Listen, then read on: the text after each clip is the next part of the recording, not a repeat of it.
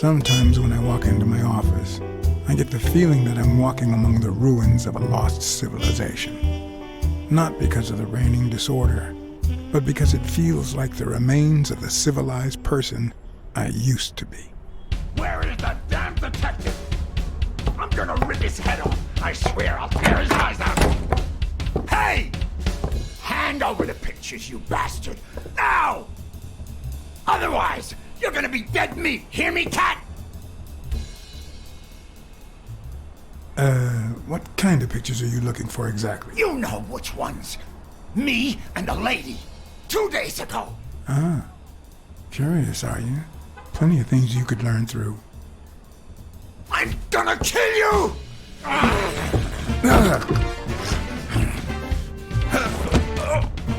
Give me the goddamn pictures! It wasn't the first time I regretted hitting a guy like him. Or at least I bought enough time to aim at his soft spots.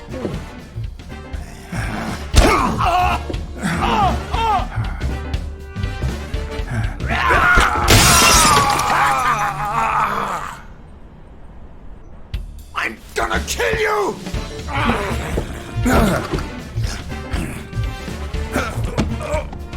Give me the goddamn pictures!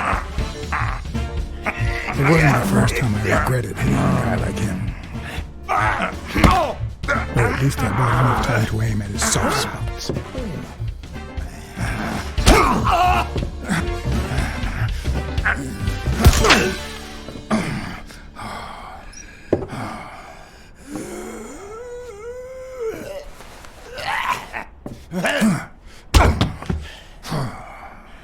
Oh man, you broke my jaw! Well, now it matches your marriage. If you show my wife those pictures, I'm dead meat. You'll ruin my life, please!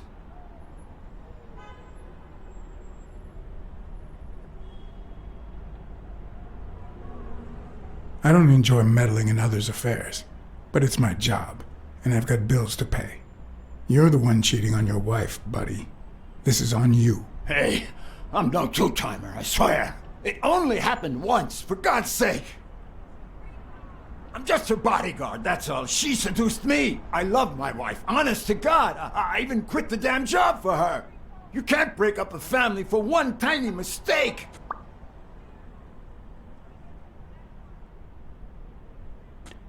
That just wouldn't be ethical, would it? If I hide the truth, I deny her freedom of will, her right to choose. Okay, how about this? You give me those pictures, and tell her a white lie, and I pay you 10 times what she's offering. You save my family, and you make a pretty penny. What do you say? Deal? For as long as I could remember, I had collected nothing more than bad gigs, debt, and sorrow. My self-respect and bank account were racing to see who'd hit rock bottom first. There was more than money at stake. The man seemed honest. The best I could do for his wife was to hide the truth, no matter how low it made me feel. All right. I'll tell your wife you're clean. Okay, now I'm officially about to lose my cool. 3. You son of a... 2. Wait, man, don't shoot! 1. You are gonna regret messing with Eugene Colbert. I swear to God you will. My uninvited guest had left me several gifts. First of all, a swollen hand. That guy's skin was hard as a rock. Second of all, an empty wallet. Business as usual. Third, I was starting to second-guess the morality of my last choice. Last but not least, the certainty that more gifts were yet to come.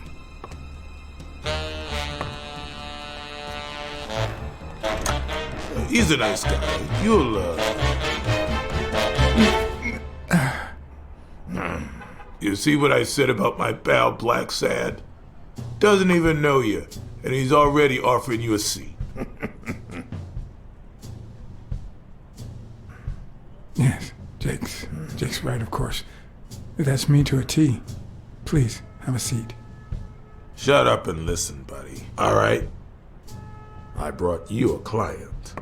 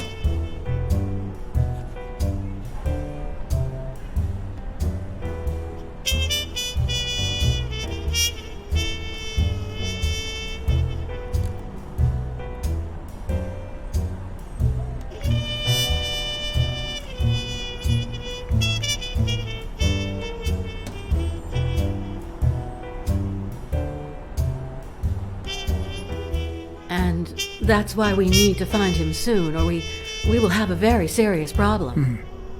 Thanks for the information and the picture. They'll really come in handy. Let me see if I have this straight.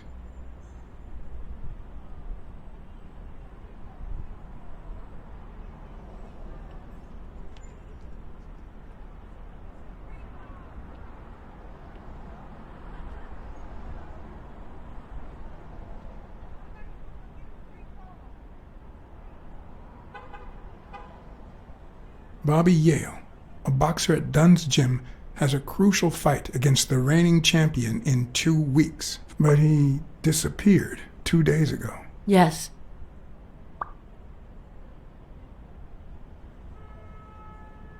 Your father, Joe Dunn, boxing manager and gym owner, hanged himself 2 days ago. Yes. In short, if Bobby Yale is a no-show for his fight, you'll have to pay a fine. But since you don't have the cash on hand, your father's gym would have to close. Yes. So you want me to find Bobby Yale? Yes. No. Jake wants you to find Bobby. Oh, I see. Well, first of all,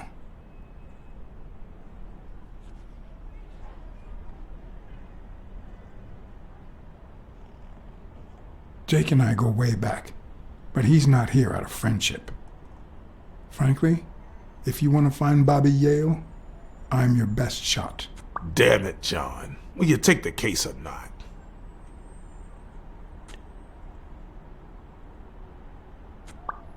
Sure. I know the money is tight, so how about this? When I solve the case, and believe me, I will, we'll see how much you can pay me.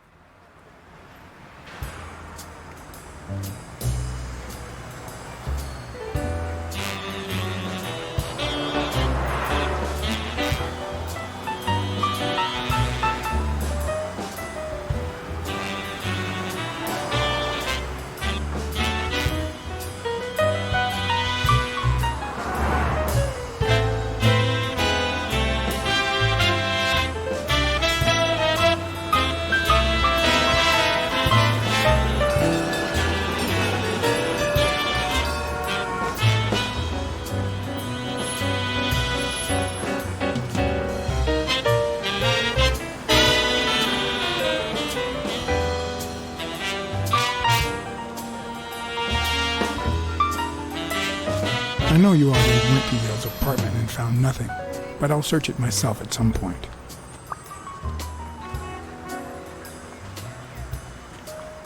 That cleaning lady, Mary, Purnell, the one who found Joe Dunn's body, she works part-time at Sam's Diner, just down the road on the left, right? That's right. I think I might pay her a visit as well. And the gym, of course, and see what I can find. Okay, I think I've got enough to start with for now.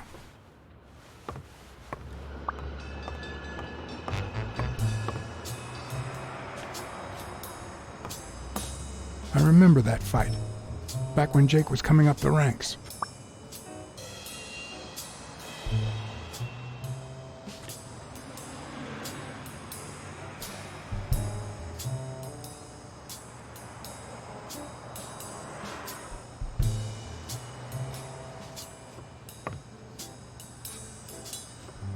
Looks like Dunn liked to measure his daughter and Bobby Yale each year. Sonia's measurements stop at 18, and there's a gap in Bobby's between ages 15 and 17.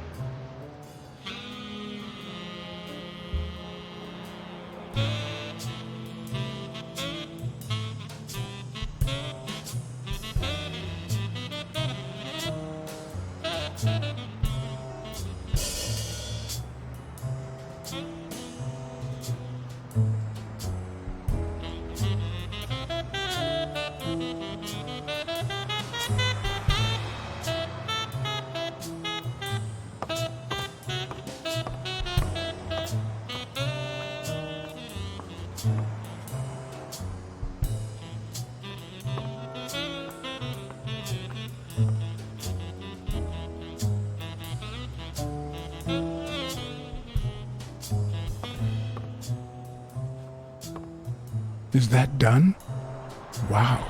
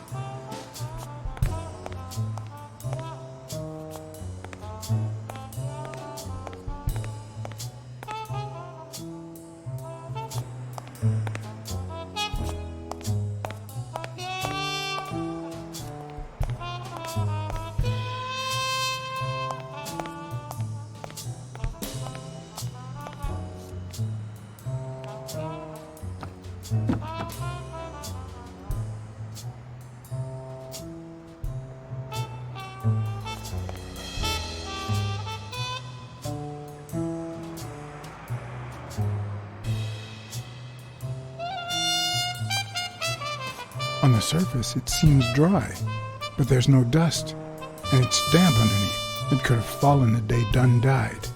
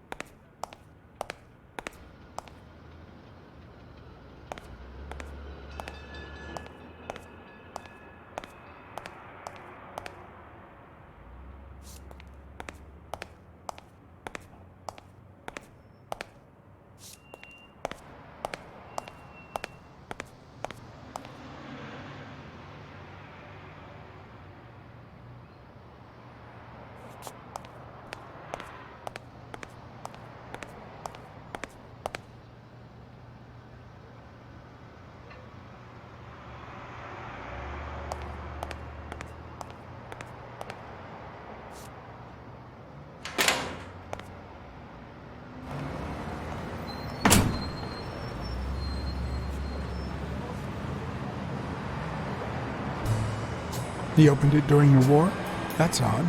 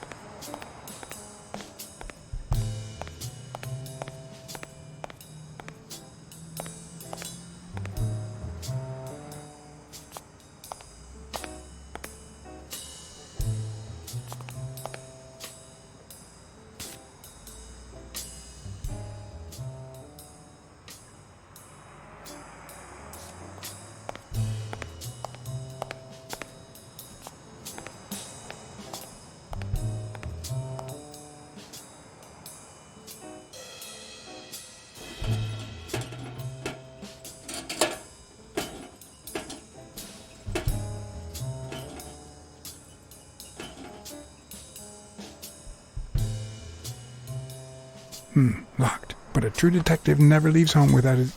Huh? Sometimes even the most experienced detective has to go home to get his lockpicks.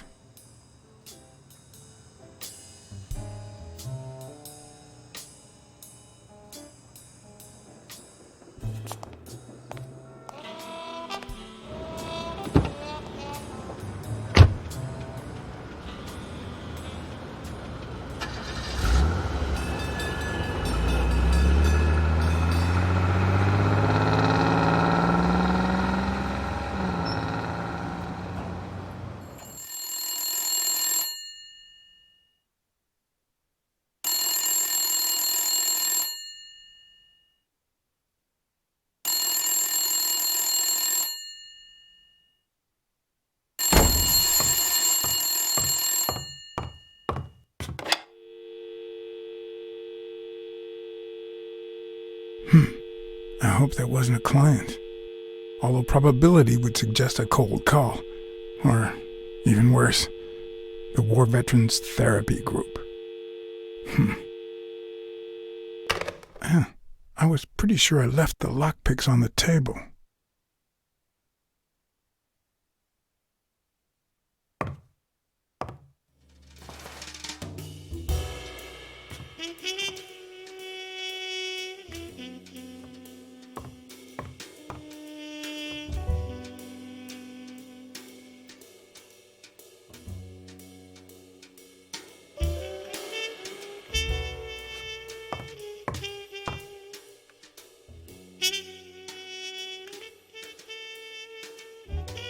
Here's a tip for aspiring detectives. Pretend that booze is an issue. Clients love stereotypes. The truth? I use tequila to clean my lockpicks. In fact, I just finished cleaning them when that rhino walked in. Maybe we knocked them down during the fight.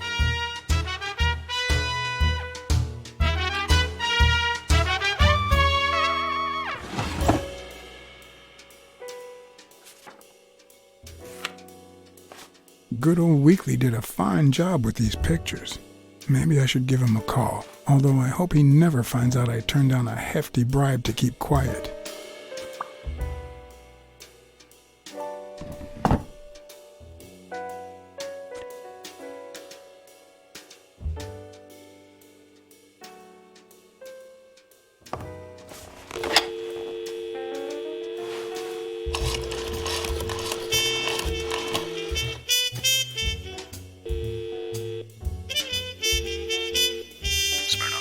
Joe Dunn, the boxing coach.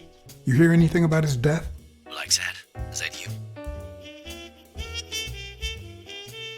You got me. How's everything, Chief? Oh, I'm fine, thanks for asking. Too much work as usual. As for Joe Dunn, he hanged himself, end of story. I'm too busy, John. I can't afford to put a single man on the case. Why are you asking?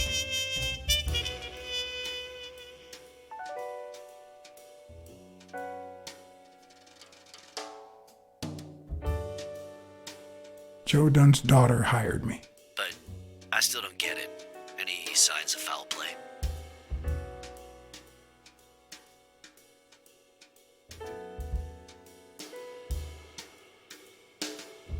It's just a hunch, but I need to follow up on it. All right then, do your thing.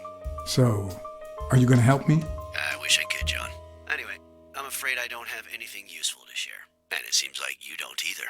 But if you do find something, give me a call. We've been friends for a long time. And you think this is what two friends talk about on the phone? Good to hear from you, John. Take care.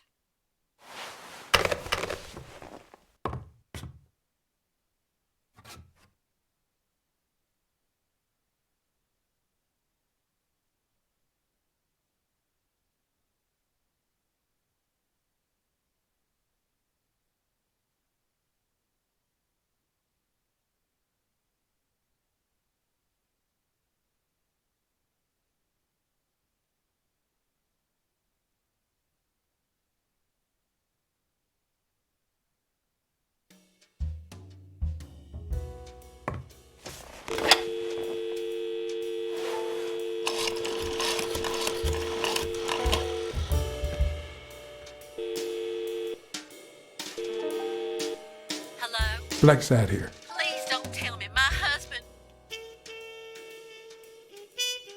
You have nothing to worry about, Mrs. Colbert. Do me a favor and enjoy your family. Oh, thank God. Thank you, Mr. Blacksad.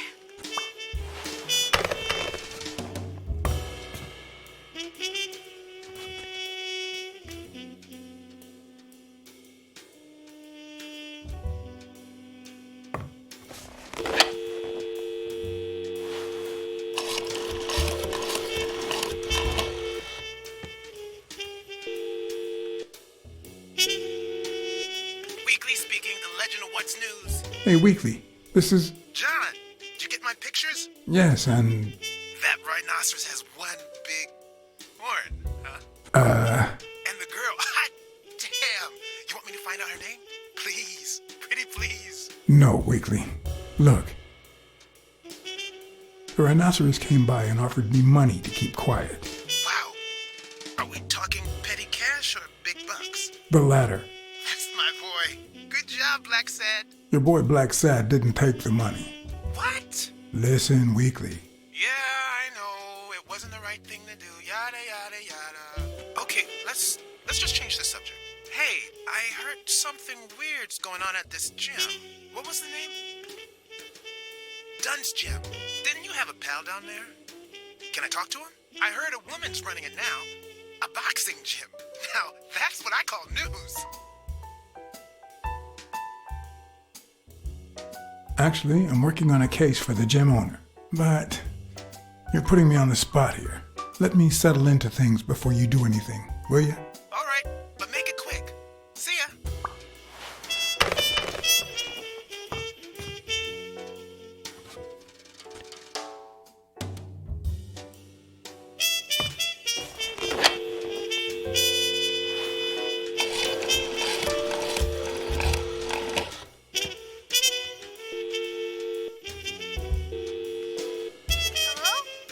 Hi, Ray. Hi. Who are you? Take a guess. I already gave you a clue. I know your name, so... I don't know. Maybe I know your name because we're family. No way. My dad never calls me. My grandpa never calls me. My uncle never calls... Well, he does sometimes. You're Uncle John!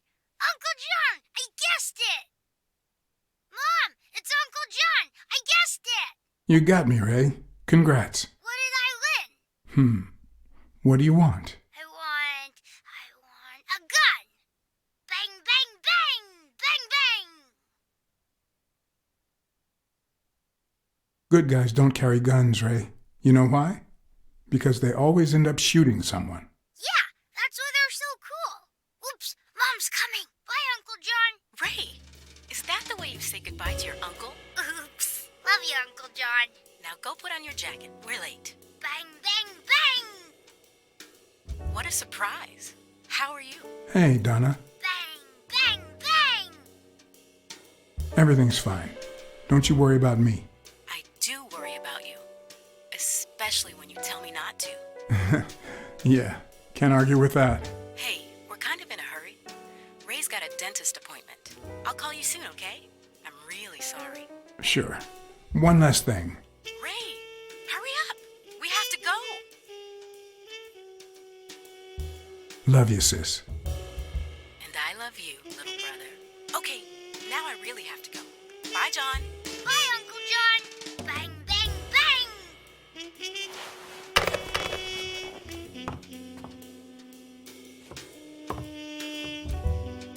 Sometimes I also use it to type out reports that nobody reads and invoices that nobody pays.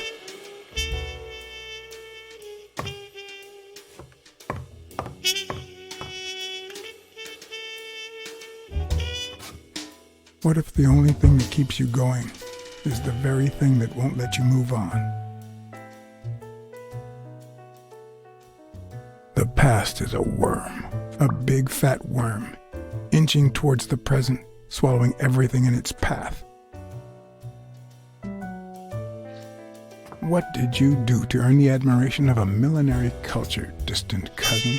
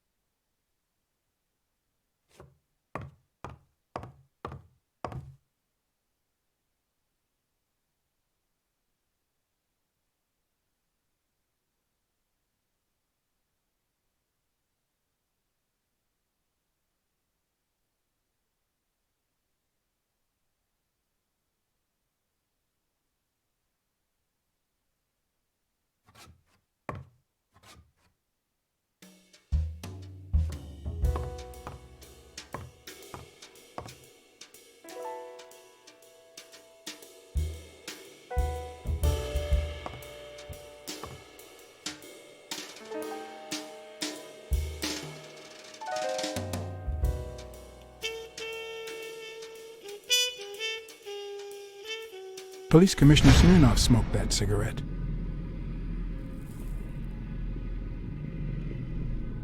Judging by the way he put it out, He was pretty nervous.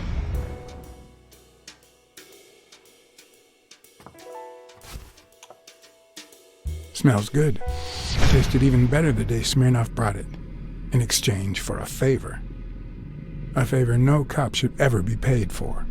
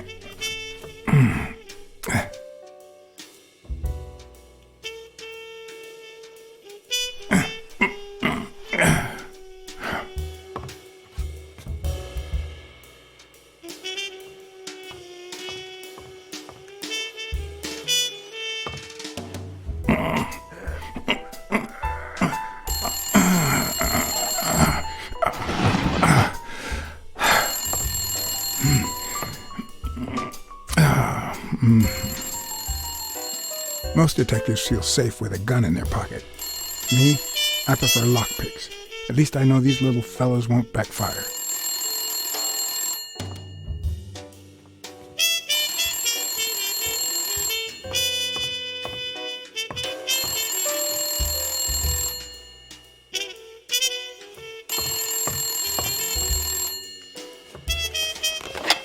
Where the hell did you go, John? I thought you were on the case.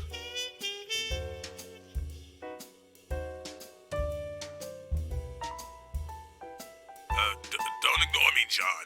I got you this gig. You made a crappy impression, and now Sonia has second thoughts about you.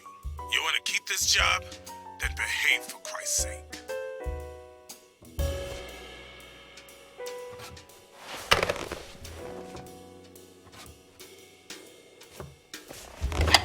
Where the hell did you go, John? I thought you were on the case.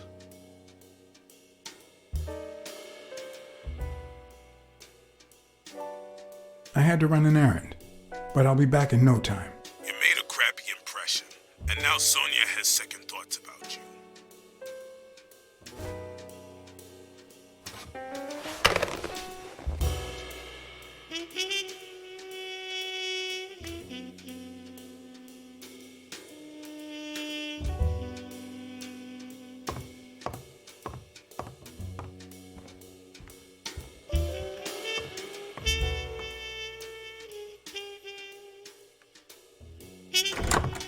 Looking back, I wish I'd never found my lockpicks. Maybe I wouldn't have gone back to the gym. All hell was about to break loose.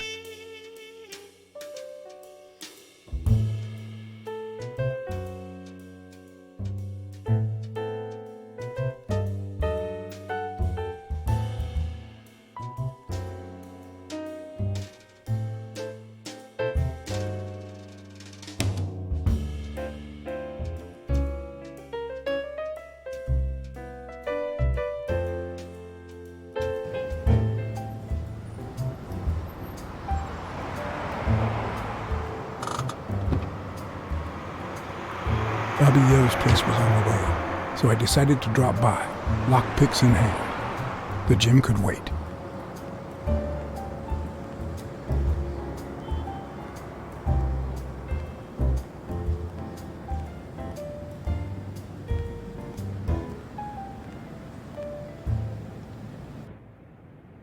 Sonia and Jake had already searched the place, to no avail.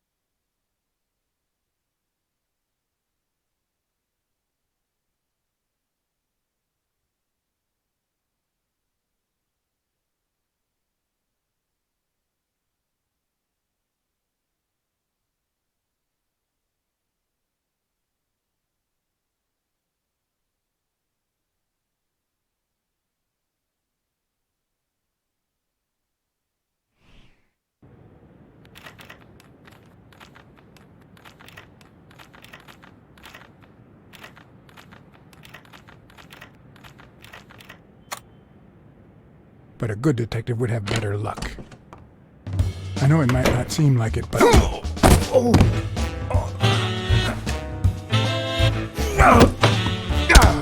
When someone hits you like that, you know you're onto something. It's only fair to show some gratitude. Well, well, well. Long time no see. My wife just called me. I owe you one. Now leave before my partner... Damn cat. Well done, Colbert.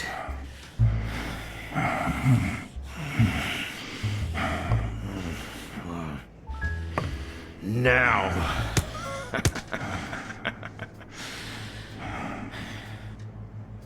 How about this? For every wrong answer, I'm gonna give it to you with this club. Deal?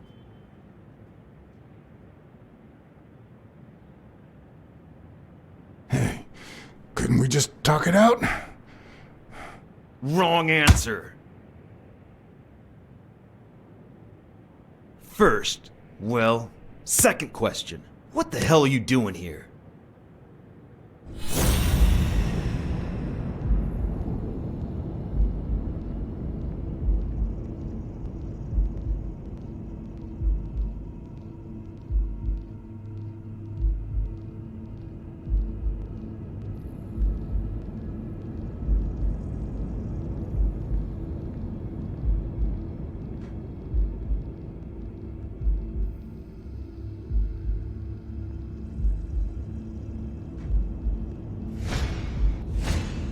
It should start to swell any moment now.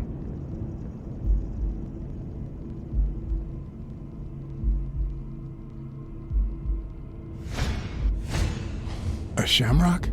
Is he Irish?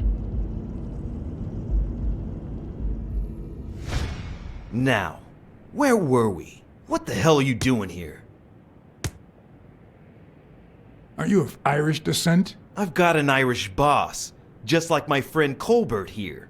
I'm sure the name O'Leary rings a bell, right? Desmond O'Leary. If you live in New York City, you've certainly heard of the richest bookie in town. After everything that's happened, I was beginning to feel like this case was finally moving forward.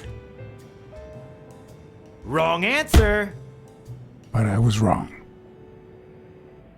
Seriously, what the hell are you doing here?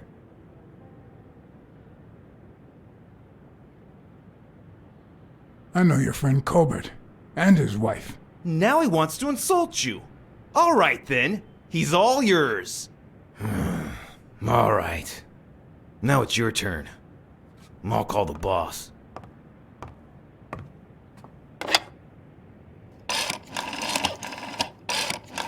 I want you to yell like I'm beating the crap out of you, okay? Desmond, we caught some damn detective snooping around Bobby Yale's place.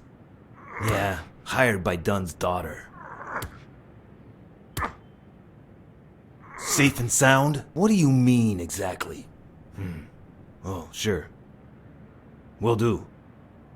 Colbert, stop hitting him, you beast. What a shame. We were just getting to know each other.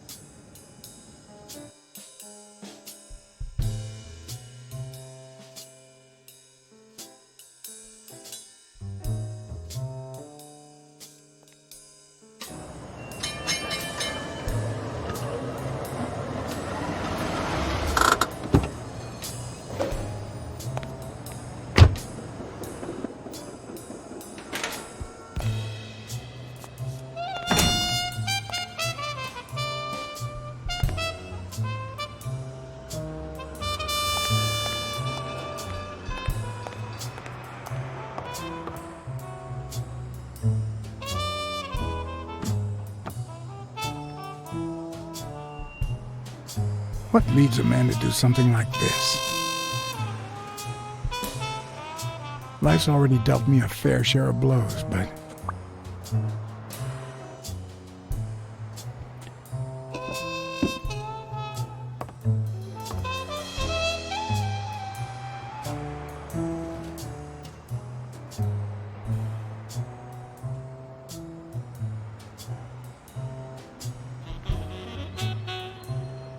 I don't know why. Something just doesn't add up.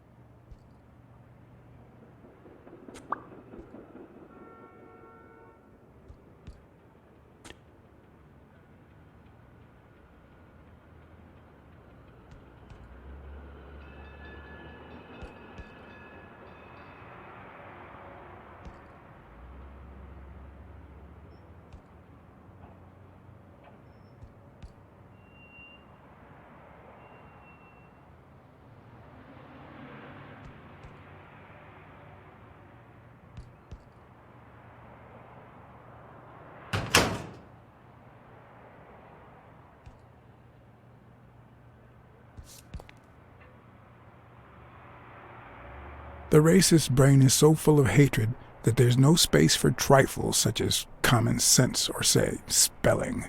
But this most cultured writer spotted the error and attempted to correct it, not sure what to make of the outcome.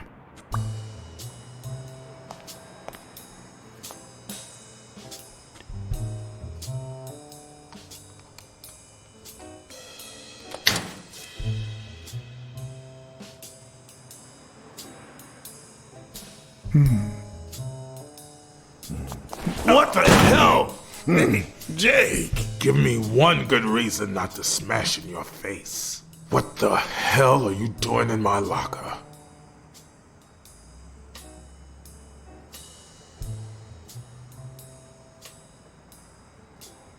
I'm a detective. That's what I do. Yeah, and my friend too. But that's what I thought. Get off me. Sometimes, John, I could just punch you.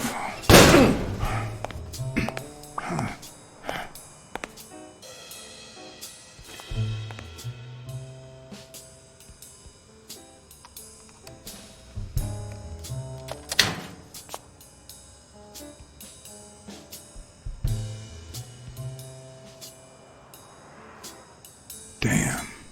I'd forgotten that Jake used to work for Natalia. Anyway, I promised myself I'd move on.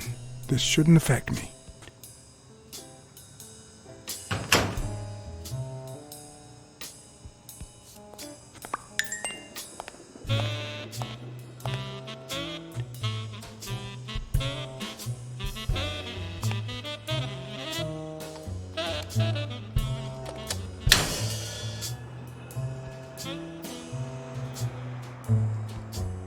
Smells like paint.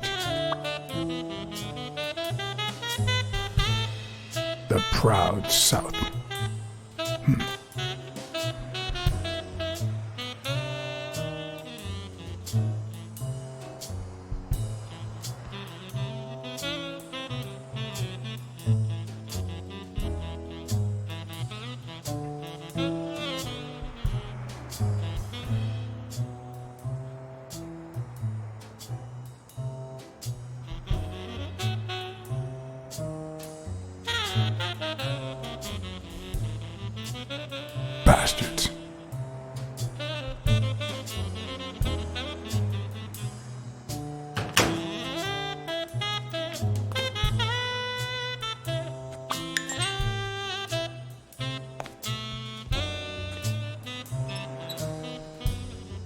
Of course.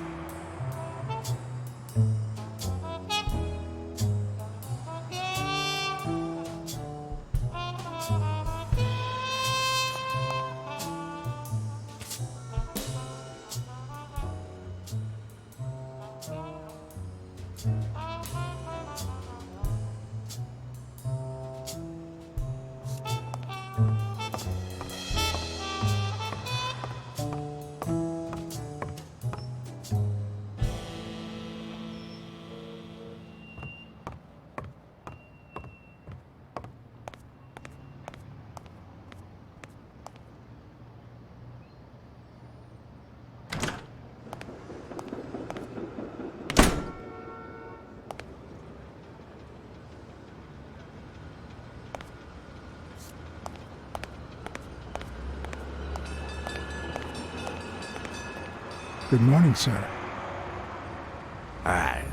Good morning to you. John Blacksad, Private Eye. Would you mind if I ask you a couple of questions? Not at all. Proceed, Your Honor. Were you here on Sunday afternoon? Yes, indeed, kind prince. I came down to watch TV after having run the New York City Marathon in record time.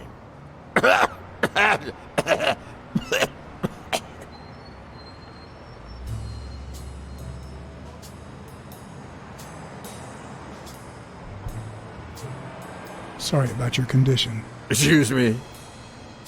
What condition? My sobriety? Oh, worry not, kind prince. I have a plan. It just so happens that you can, apple of my eye, do this old man a favor and bring him some sustenance. All right.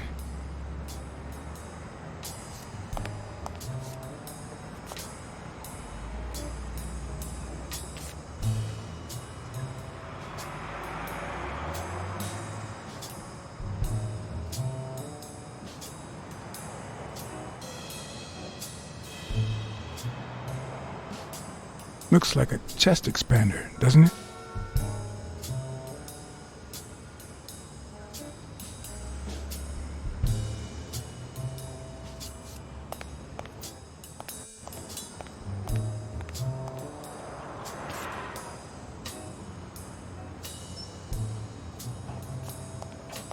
I might just be the last person in New York without a TV.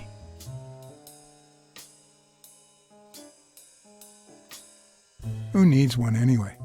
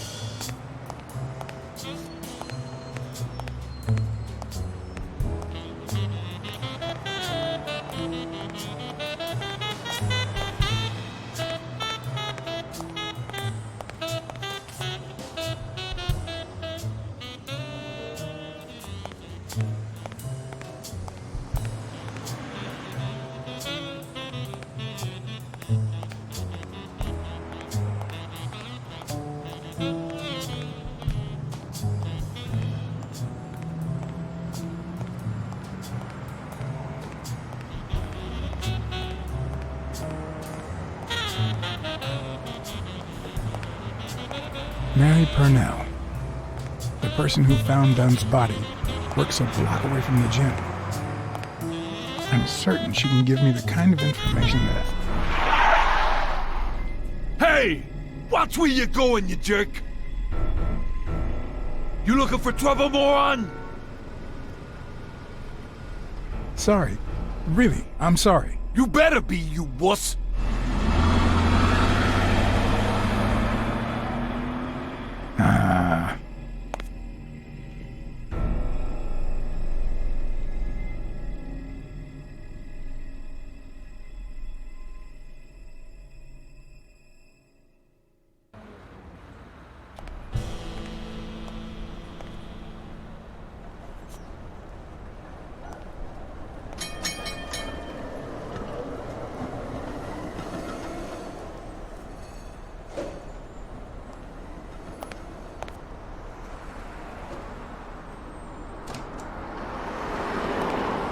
And there you go.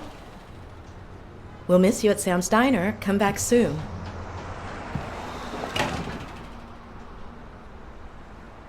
Welcome to Sam's Diner. What can I get for you? Blacksad, private eye. I work for Sonia Dunn. I need to ask you some questions about Joe Dunn. Sure, but I'm working right now. Maybe later?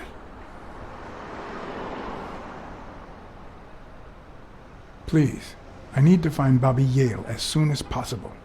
And I think you can help me. All right. Can I have a hamburger, please? Oh, sure. Regular or cheese? I think I'll get the cheeseburger. Mm-hmm. You want fries? A drink? No, that's it. Okay. Is that for here or to go, then? To go, please. One cheeseburger to go, Sam. Okay!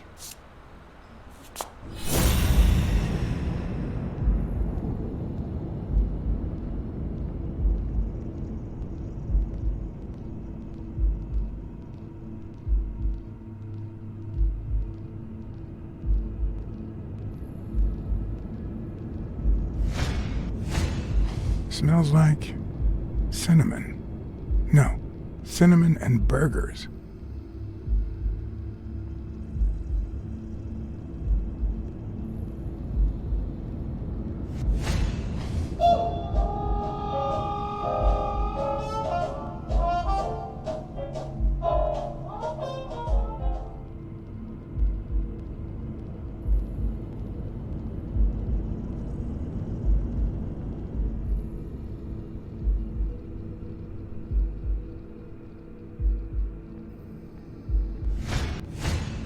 Smells tasty. My pal is going to lick his chops.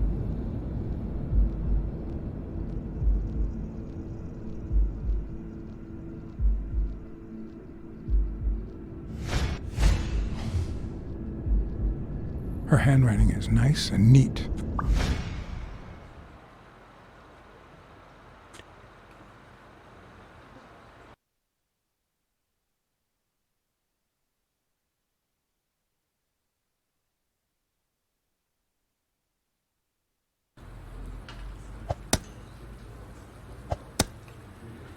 Your burger is ready.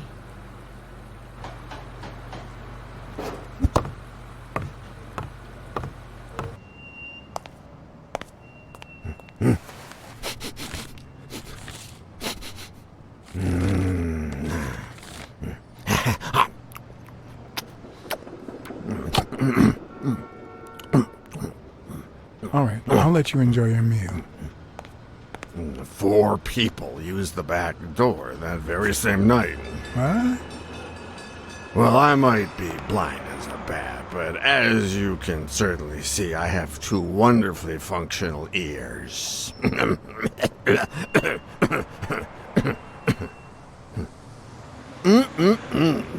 Thank you very much for remembering the cheese, by the way. 4 people used the back door 2 days ago? Yeah, that's right. Who was the first person to use the back door? Someone big unlocked the door, stepped inside, then came right back out.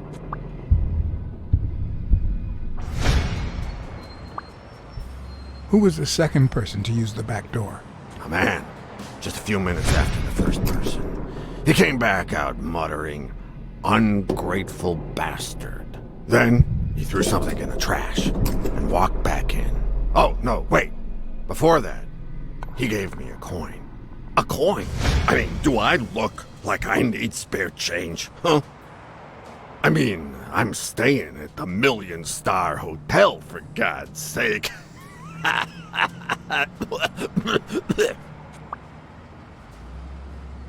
Who was the third person to use the back door? Judging by the quiet footsteps, I'd say it was someone small. I'd say it was about 30 minutes after the second person came out. Whoever it was threw something in the trash and stood in front of me for a moment. Then I heard a click. And finally, I heard trailing laughter in that direction. Who was the fourth person to use the back door? Someone big. I recall heavy breathing. The person left in a hurry, running in that direction.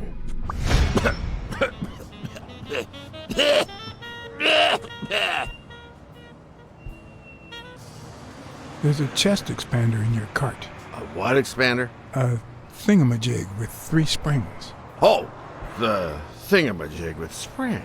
Oh, I got it from the trash, back there.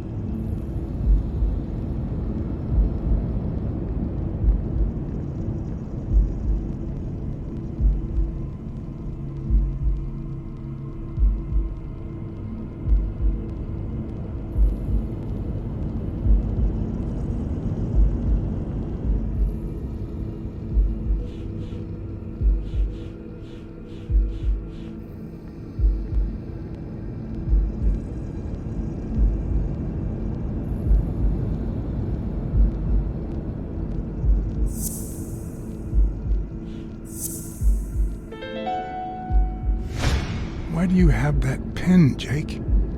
What mess are you in?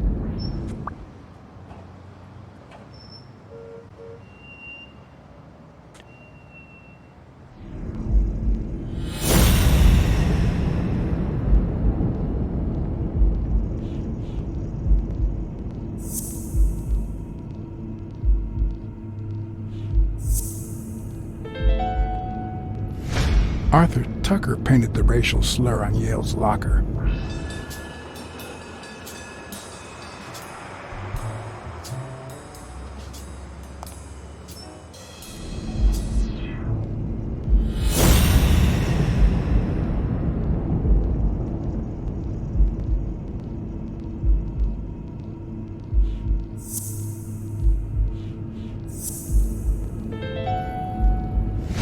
Well, I know this much. The chest expander in the trash belongs to Yale.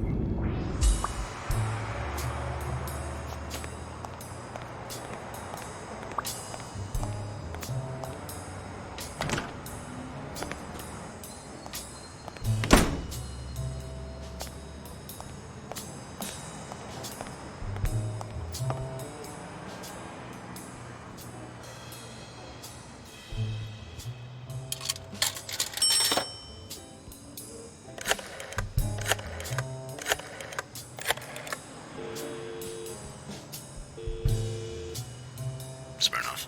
I think I have a new lead on the Dunn case. I found racial slurs painted on the lockers at Dunn's gym. He was pretty open-minded about racial issues. Maybe his death had something to do with that. John, half of the crime crimes in this city have racial ramifications. Unless you have solid proof that it wasn't suicide, my hands are tied. You're gonna like what I have to tell you about the Dunn case. I went to Yale's place and ran into O'Leary's men. They were waiting for him. Ah, well, it's only normal. They run an illegal gambling operation. If a fight's canceled, they lose money. I'd love to take a swing at O'Leary, but we can't base the case on a hunch. I'm not finished yet. I think I have a new lead on the Dunn case. A close friend of Dunn's works for O'Leary. You mean that gorilla? Your ex's bodyguard? We know. O'Leary is a respectable citizen. Until we prove otherwise. So there's nothing wrong with him hiring a bodyguard. I think that's it.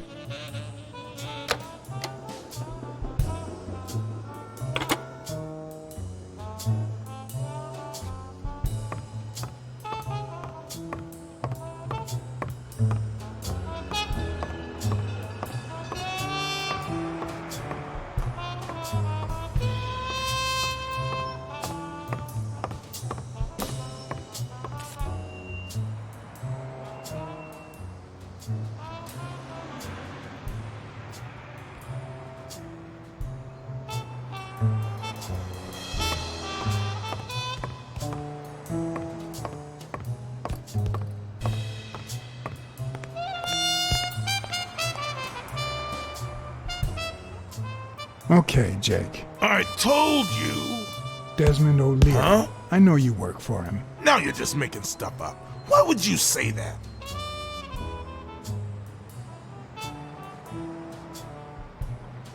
I saw the shamrock in your locker. I know what it means. Okay, let's say you're right. So what? What are you gonna do, huh?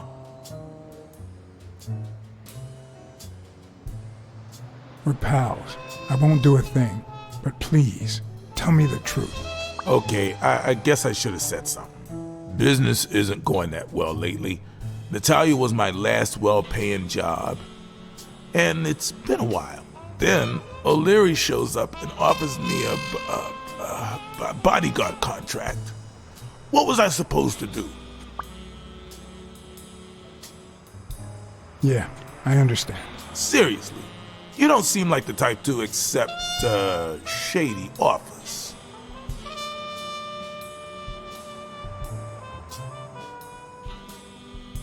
I've done things like that, and worse, but I'm not proud of them.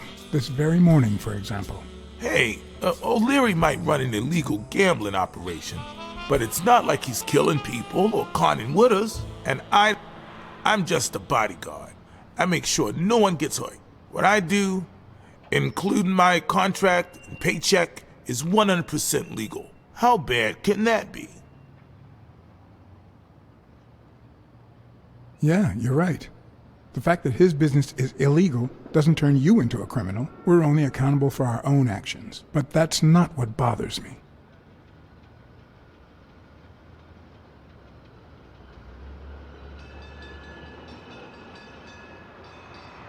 I know you're covering up O'Leary's role in Joe Dunn's death. Huh? O'Leary? No way. I mean, I don't think so. Jake, please. Well, I guess there's no point in hiding it now. I was here the day Dunn died. Go on. I had to take care of some business for O'Leary. He makes me wear the shamrock when I work for him. As you know, I left the damn thing in my locker. Say no more. You came in the back door. How did you... Yeah, that's it. Joe had mentioned he'd been painting that afternoon, but I forgot.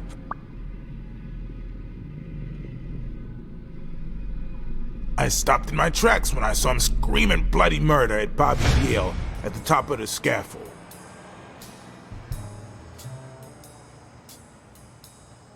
What exactly was he saying? Something like, if you do that, I'll call off the fight and make sure you never set foot in this gym again. I didn't want them to see me, so I left. Jake, why didn't you tell me? I thought you'd be pissed off. Well, you were wrong. I'm sorry, John. I should have said something. Don't worry. We all make mistakes. Time to go. I need to think about everything you just told me. Thanks, John.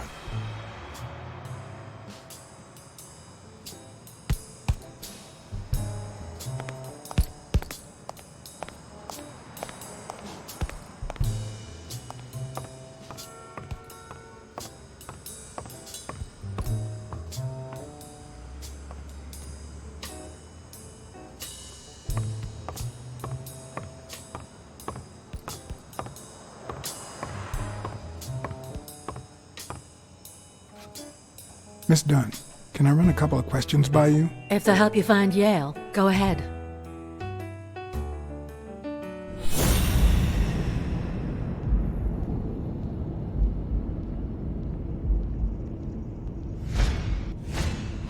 Big, bright eyes.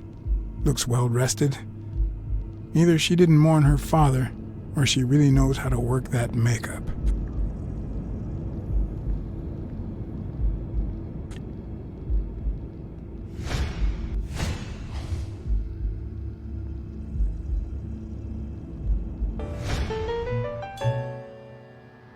What the? What's wrong? Someone's taking pictures from the rooftop. Are you sure? I'll go take a look. Now, who's that rope for, Miss Dunn? Weekly.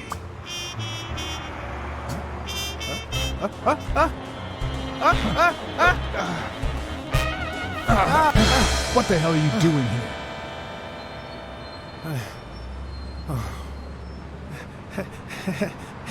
Hey, look! Isn't that Cassidy?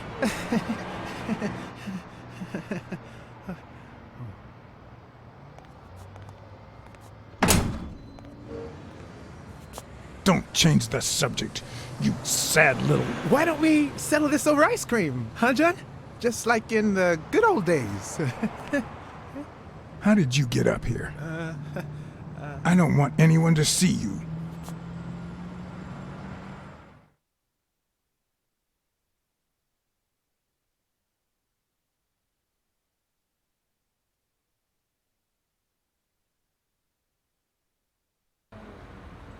Everyone, even the most hapless of creatures, has a gift. Something that makes them special, that makes them worth knowing. Foul-smelling Weekly is no exception. No matter what he does, it's impossible to stay mad at him for too long. This bourbon shake is delicious. Want a taste? You know I don't like milk. Your loss. So, Joe Dunn hangs himself and leaves his gym to his daughter, which makes her the first woman to run a boxing gym, I think. The real question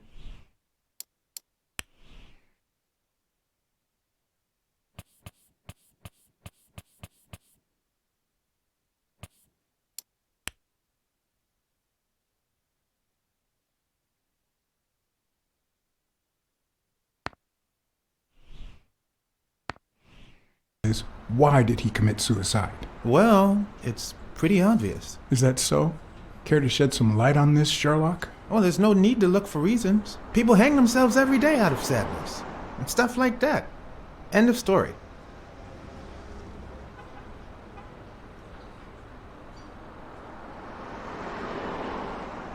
I'd say he never recovered from his wife's death. But he'd recently fallen in love with another woman. Maybe he thought he was betraying his late wife.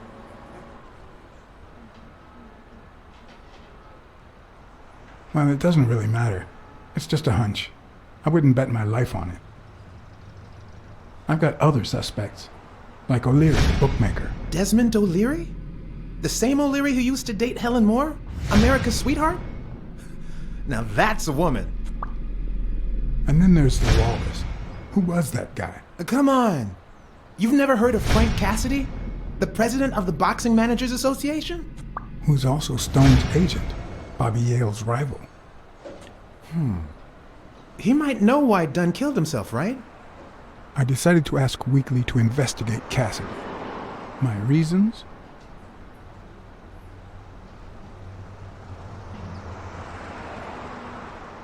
Weekly had already proven to be nosy.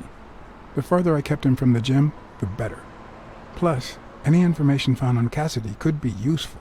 You never know. But with Weekly, you just never know what the best approach might be. Should I give him an order, or a subtle suggestion? Yeah, you might be right about Cassidy. But, it won't be easy to make him talk. He seems like a pretty tough cookie. Only a thorough and efficient detective could pull it off. But the problem is, I already got enough on my plate.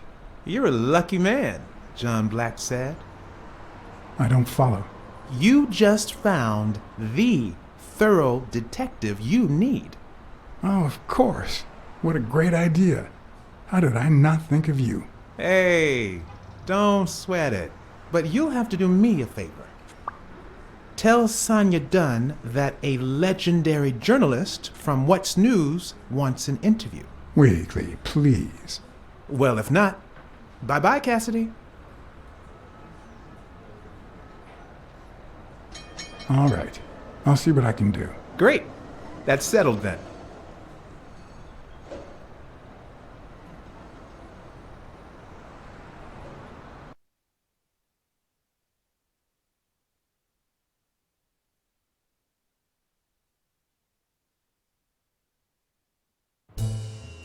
So, was there really someone on the roof?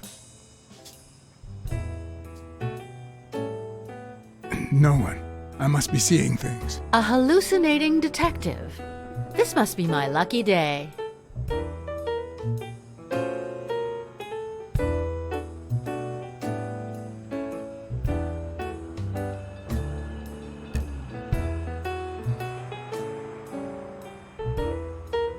Did you and your father get along? Let's just say our relationship got better when I left for Sunny University. An 8-hour drive from here. Meaning? I'll lay it out for you, Mr. Blacksad. My father, Joe Dunn, disappeared the day my mother died. He became a shell of himself. Joe Dunn, my legal guardian. A man who gave me food, shelter, clothing, and an education. And that's more than you need to know.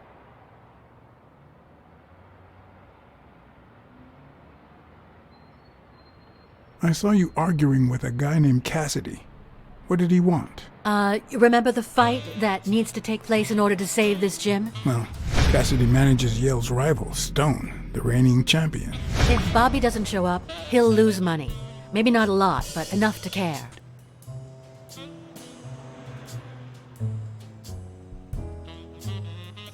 What can you tell me about Jake? I thought you were friends. Guess I was wrong. He and my father were friends, so don't go down that road.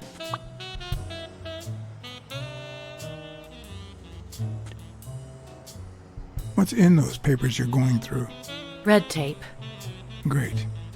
If you find something, please let me know. I thought you were the detective. You do your job, and I'll do mine.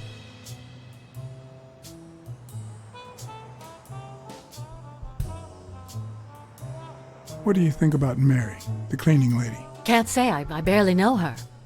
And I'm not one who's quick to judge other people. Did you get along with Bobby Yale?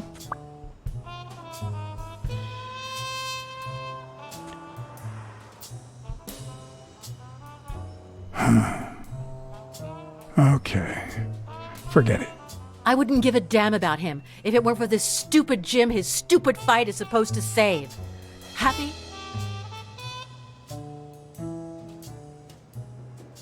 Thanks. That's it for now. I get it. You don't like me. But there's something you need to know. I'm all ears.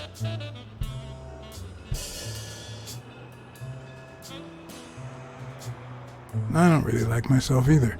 So that's one thing we've got in common. Duly noted, Mr. Blacksad.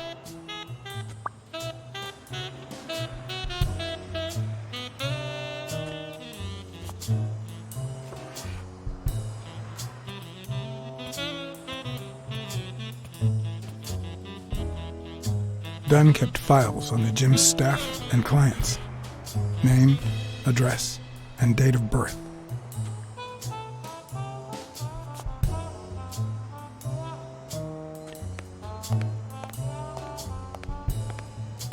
Seemed like a happy family.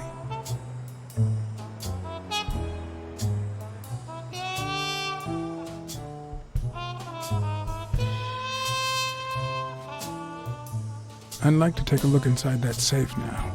Could you give me the combination? I'd love to help you, but my mother's birthday used to be the combination, but I already tried it.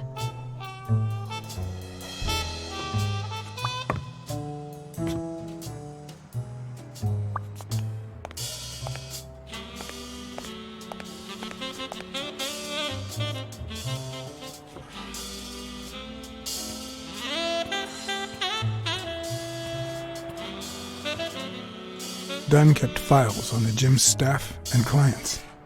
Name, address, and date of birth.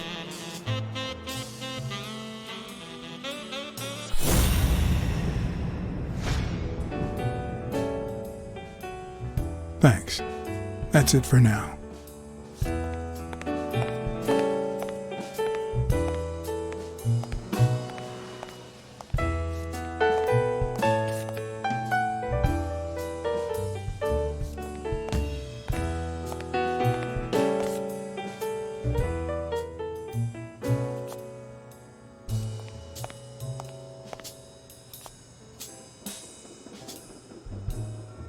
Could you tell me your birthday? Of course, March 6th. And the year?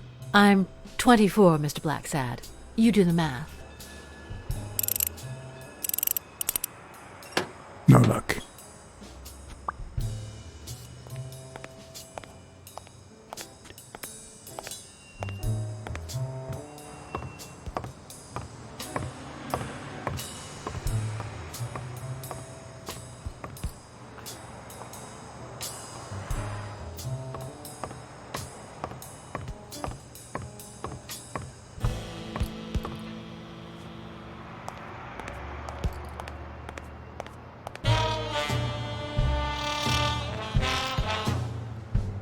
Thanks, pal. So, what else can you tell me about Dunn's death? Well, not much. My memory's not what it used to be.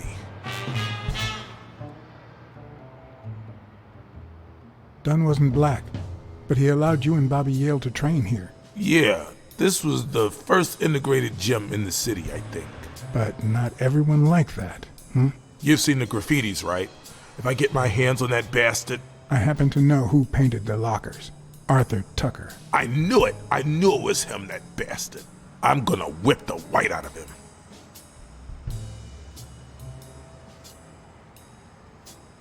What can you tell me about Sonia Dunn? She's hot, ain't she?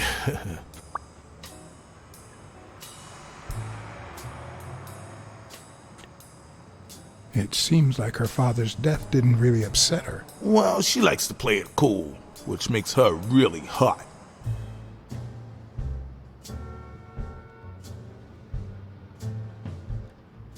You two seem to get along nicely. Well, I've known her since she was a baby. But she sure has grown, if you get my drift. I hadn't seen her since she left for college about 4 years ago.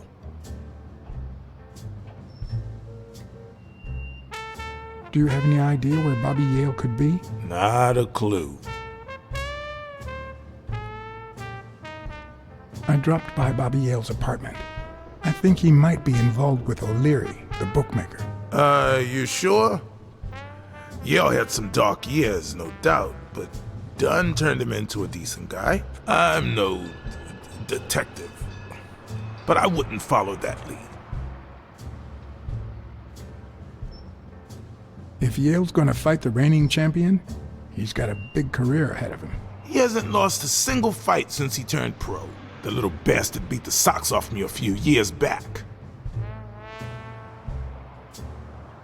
Do you know any of his relatives? His father, Avenarius. Avenarius? The boxer poet? Didn't he disappear 20 years ago? Yeah, and his wife, Bobby's mom, died shortly after. Dunn is the closest thing the family the poor kids had ever since. That explains the poetry book in his locker. You said Yale joined a gang back in the day? Know which one?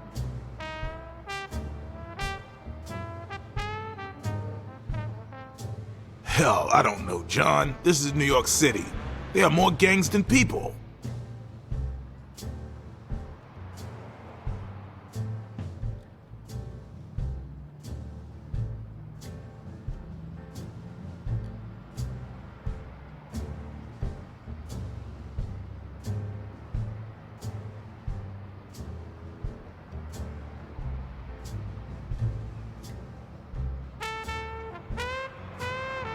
What was Joe Dunn like? He was a decent man. Have you seen all those slogans on the wall? Those motivational phrases? Joe really believed in them, all of them.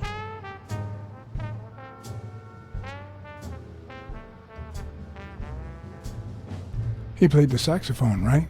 Yeah, pretty well for a white boy. But he quit when his wife died. Makes no sense, right? I mean, nothing draws chicks like the brass. Why quit when you're finally free? Ha ha ha ha.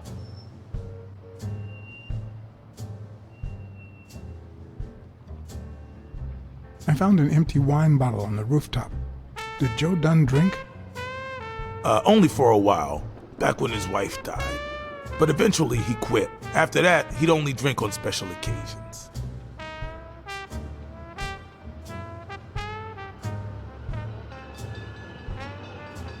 Do you remember anything else about Joe Dunn and Bobby Yale's argument? No, not really, no. Only Joe yelling, "If you do, I'll call off the fight and kick you out of the gym." I better let you get back to your drills. All right.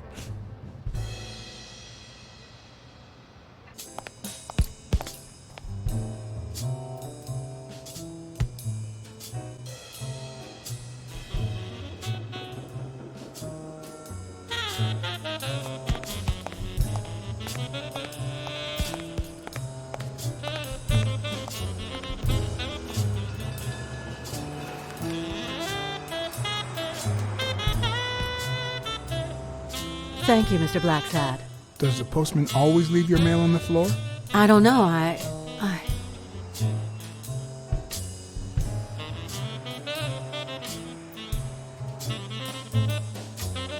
What's wrong?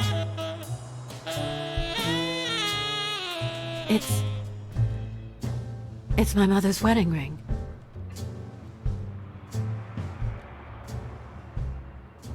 Had it been stolen? I don't know. My father wore it on his pinky finger after she died. Not always, apparently. Will you find out why? Sure, but there's something else I'm worried about. This might have something to do with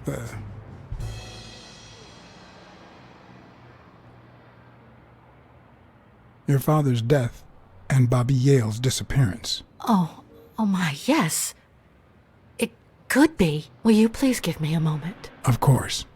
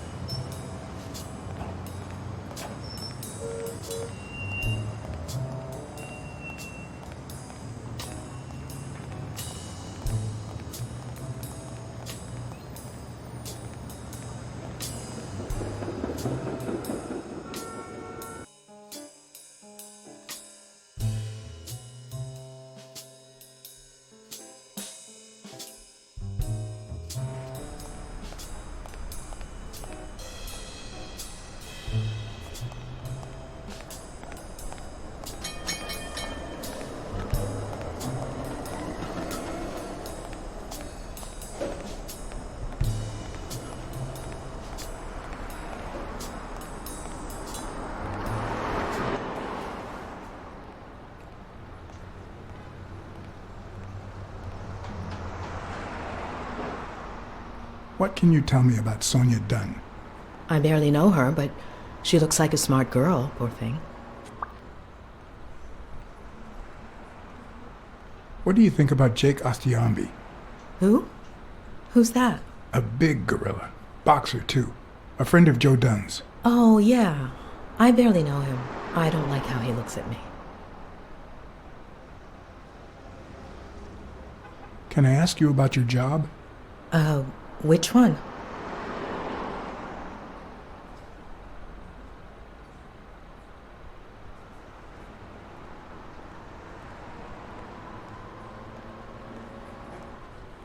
How long have you worked at the gym? It's been, 4 or 5 years? Although, I don't think I'll be able to set foot in there again. This must be really hard for you. I'm sorry. Tell me about your work here in the diner. Oh, it's wonderful. I love it. My boss. Oh, glad to hear that. Other than the diner and the gym, you don't work anywhere else, right? I wouldn't have the time, although I'm not sure I want to continue working at the gym.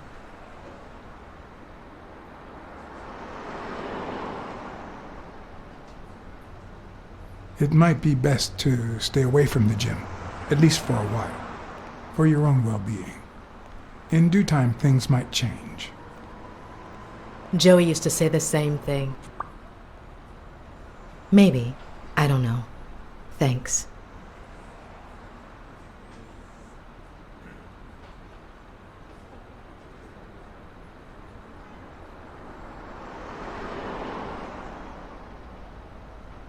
Any ideas where Bobby Yale could be? How am I supposed to know?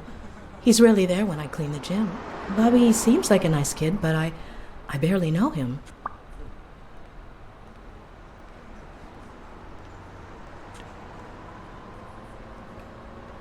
Let's talk a bit more about Joe Dunn.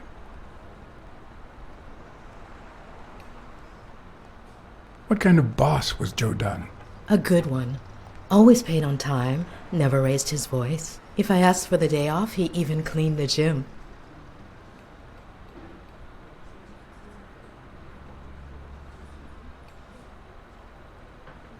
How was Joe Dunn outside the gym?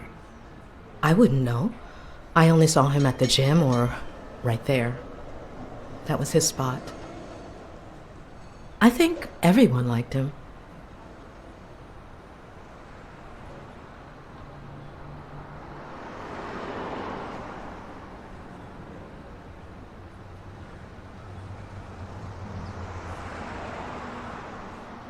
Can you tell me how you found Dunn's body? Well, I thought I was alone.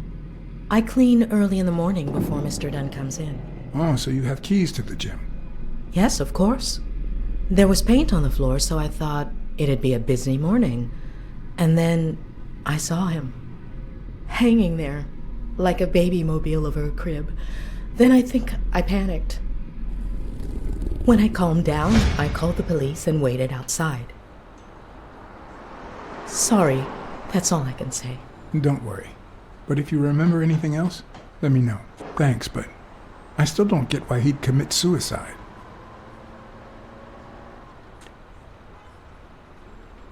His wife died years ago.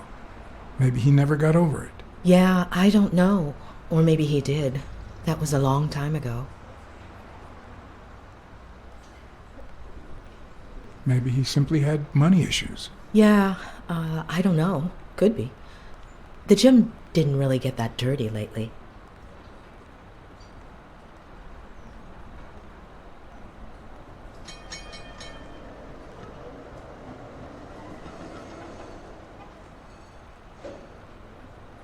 I heard his relationship with his daughter wasn't ideal.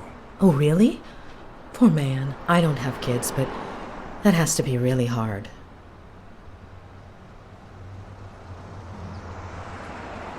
Have you remembered anything else about the moment you found Dunn's body? I'm afraid not. It's too painful. I know, but we need to find Bobby Yale.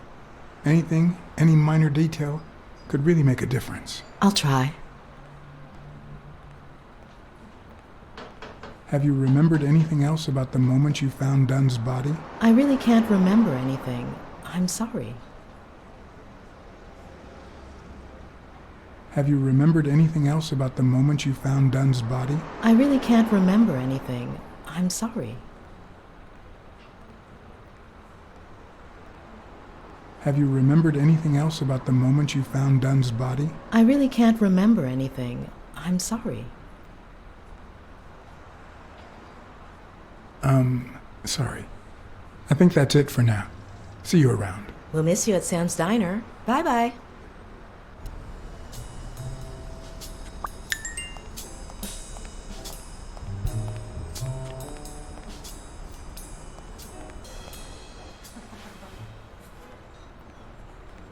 Hi, Mr. Blacksad.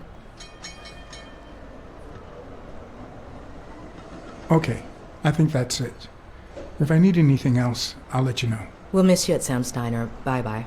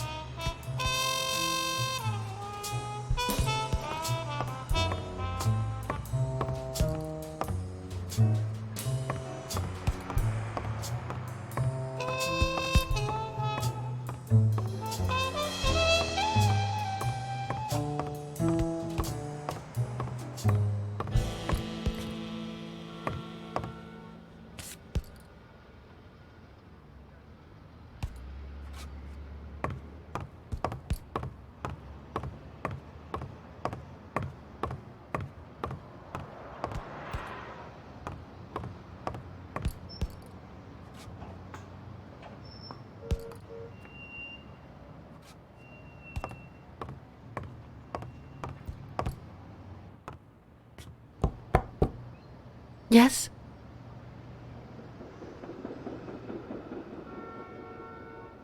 I need to search your office. Go on.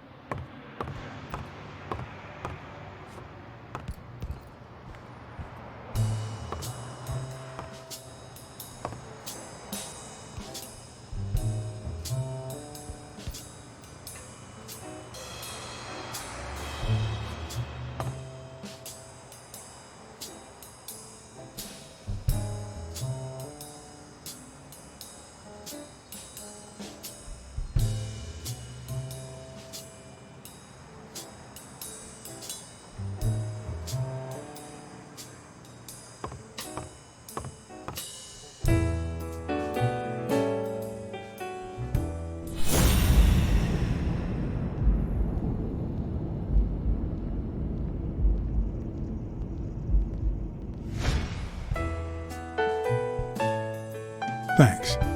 That's it for now.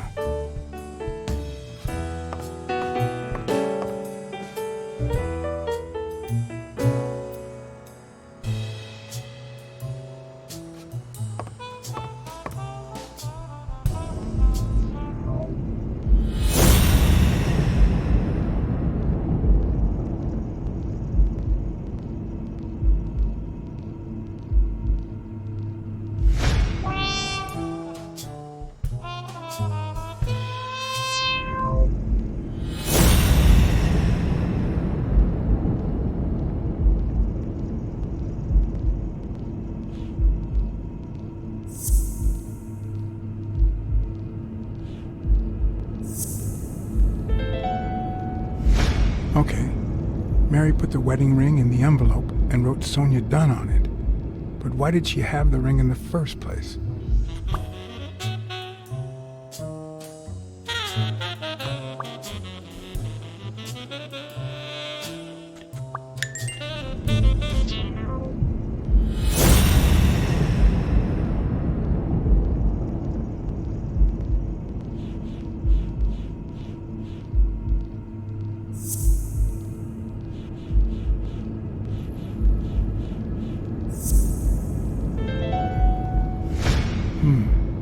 Were Mary Purnell and Joe Dunn an item?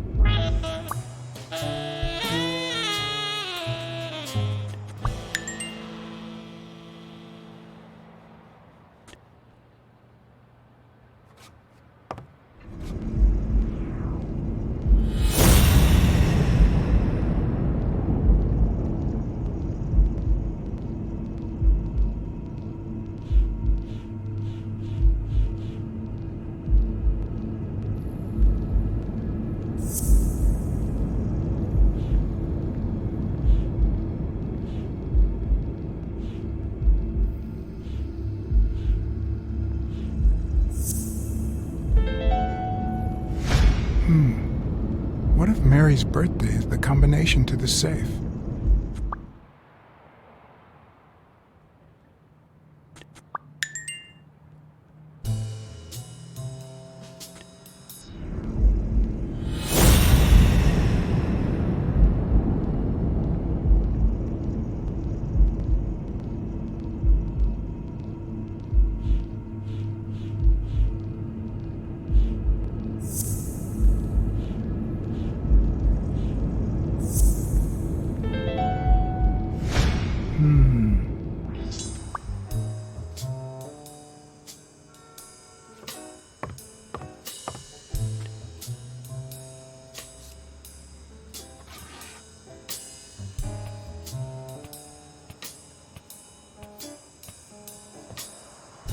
And there it was, Mary's birthday, a week prior to that very day.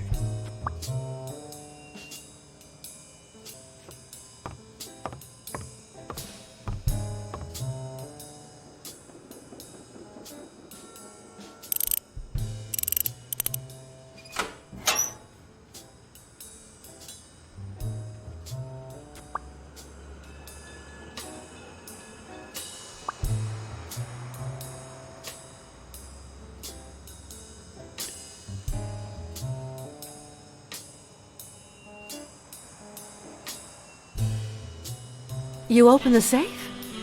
Yeah, and I think you need to see this. Can you tell me what it says? All right. I think this might be useful for the investigation, Mr. Detective. He left everything to me, except some boxing trophies and knickknacks that'll go to Bobby Yale.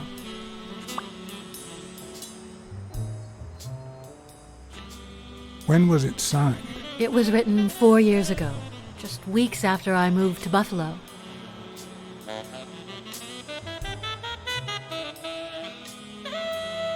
Do you think Bobby Yale read it before he disappeared? Maybe. Congratulations. You're one lucky lady. I'll pretend I didn't hear that. All right. Thanks.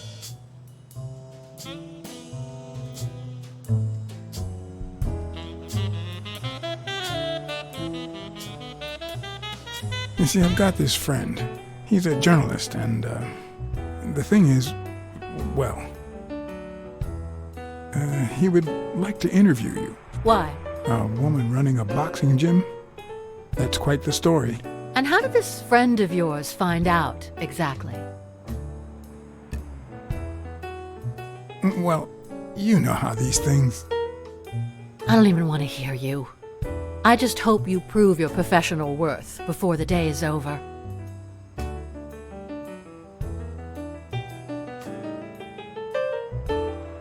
I never asked about the gym's insurance. That's exactly what I'm reading now. So far, it looks like your standard small business policy.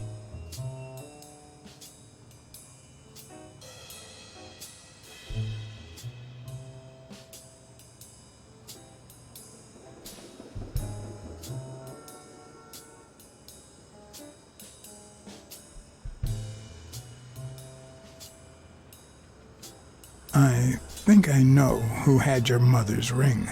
You do?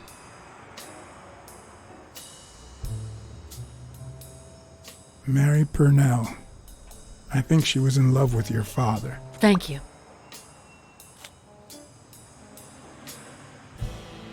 Thank you.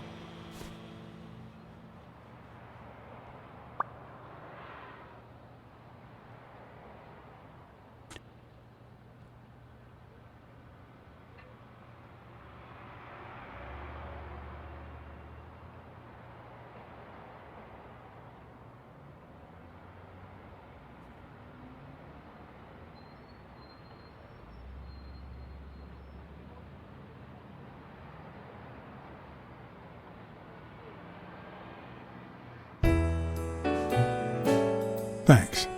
That's it for now.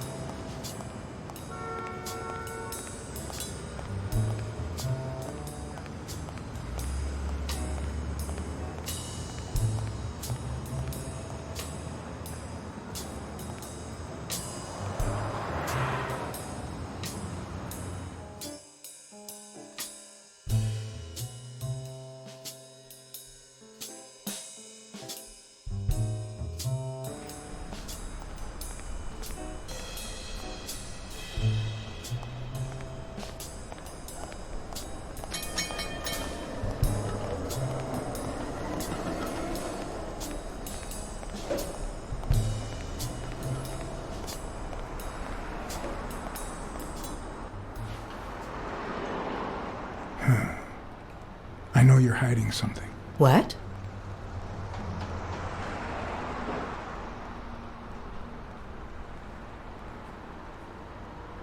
You know what?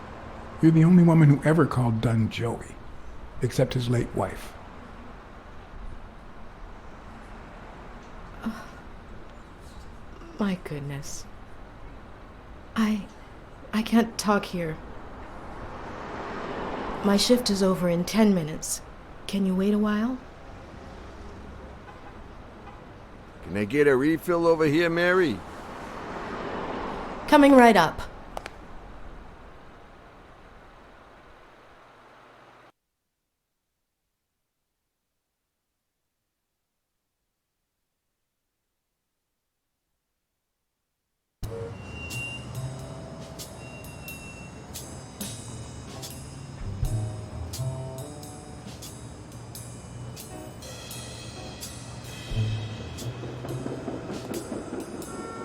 Mary Purnell, the angel Joe Dunn found in his golden years.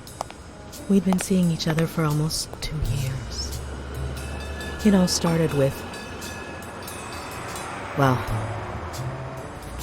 weekdays I start cleaning the gym at dawn. before my shift at the diner. Joey always came in early, just a little after I got there.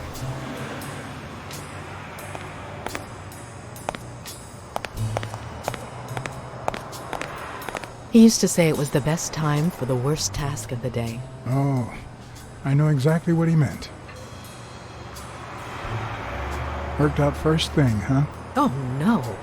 He used to say that showing his boxers how to fight was exercise enough. Paperwork. He just hated it. But that was just him. Instead of putting off the things he couldn't stand, he did them as soon as possible. One morning, he saw me crying. I was having a rough day and...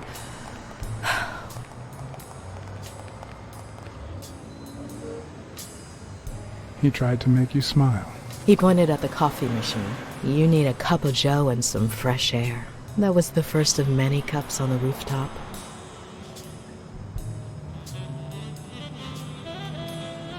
Which is where Dunn seduced you. That word is a bit too much, Mr. Blacksad. You might be too young to understand this, but real love has little to do with seduction. One day, we realized those rooftop coffees were the best part of our day. So we began to spend more time together. But you never told anyone.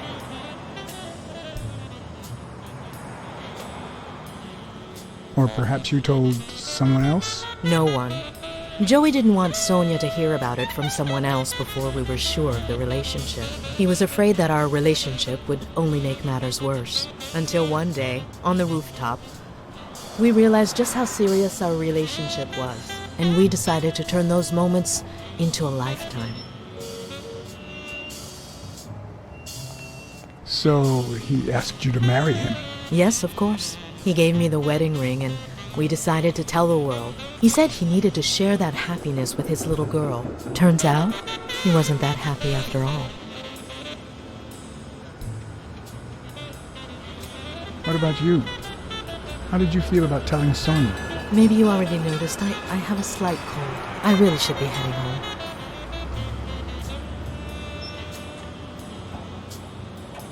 Thanks for sharing all that with me.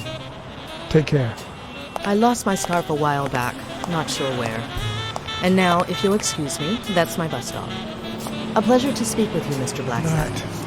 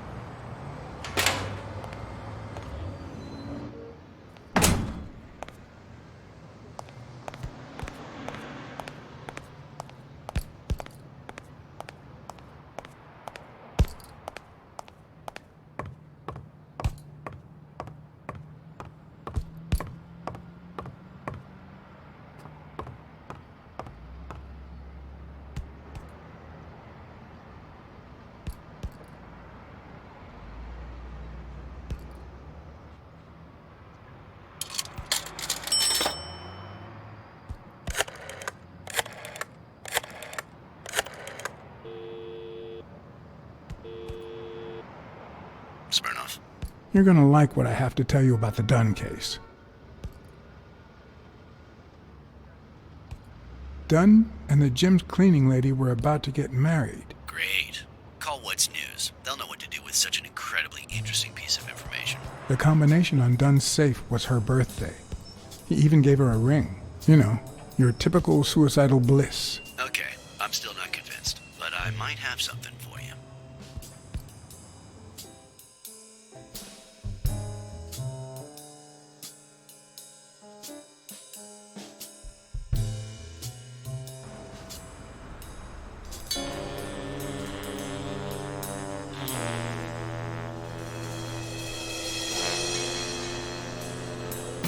Life is off and off key, like a bad song. The notes come together but feel flat, unable to create anything resembling music. And yet, there are ways to string them together to create harmony. Ways that are not always entirely in our hands.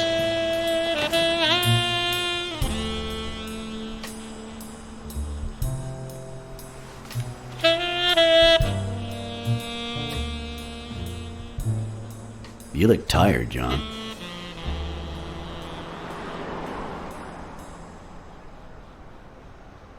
I can't help it. It's just the way we cats are. Well, I can't help but be glad to see you.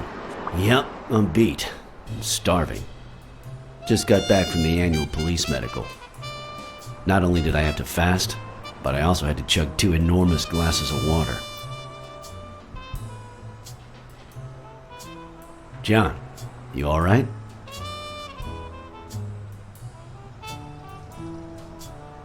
Can we just talk about Dunn? Okay, no problem. The thing is, I'd love to help you out with this case, but I can't. You know I work for the state of New York. If I had any information, I couldn't share it with a private eye. Even if it was lying on top of this table.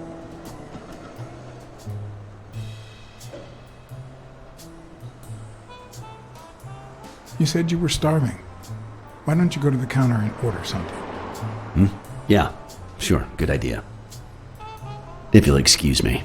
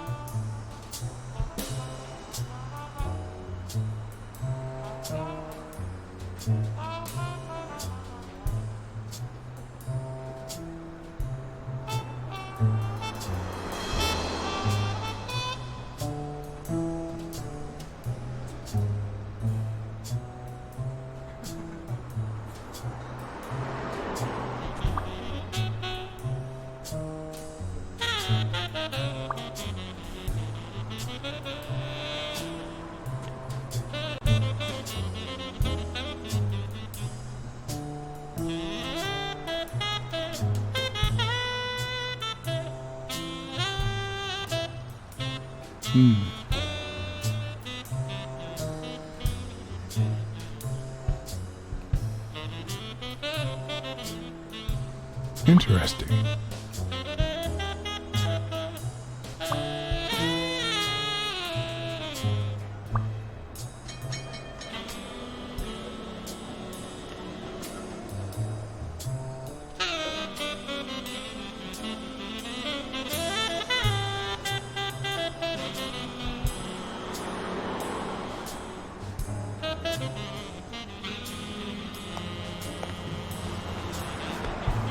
Now that I think of it, I better eat at home. It's healthier. Thanks. Truth is, John, it all seemed clear to me before, but now... Please, promise me you won't take the law into your own hands. I'd like to think we're not just vigilantes.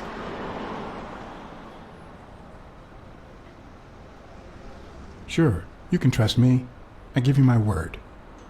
All right. In any case, keep me posted, will you? Sure, you can count on it. Take care, John. As always, Smirnoff had given me new, potentially relevant information. Not to mention second thoughts. When an old dog like him gets that serious, one must be prepared to bite.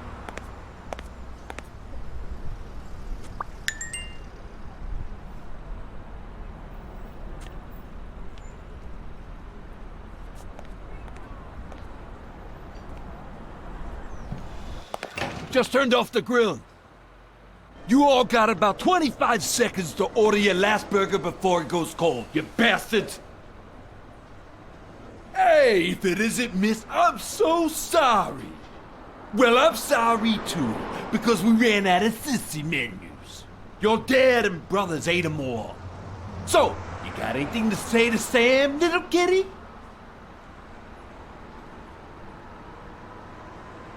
I want a cheeseburger for a friend. One cheeseburger for your boyfriend, coming right up. Come on, you bastards! Finish your meals and be gone. I'm closing in 5.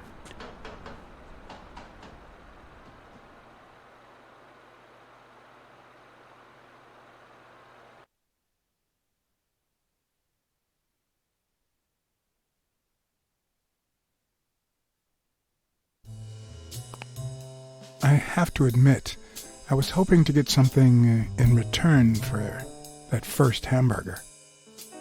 But now I don't really know why I brought this. The cynics would say I did it all out of selfishness, just to feel better about myself. Who cares?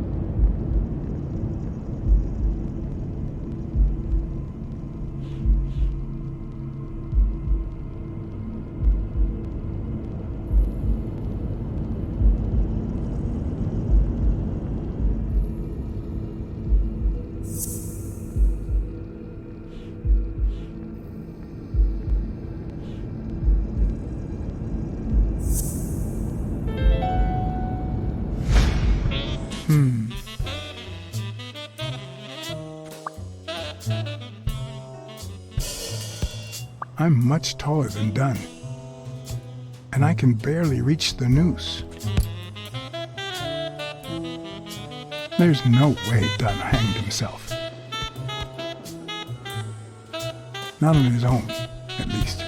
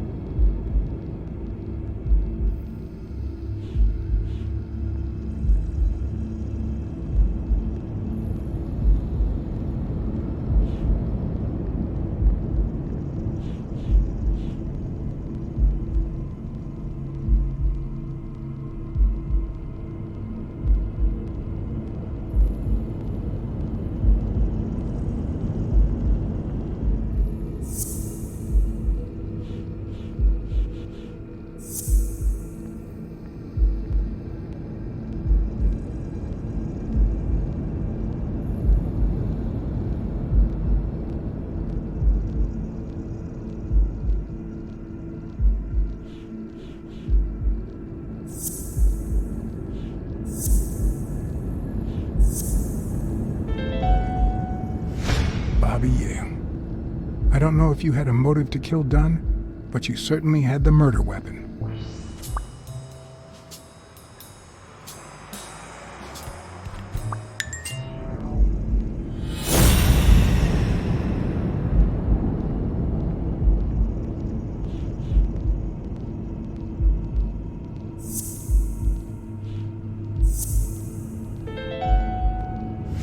Christ. Did Yale kill Dunn just because he wanted to call off the fight?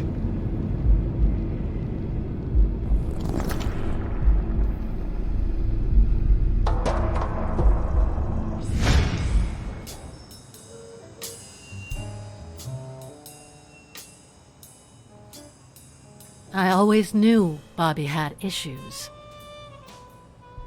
But I never thought he'd go that far.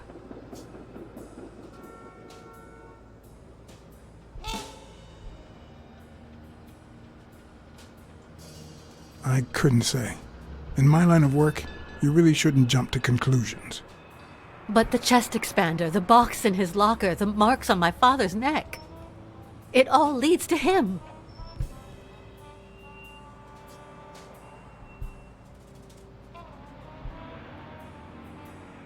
In any case, that doesn't change a thing. It does, actually. Now we know he didn't kill himself. My father's still dead, and you still haven't found Bobby Yale. Nothing has changed. Opening the safe and finding my father's will won't help us achieve anything. So please hurry. Time's wasting.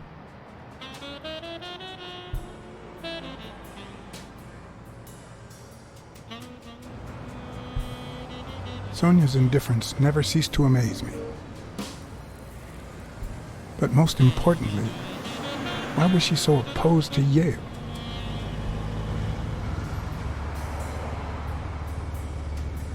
John Blacksad? I think I owe you an apology.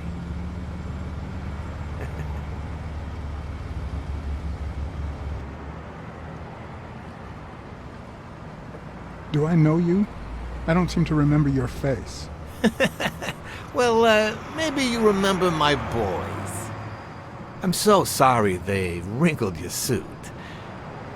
The thing is, they didn't know we shared a common goal. Bobby Yale. I want to find him and get to the bottom of this as much as you do, Mr. Blacksad. So please, kindly accept my invitation. Why not share our findings? Come on.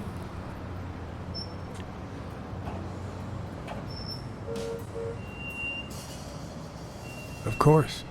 You don't mind me riding in this fancy car with a wrinkled suit, do you? Aw, I think you look mighty dapper, Mr. Blacksad.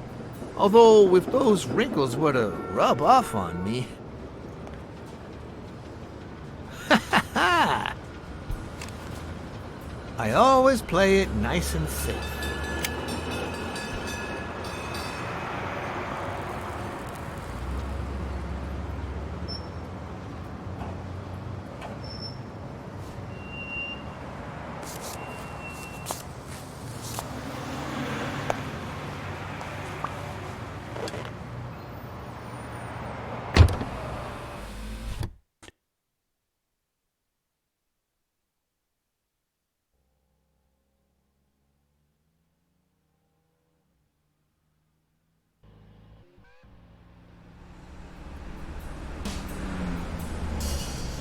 Thank you, Blacksad.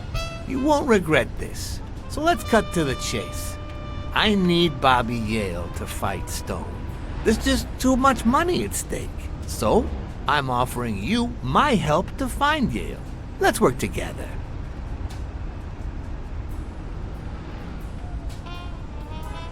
What kind of help do you need?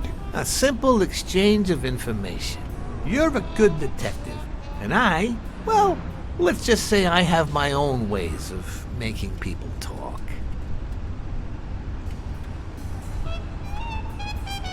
I think I'll have to pass this time. Why? What? Do my own ways scare you? Please, hear me out. Let's say I bet a beer that we find Yale in 3 days, and you bet a beer that we don't. In 3 days, one of us has to buy the other a beer. Is that so bad?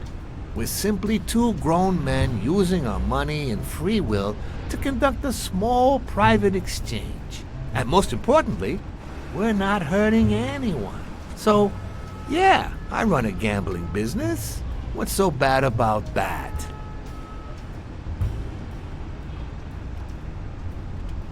It's illegal, for starters. Illegal? Let me tell you what should be illegal. The way our government is ruining America. We live in a so-called free country, a place where honest people can make a living, provided they don't hurt anybody. We're not communists. Well, at least I'm not. I would have never thought otherwise. As for me,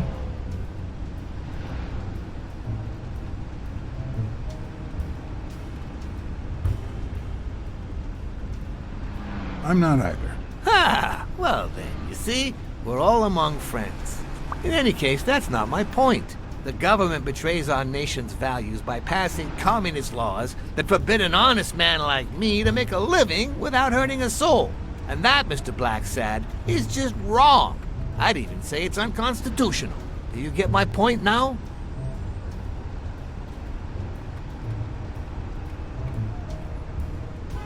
All right, I get your point. Ha! I knew you would. When the government passes these laws, there's only one legitimate weapon the people can wield. The same weapon that turned America into a great nation. Civil disobedience. So, as the proud American that I am, it's my duty to disobey.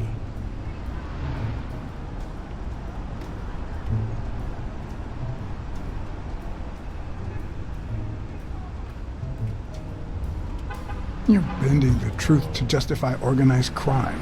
Oh, no. It might have been organized crime, but not anymore. I wasn't always a boss, you know. No, sir. I started at the bottom, when Lucky Blitzen ran the show. That good for nothing. His was a reign of terror, extortion, violence, you know, that sort of unpleasant thing. When I took over, I decided I'd make people want to do my bidding. Not out of fear, but out of gratitude. I decided to help people so they would help me. That beating your thugs gave me was really helpful. Thank you so much.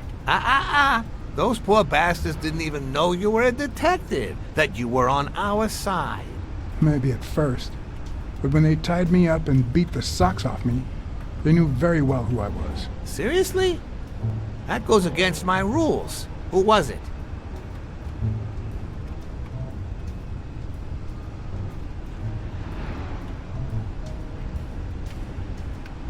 Yeah, the two of them. Bastards. But don't you worry. I'll have a talk with those two. I cannot tolerate this behavior. Please accept my apologies, Mr. Blacksad. You see, a lot of people work for me. Many families depend on my business. Not only that, St. Christopher's Hospice practically lives on my donations. The widows of my late employees are set for life. Their kids get free schooling. The cops leave me alone because they know my business doesn't hurt anyone. On the contrary. And, it looks like we're here.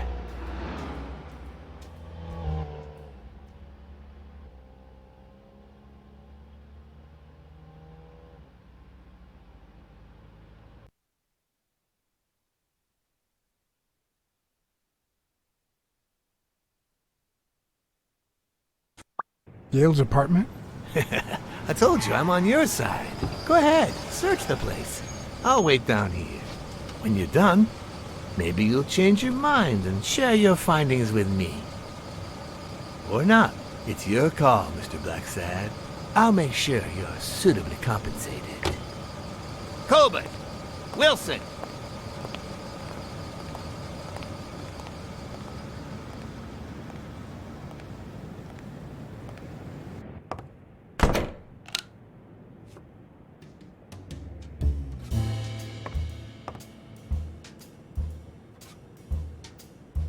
A woman's fragrance. Almost angelical.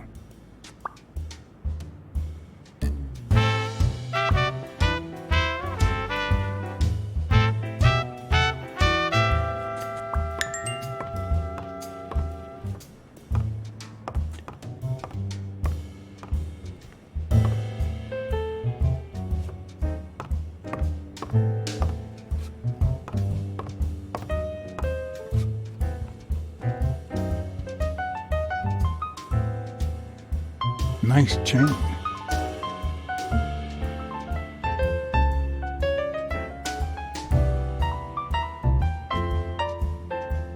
So, you like your mob stories, don't you, Bobby?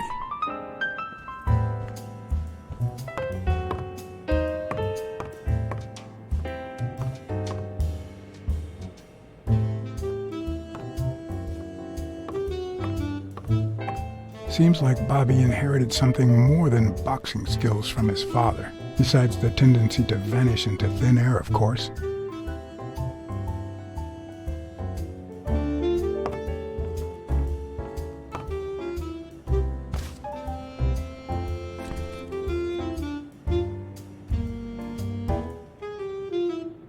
Copy 1 of 3. Do you know any of his relatives? His father, Avenarius. Avenarius? The boxer poet? Didn't he disappear 20 years ago?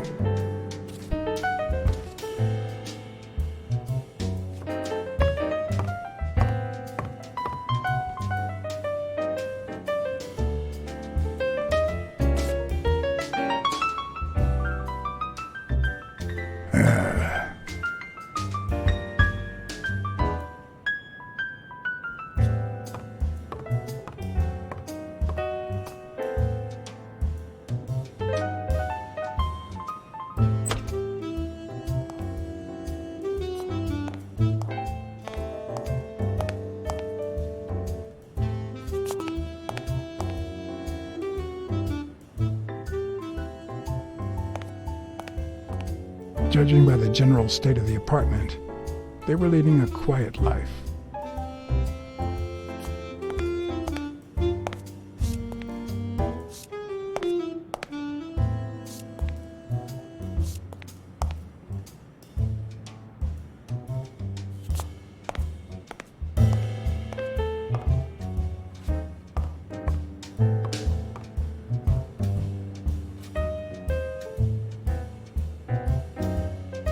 The worst thing about O'Leary's boys dropping by isn't the beating, but the fact that I can't tell what's theirs and what's Yale's.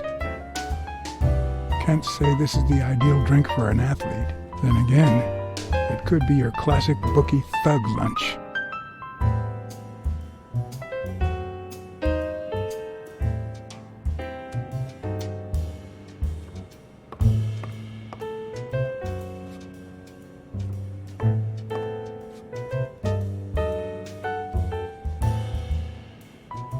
Ugh. 17th century French fables. Mare must be one boring old lady.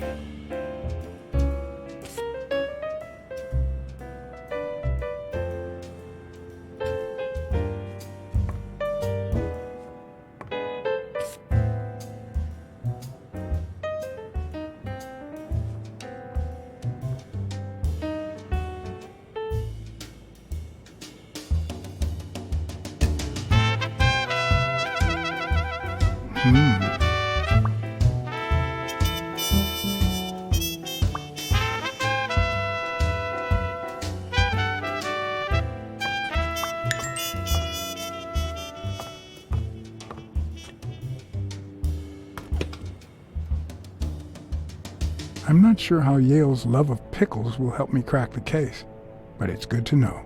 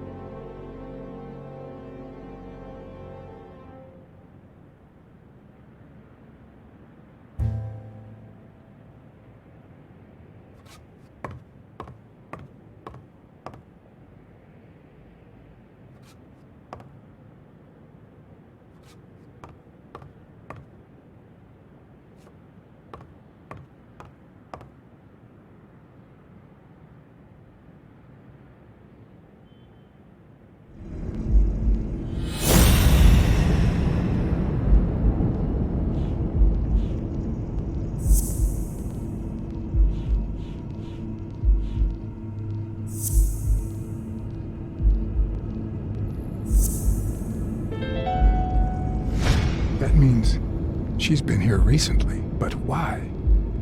What does Sweet Mary have to do with Yale, the murder suspect?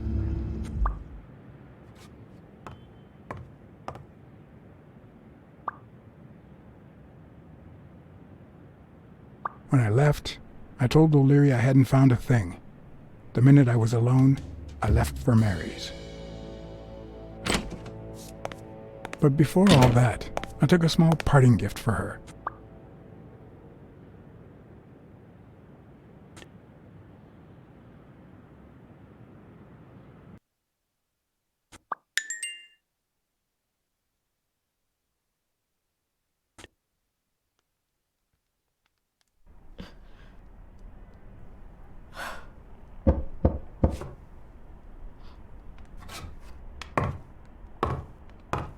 I've never trusted angels. Mr. Blacksad? What a... Surprise? When they fall, they turn into demons. Joey told me he was going to spend the afternoon painting the gym and that Bobby would be fixing something up on the roof. So, after I found the body and called the police, I went to Bobby's place, but he wasn't there.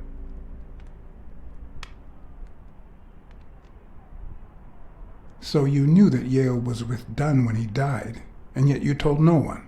I guess I just forgot. Everything is so confusing. I'm sorry, Mr. Blacksad. Don't be. I'm here to figure it all out.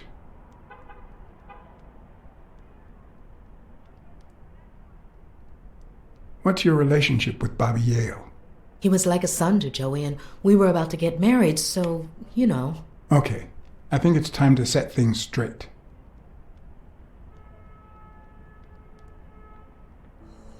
I knew you were cheating on Dunn with Yale. Or was it the other way around? No! How can you even think of something like that? How can you convince me otherwise? I found a picture at Yale's apartment. It's you and him on a roller coaster. Care to explain, Miss Purnell? I'm not white, Mr. Blacksad. What? 7 of my great-grandparents were white. The 8th was black. According to law, I'm a black citizen, even if my skin says the contrary. Do you know what that means when you're born in North Arlington, Alabama?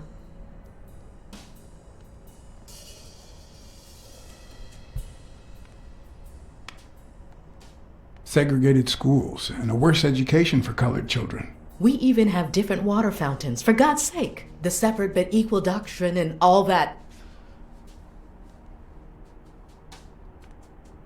That baloney. And all the lies. That's why I moved here. No one knows what color my great-grandparents were. I completely understand you, Mary. Just think if you were also a woman. He's my nephew, Mr. Blacksad. Joe and I first started taking care of poor Bobby when my sister died. That was when he was almost 15. The 3 of us went on that trip to Luna Park. So this is where Joe Dunn comes in. Bobby was the only one who knew about me and Joey. We were afraid that someone would use my past to ruin his career. It's not the first time I hear that story. You should have told me this sooner.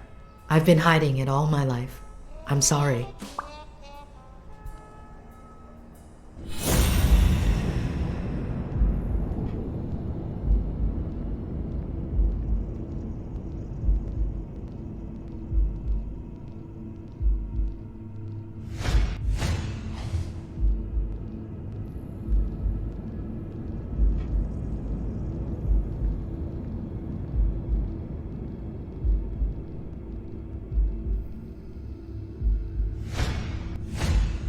TV and radio all in one. Where will these mad times lead us?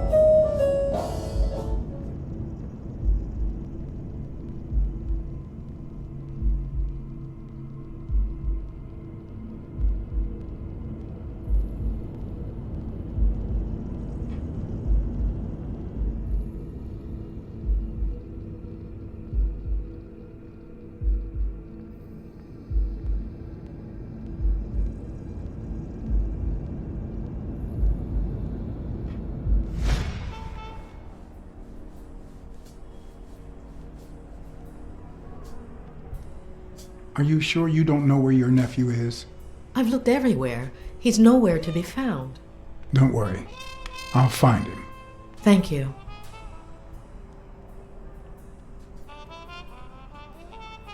Your secret is safe with me. Thanks. It means a lot to me.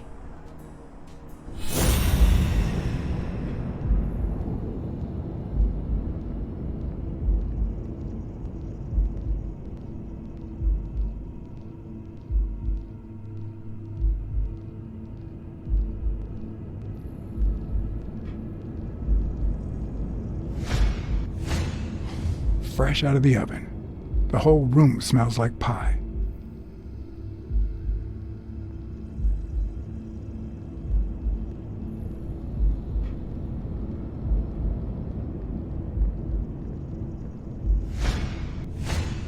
Mary smells like... Actually, the whole room smells like a pie fresh out of the oven, so I can't identify any other fragrances.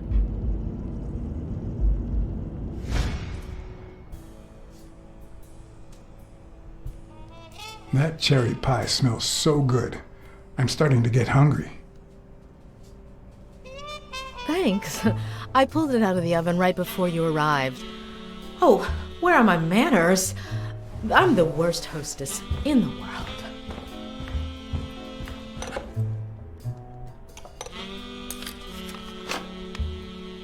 Let me go get a knife from the kitchen.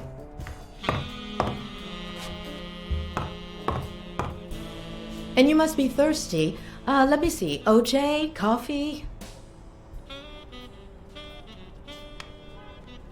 Water's good, thanks.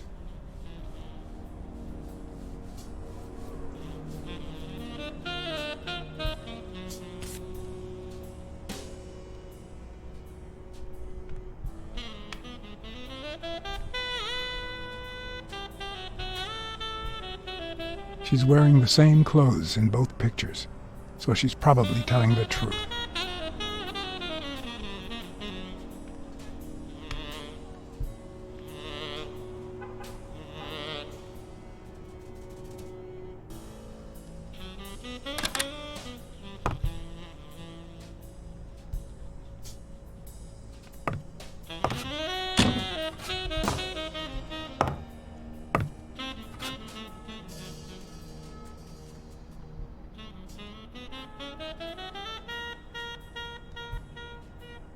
Sorry, I was going to help you with that.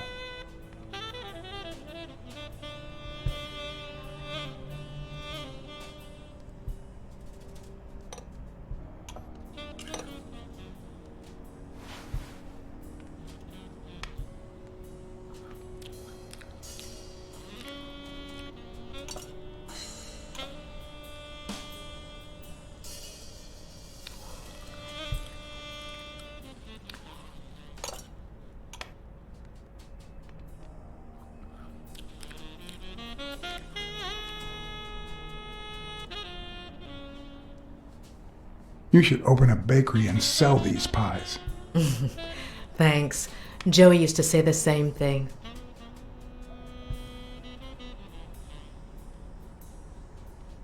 I couldn't help but notice a queen-size bed in the room. You what? Sorry. I had to make sure Bobby Yale wasn't hiding in there. Oh, yeah, sure. Joey bought this place. It was going to be our home after the wedding. I left my apartment and moved in so I could save some money. If he had left his own apartment and moved in, you could have saved twice the money. I'm no hooker, Mr. Blacksad. Are you sure you don't know where your nephew is? I've looked everywhere. He's nowhere to be found. Don't worry. I'll find him. Thank you.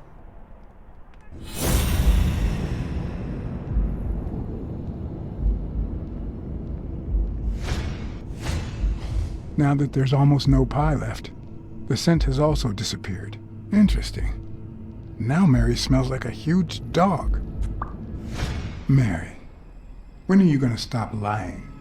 I know your nephew is here. I can smell him. What? No. I already told you I don't know where he is.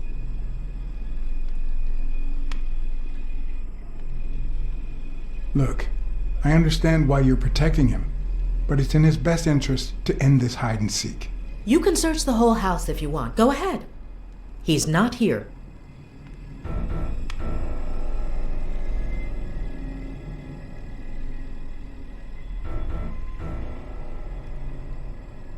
Look, if he's making you do this, just tell me.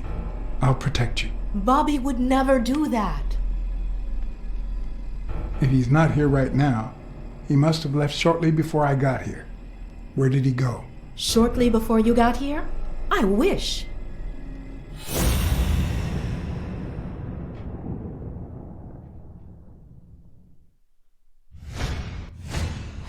Wait a minute.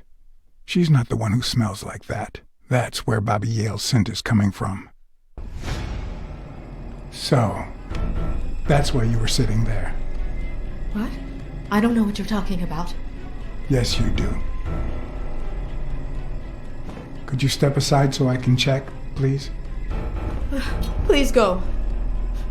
Mary, for Christ's sake, put that knife down, would you? Leave or I'll...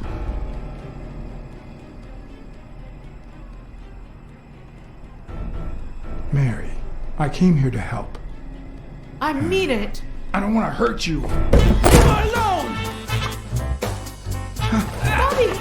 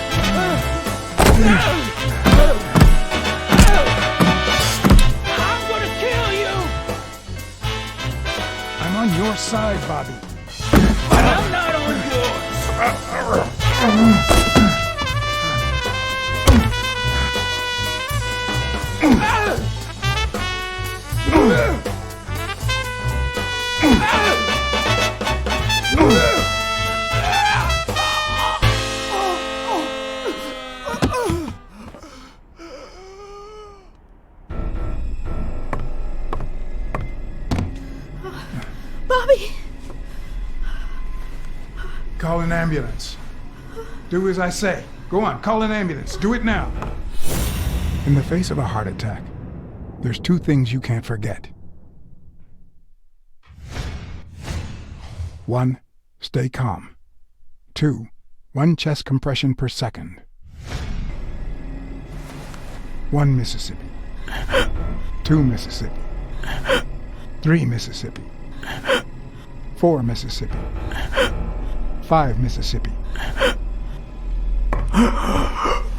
Bobby. Oh, Bobby. Thank you, Bobby.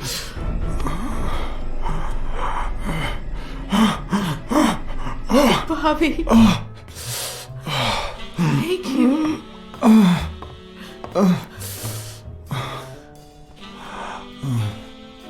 I had lots of reasons to consider this a great day. I had investigated a suicide case. I had discovered that, in truth, we were dealing with a murder. I had found and captured the prime suspect. And I had saved a life.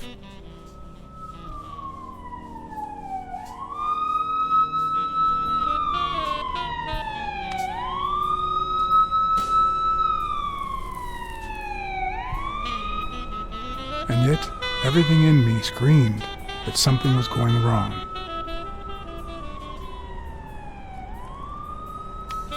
Terribly wrong.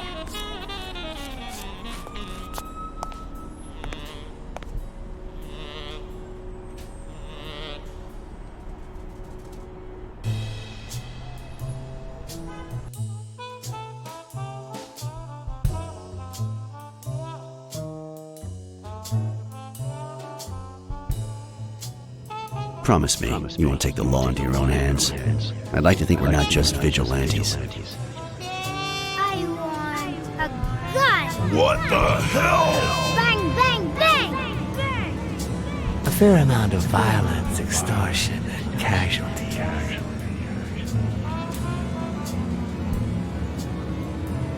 I hate detectives. Bang, bang, bang.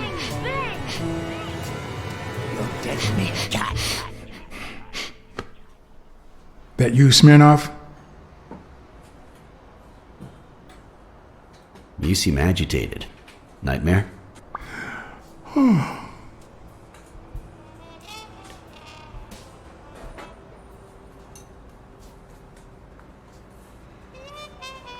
Anyway, why don't you go home?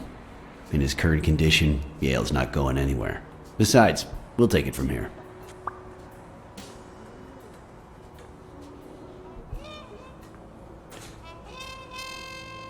Who is that? Can we trust him?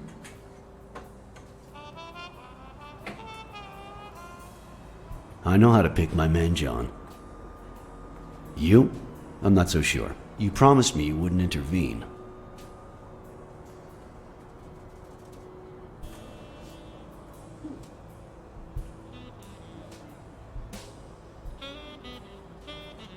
If I hadn't intervened, Bobby Yale could be dead. If you had warned me, maybe we could have avoided a heart attack. Anyway, what's done is done.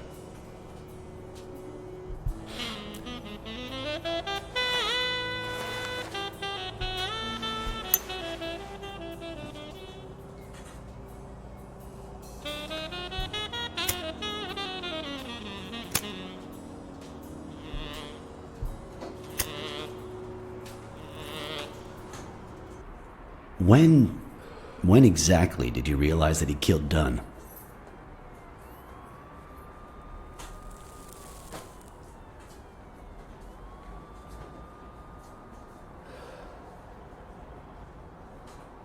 Out of sheer curiosity. I'm a cop after all.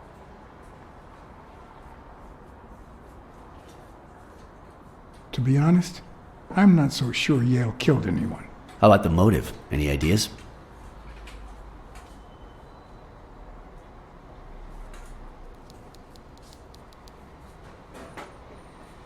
I know Dunn wanted to call the fight off after something Yale did, but I still don't know what. In any case, hopefully Yale will tell us more. Would you let me ask him some questions when he wakes up? I know you will, with or without my permission, so I'd rather not feel betrayed. In exchange, drop by the station when you can. Your investigation could really help my men. Who, by the way, must be waiting for me to interrogate Mary Purnell. Boy, she was hard to pry from Yale's side.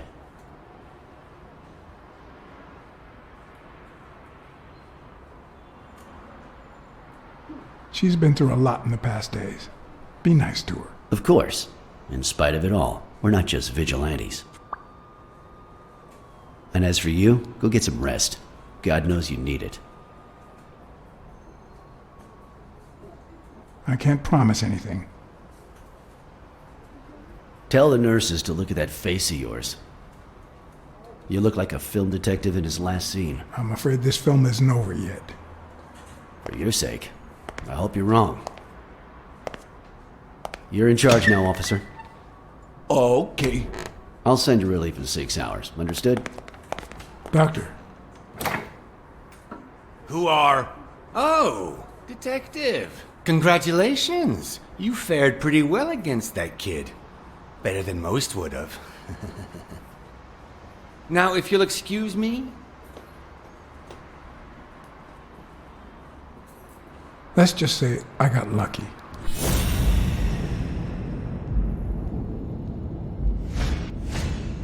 We, as a society, simply don't trust reptiles.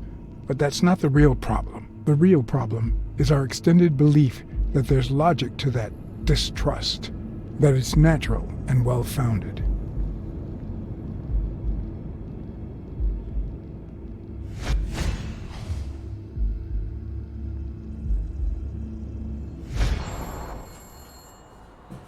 How's Yale?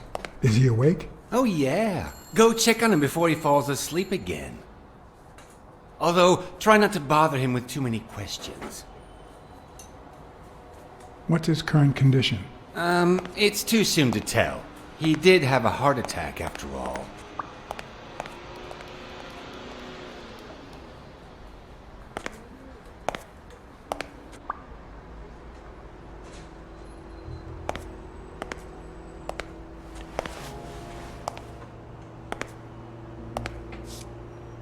Go away. I don't want to see you. The doctor told me to sleep. I rarely get to interrogate a suspect with his guard down in a place as quiet as this. Getting the chance to study his body language with no distractions is a rare gift.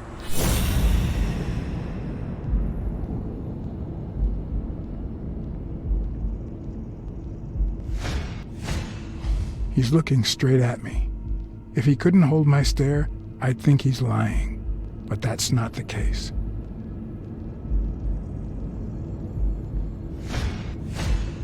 His heart rate is increasing. It could mean that he's lying, but it could also just be pure, unadulterated rage.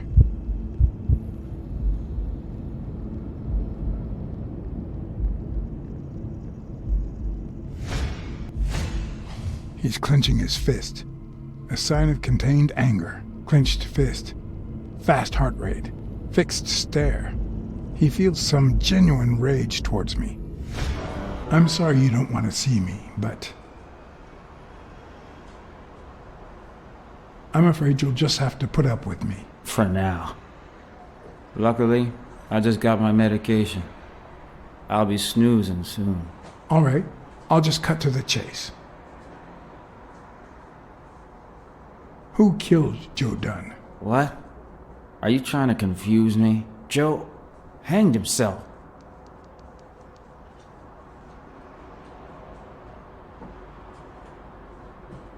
Dunn was too short to hang himself with that rope. So, it's true?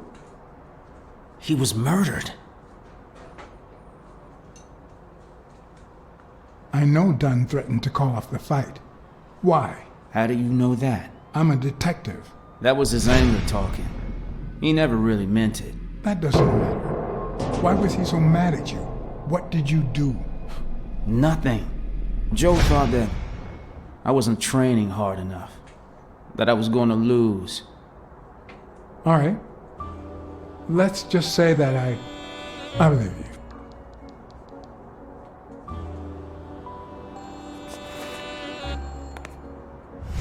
The murderer killed Dunn with a chest expander and planted evidence to make us believe it was suicide. But he also left enough clues behind to make sure we found the true murder weapon. Then he put the chest expander box in your locker to frame you.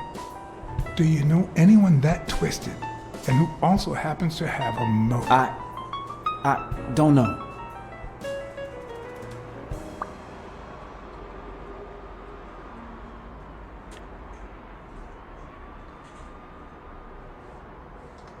What about Sonia Dunn? Sonia?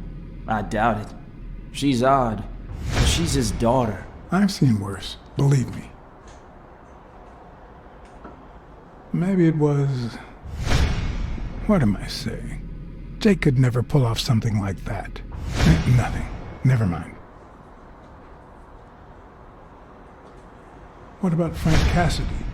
Do you think he has a motive? Maybe. A few weeks ago, Joe took me to a boxing managers association meeting. Headed by Cassidy. Yeah. He was obsessed with making it illegal for boxers to fight without a manager, or without an associated manager. Everyone seemed to go along with it until Joe spoke up. He said that would lower us to mob status, that Cassidy had founded the association just to make money by monopolizing the sport. That made others think twice. And Cassidy ended up empty-handed. Poor Cassidy. Desmond O'Leary certainly seems twisted enough. Did he have anything against Dunn? I'm not sure if they knew each other. At least not in person. About a month ago, Joe kicked one of O'Leary's men out of the gym. He was trying to give a business card to... Jake was Giambi. Yeah, exactly. Did Jake tell you about that? Something like that. Blacksad. I think I owe you an, You know, my father disappeared when I was 6, right after winning a fight. We never heard from him again. Do you know what that does to a kid?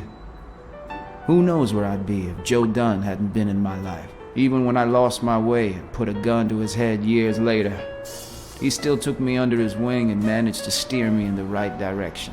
And now that he's gone, you're risking your life to find his murderer. Thanks.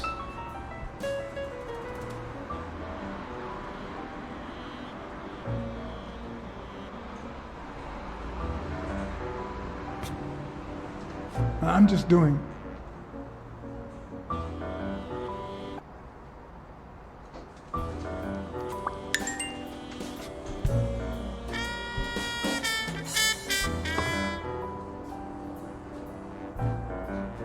The number of cigarette butts is inversely proportional to my hours of sleep. Ah, damn.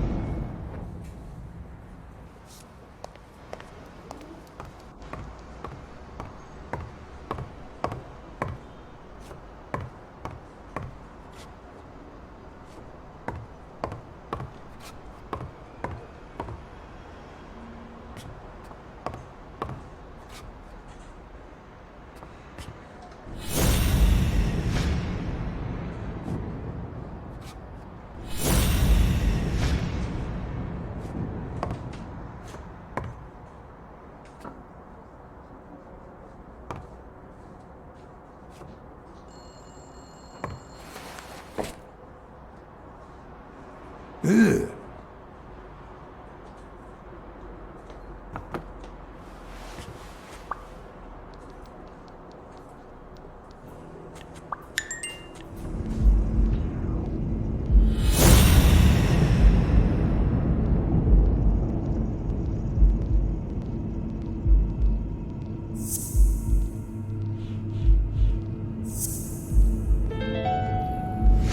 No, the footprints don't match.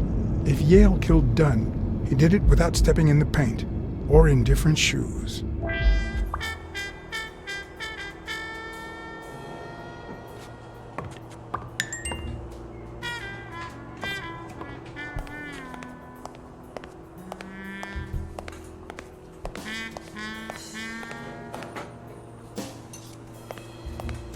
Hi. You're awake, handsome?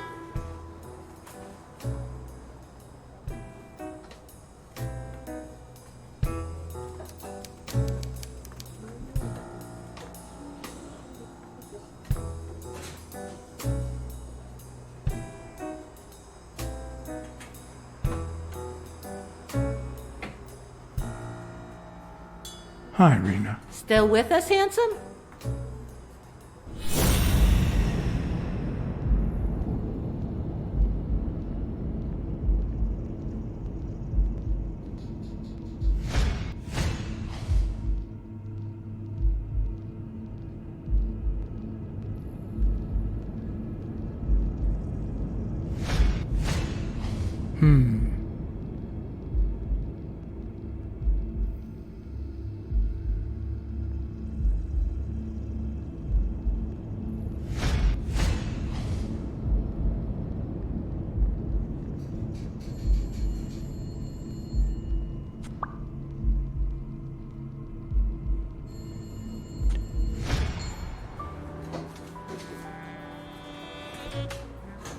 Yale's medical report is right there.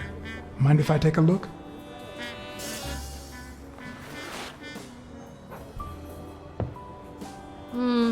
No, I don't think so, handsome.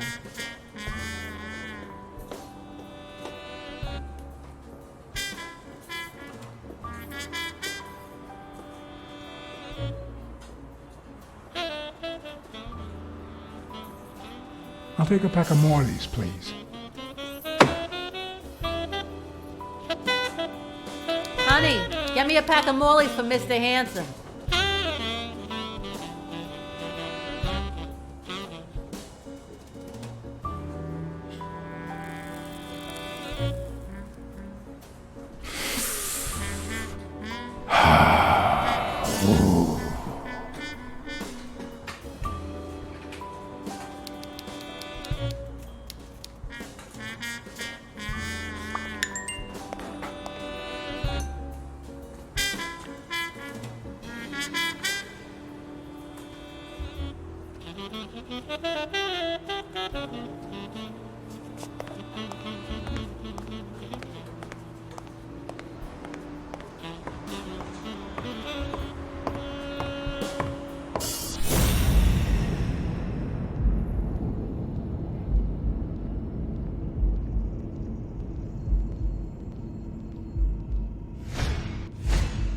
Is that eye movement normal?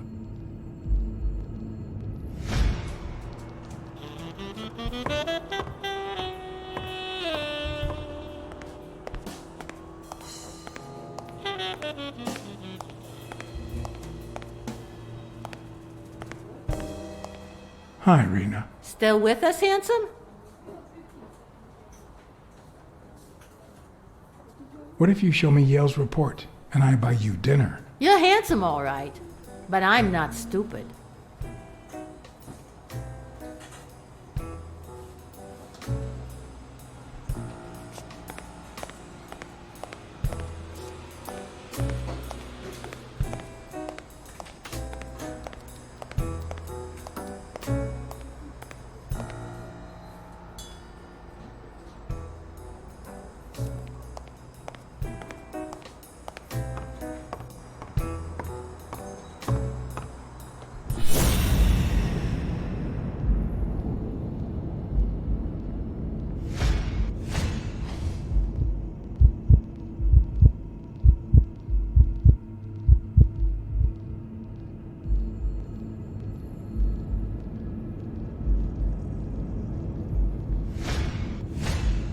Is that eye movement normal?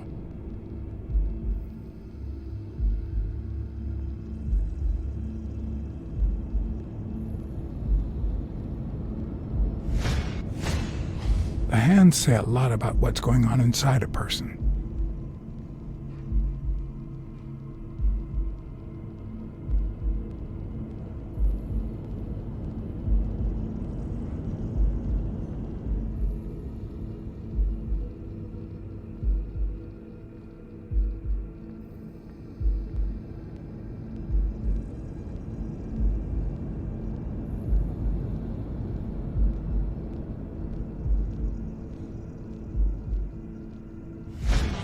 He seems restless.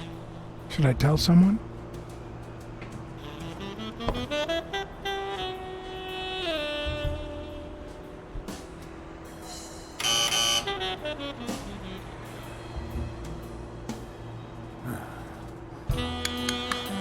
See? There's no fever whatsoever. He must be having a nightmare. Are you sure? Wouldn't you have nightmares too after what he went through yesterday? I know I sure wouldn't sleep. I have nightmares myself, but those go way back. Oh, the poor thing. Do you know what my nightmare is? It's that witch I have to work with. Good thing she's got trauma surgery at 12:30, but I wish it were a little sooner, you know? Anyway, thank you for letting me know, and for bringing him in. You don't know how excited I am to be involved in a criminal case. It might not be important, but I need to take a look at his medical report.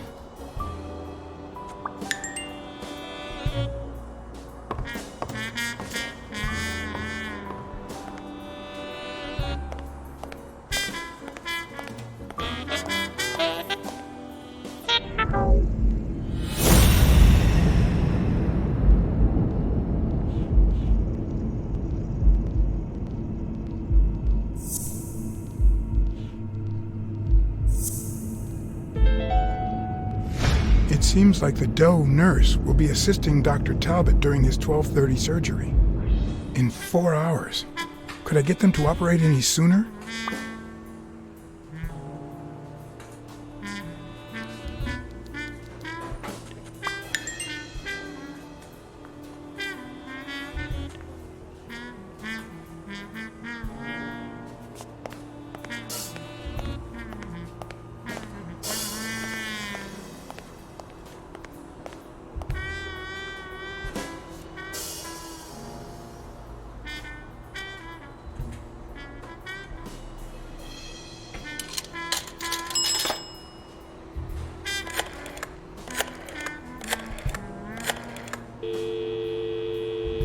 Trauma?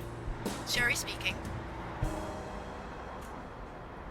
Get Dr. Gregor Talbot, please. Yes, 1 minute. No, actually, Dr. Talbot won't be in until 12:30 according to my registry. Can I ask who's calling, please?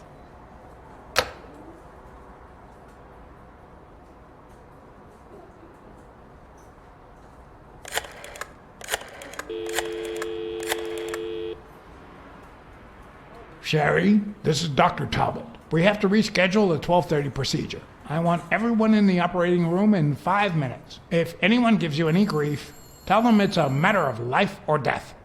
Understood?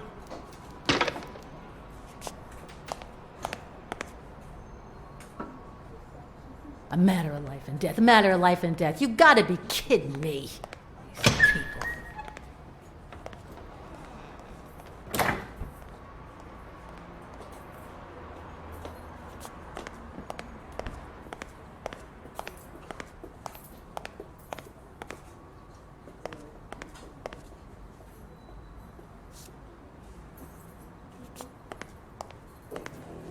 All right now.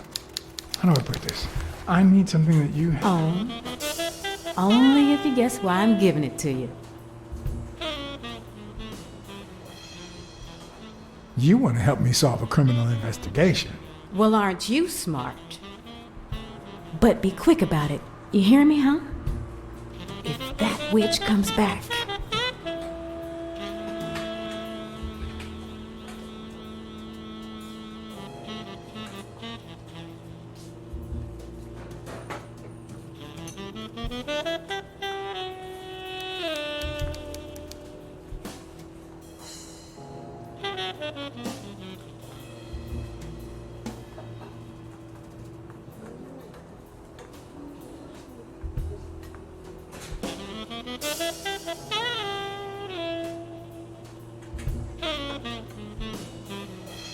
What?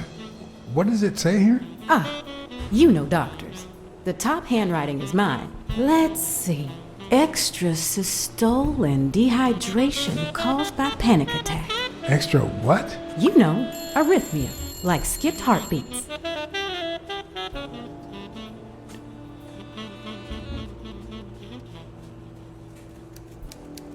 What about this here? It's a good thing I know that Mr. Yale is in Dr. Ferguson's hands. Otherwise, I'd be worried. Hey, no means no, miss. You really don't know who I am, do you? Miss, I've got orders. And the fact is, those orders say that... There you are, Miss Dunn. Huh? Tell him, Blacksad. I can't get through that thick skull of his. You see, Highfill,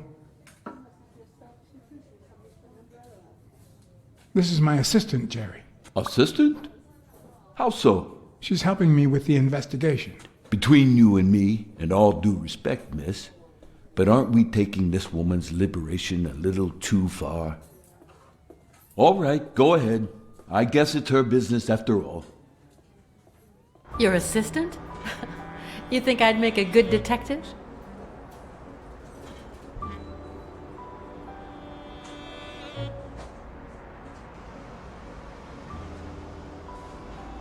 Indeed. You're cold and cunning. Two of our hallmark traits. I see tact is not one of those traits. Anyway, you did your job.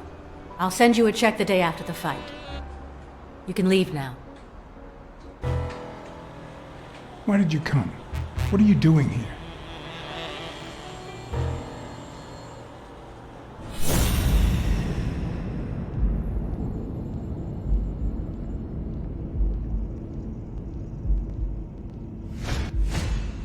Huh, no. She's gonna do something stupid. Sonia, don't. He killed my father. You said so yourself. Your father wouldn't want you to do this. He was a just man, and this is not justice. He almost killed you in that floozy's apartment. How could he not be guilty? Your father sacrificed everything to pay your way through college. If you do this, you'll destroy the future your father wanted you to have. Shut up! None of that matters. How could he not be guilty? You can't take justice into your own hands. Believe me, it will haunt you as long as you live.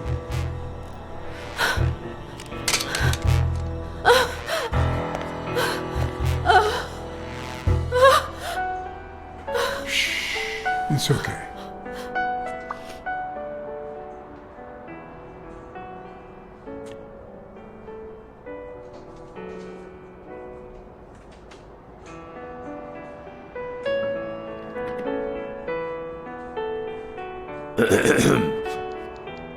Uncle Tim!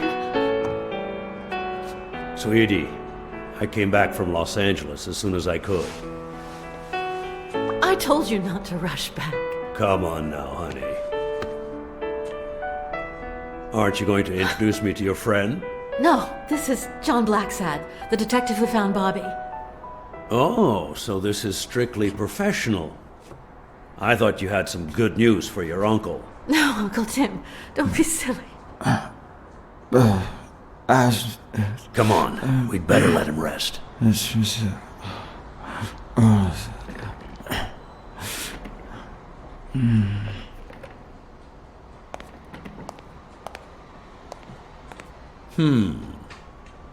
I see.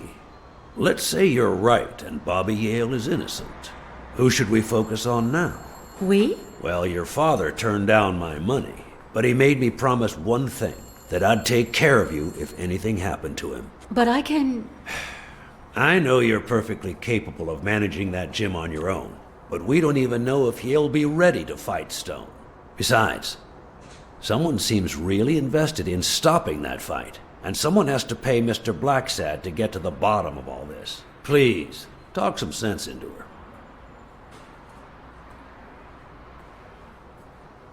Your uncle is right. Your father wouldn't have wanted you to go through this alone. See? Listen to the detective. All right. Thank you, Uncle. Thank you so much. All right, stop crying or you'll ruin your makeup, honey. Now fix yourself up and I'll buy you some breakfast.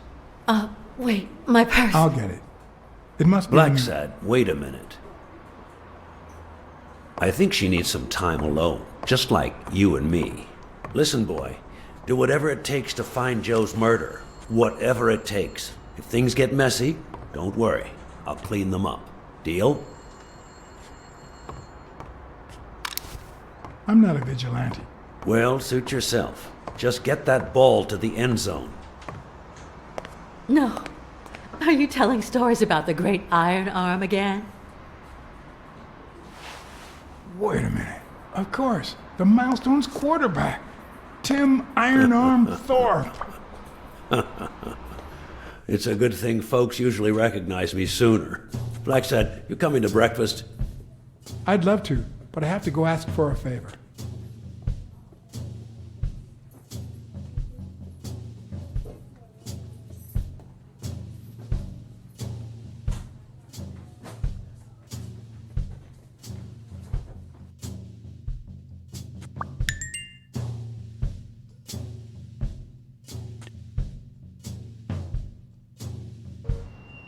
Jake wasn't at home or at his usual bar. But on the third try, I found him.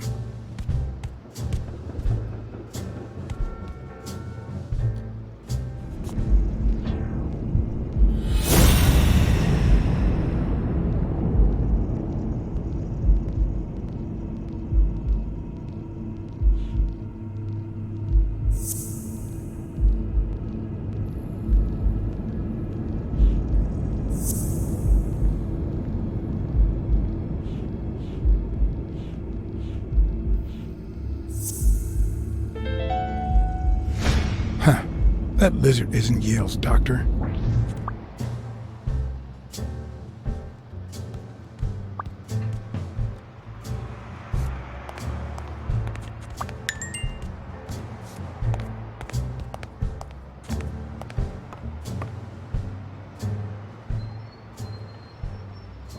Hey, Jake. Not now, John.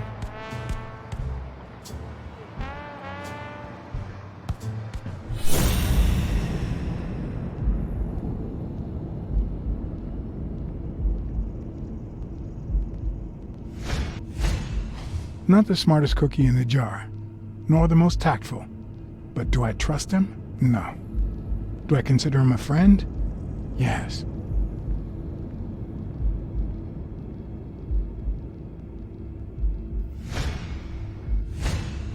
He's been training with those same shorts for who knows how long.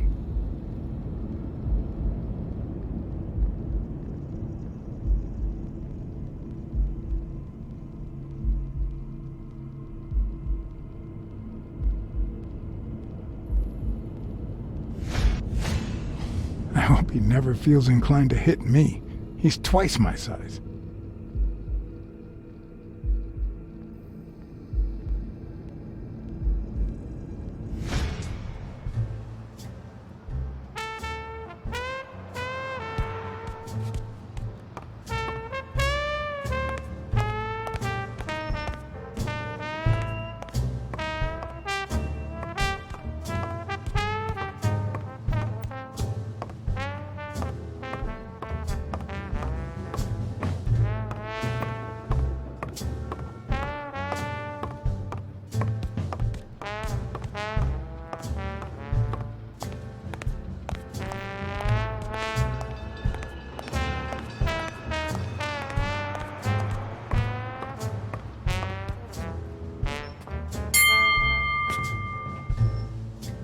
All right, that's enough.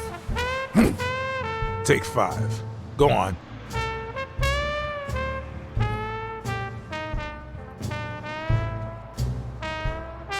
What, John? What's so important?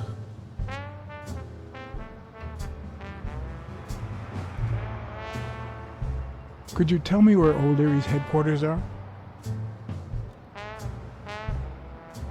What for? No. You could get me into trouble. No way.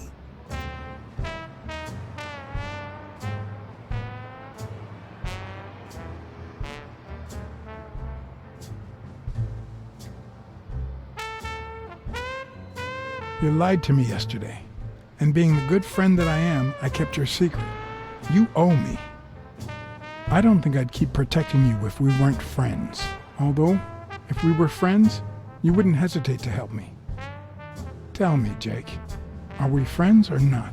Damned cat. All right.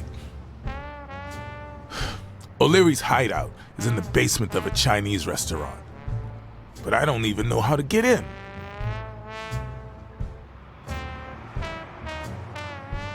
Well, I'll see you tonight. See you there. Ronald, the break's over. After 30 hours of work and several beatings, every bone in my body ached for a bed. Now it's my turn. So I went home to recharge. Because the night ahead was bound to be promising.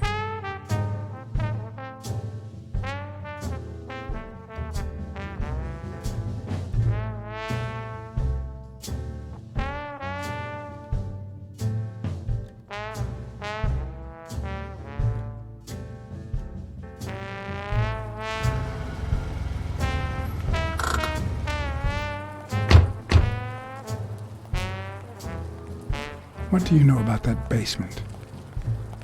Well, let me think. Nothing? Come on, Jake, for Christ's sake.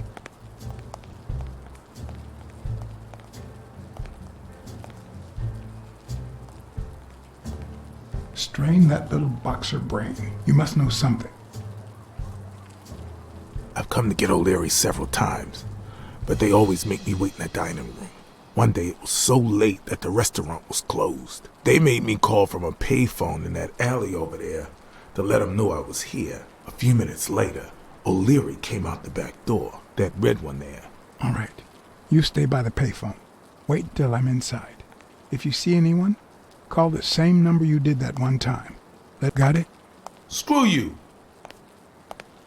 A promising night indeed.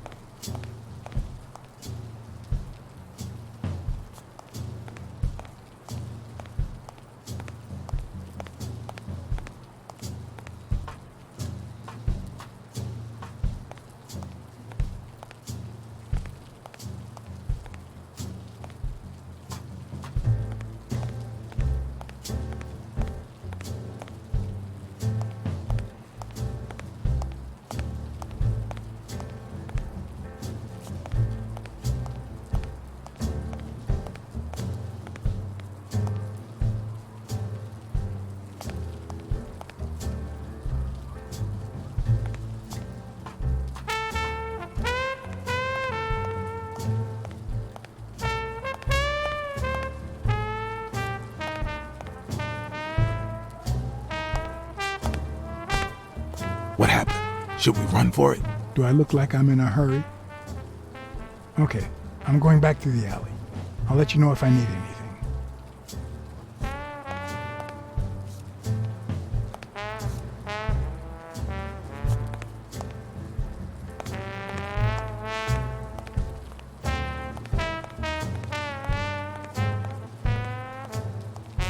If I'm right, and could it be an elevator shaft? How does this thing open?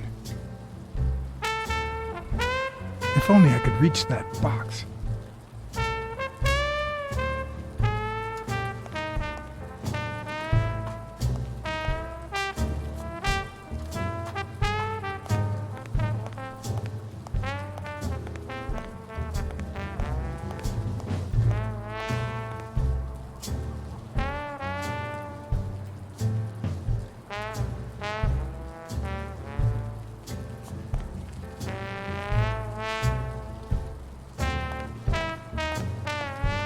A bit too high to climb, if the basement I'm looking for were in that building.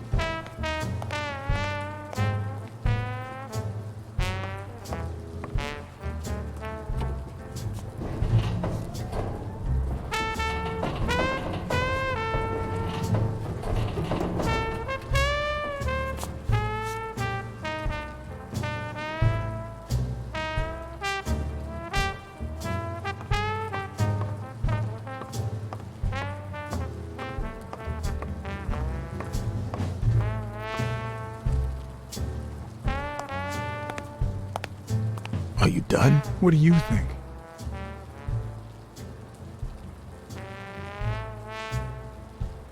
I need your brute force, Jake. What's wrong? Is the little kitten too, And your silence.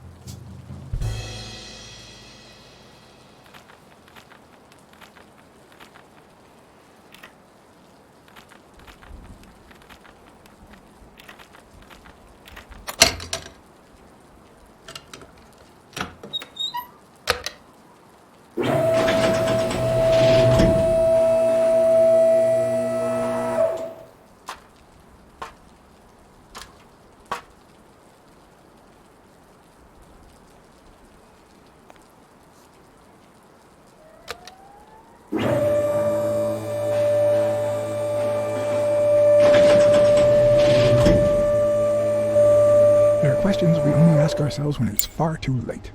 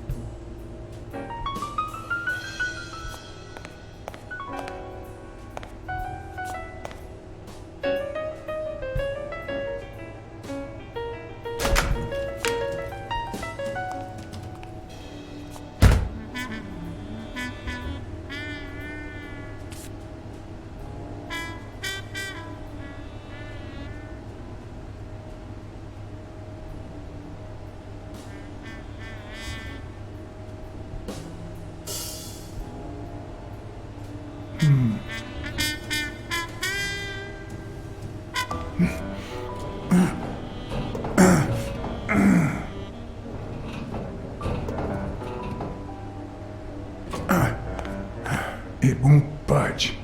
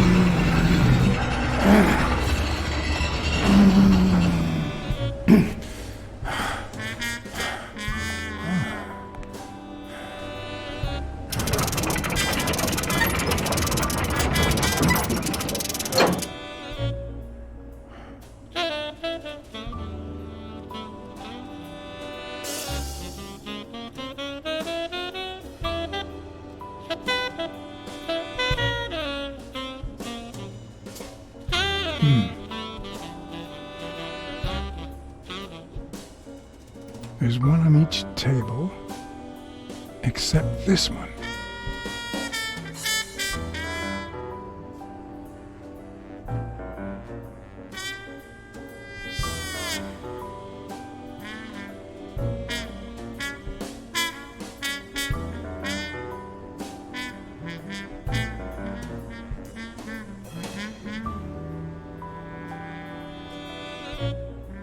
The odds are incredibly in Stone's favor.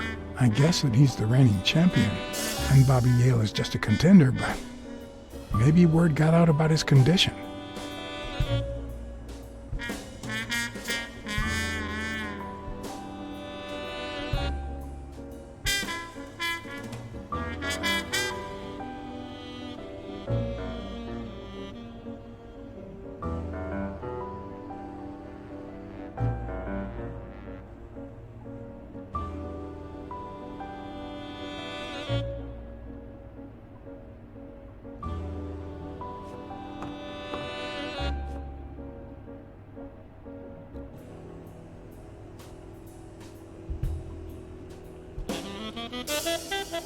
Does O'Leary have a network of pals?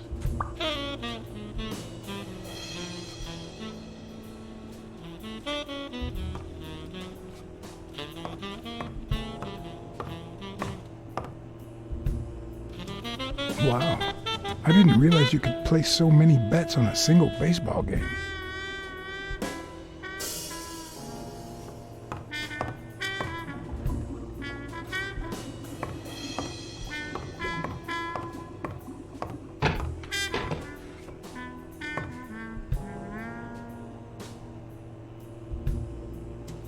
A little thingamajig that adds on its own. What'll they think of next? It looks like a summary of all the bets that come in. Day, amount, bet, wagerer. Wait a minute. Did O'Leary himself bet $5 grand on Yale?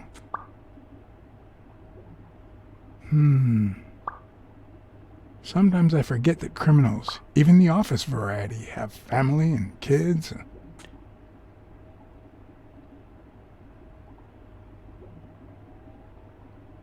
Anyway, maybe things aren't so bad on the dark side. 16 days until the fight.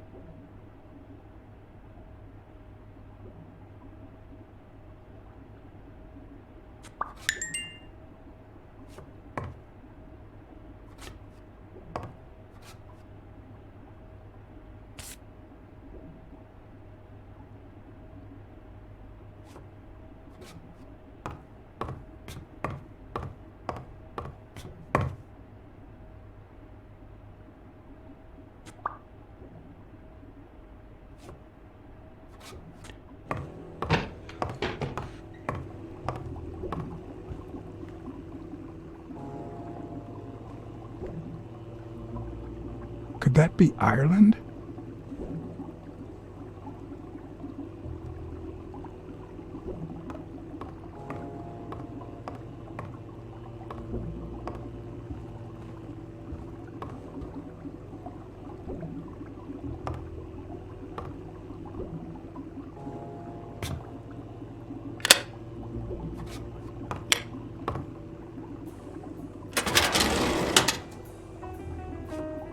painting concealed file after file of celebrity reports with all sorts of shady information, ranging from S to Z. Almost all of them were athletes. Is that what O'Leary meant when he said that detectives and police officers were his friends? I wonder how many spy for him. If I were to pitch in, who would I spy on?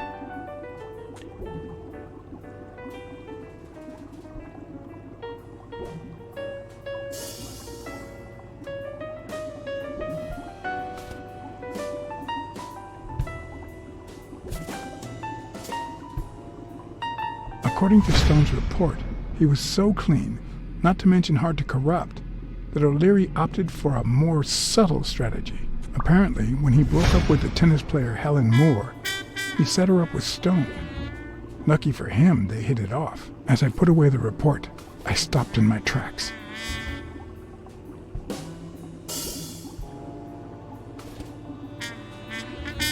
Did I really want to risk knowing what O'Leary had on my good friend, the incorruptible police commissioner?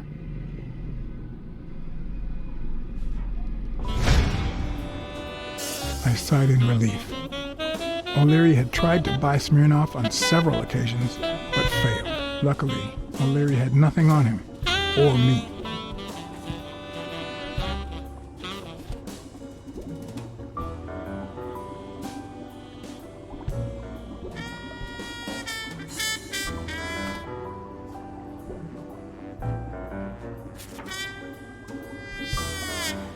In Bobby Yale's folder, all I found was a log of his incredible stats as an aspiring champion. 20 victories, 16 by knockout. Although, at the end of the report, someone had underlined one word several times: untouchable.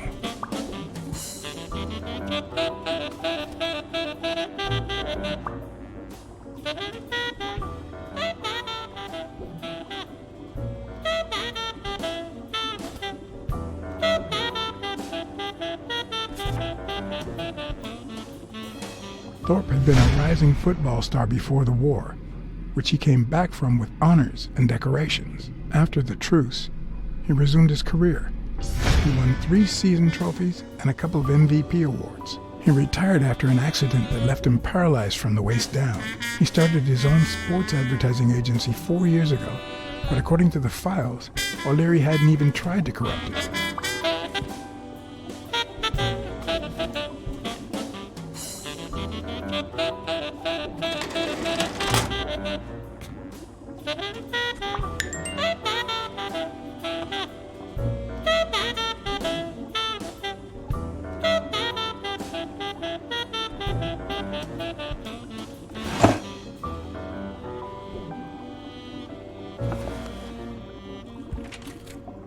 Limited edition copy 2 of 3. We listen, if you call it listening, to the sentimental romance. Your eyes act like the moon.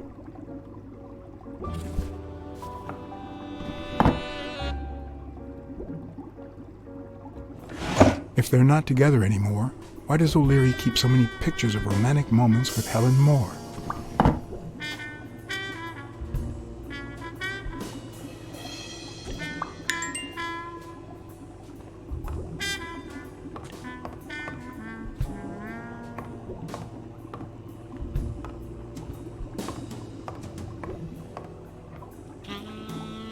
I'd say that's Ireland too.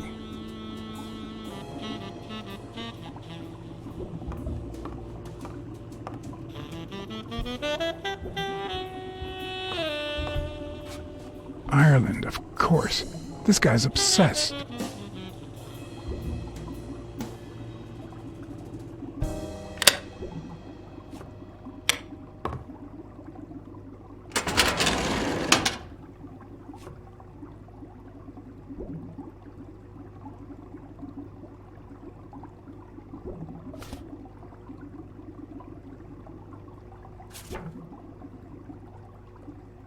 Cassidy's report was possibly the longest among all of O'Leary's files. Apparently, their rivalry went way back. So much so that they spied on each other in the most unthinkable ways. At least I was able to confirm what Yale had told me. Cassidy had threatened Dunn after he refused to join the managers' union.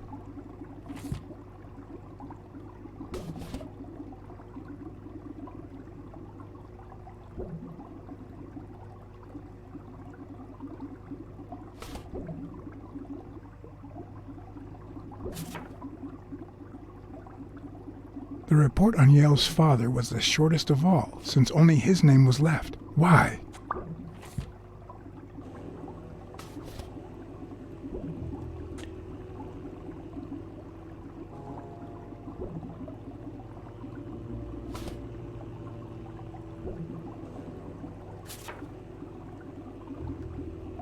Dunn's integrity was legendary, even in O'Leary's shady reports, just like Yale had said.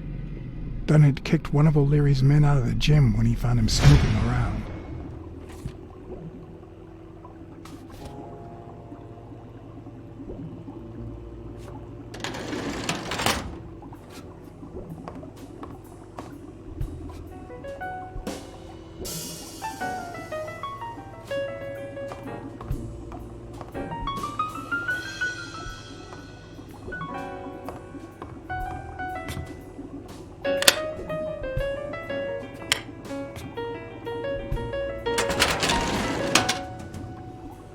Luckily or not, files N through R included no one that I could somehow connect to the case.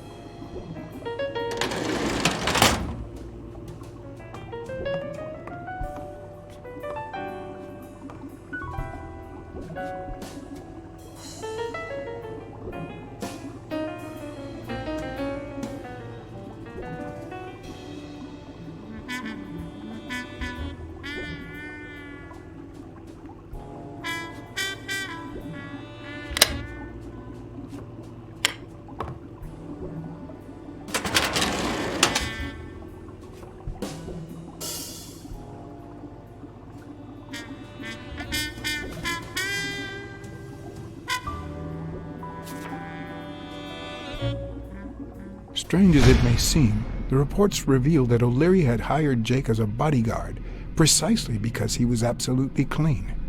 Apparently, he liked to surround himself with honest people when he mingled with the high society.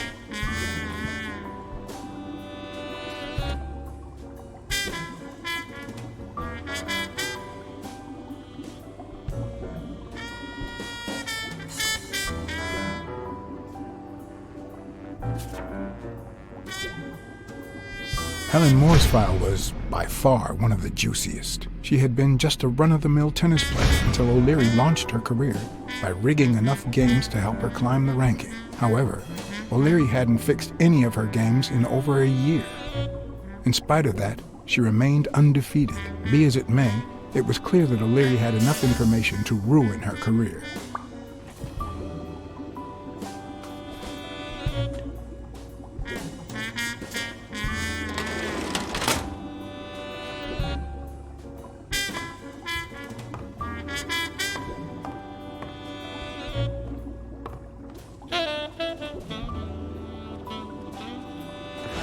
Even Dunn had a gun in his office.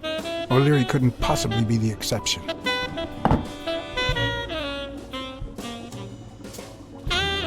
Dunn had $200 in his safe. O'Leary had about $20,000 in a drawer.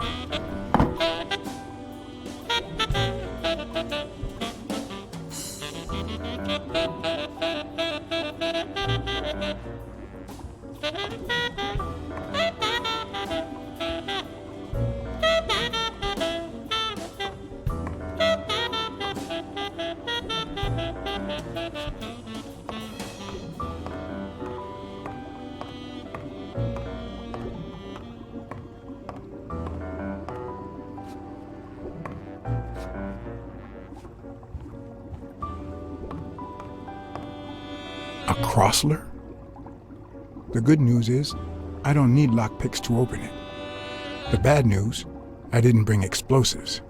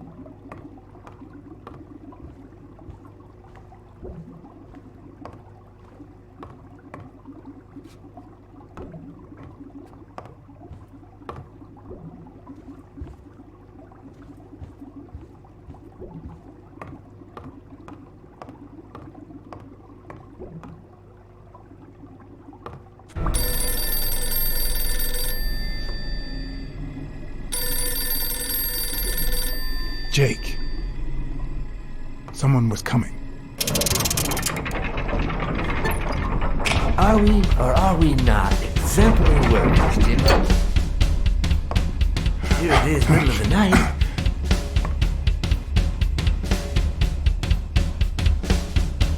And we're working extra hours.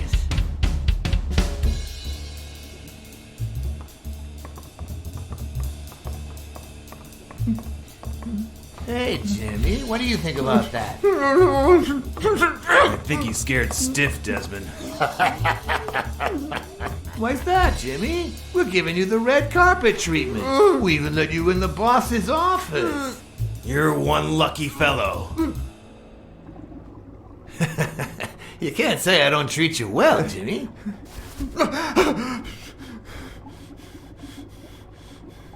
Yeah. Speak, you moron. Yeah, very well. Why are you... Shh. Calm down. How long have you worked for me, Jimmy? 3 months. 3 months. Oh, yeah. I hired you right after your cousin Martin died. I need your opinion. How would you punish someone for ruining an innocent man's life with a hit and run, Jimmy? I don't know. And tell me, what about you, Wilson? What would you do? No, please. I didn't do anything. I swear. He was a good guy. Of course, you already knew that. You knew him better than me, right? He was my cousin. That's why I hired you, Jimmy. You see, Martin was a dear friend. And his widow said you were a nice kid. That you do a good job and you needed the money. And I have a soft spot for those in need. Please. But, you know what? I talked to her just yesterday.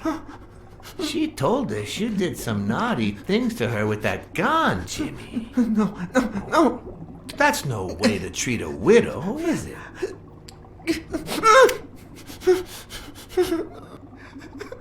She's lying. Why would I do that?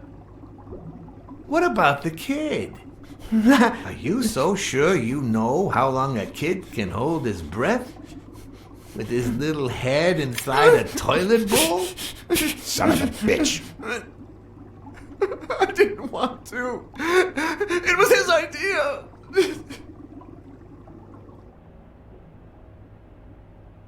Who's your boss? Give me a name! Cassidy. It was his idea. He said you'd hired me if I'd managed to scare the widow, and I just... All right.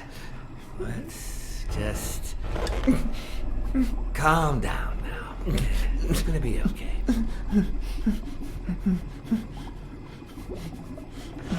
There are two sacred principles that rule my life.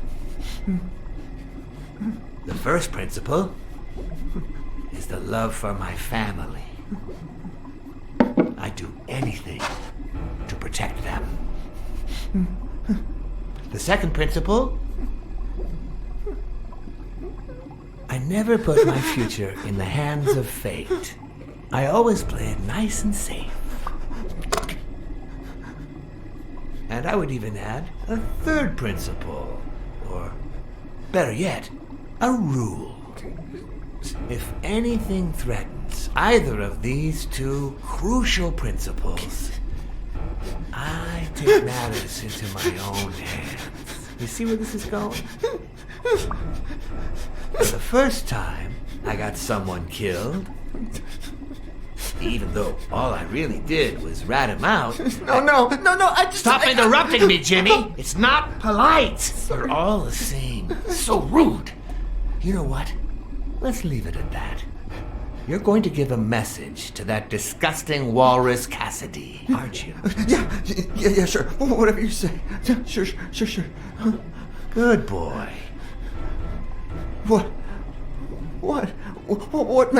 the message? Oh, Jimmy. You still don't get it, do you? You are the message.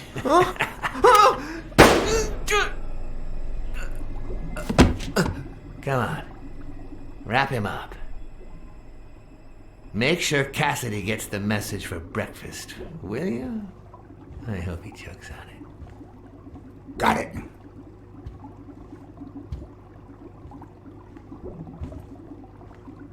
Where are you hiding, little fishy? Once again, you didn't get to hear the end of my story.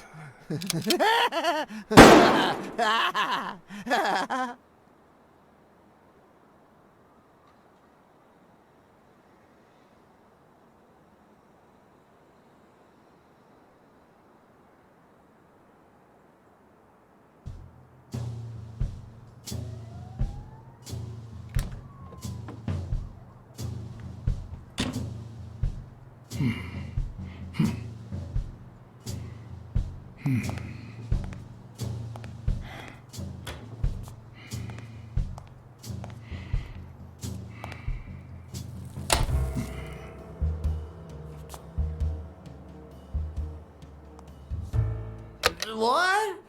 Just where do you think you're going, putty cat?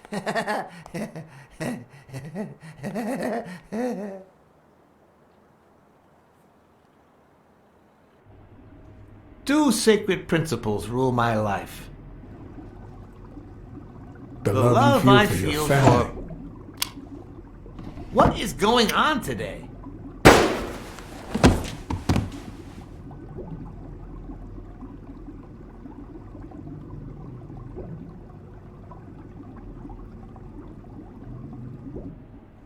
Two sacred principles rule my life. The first is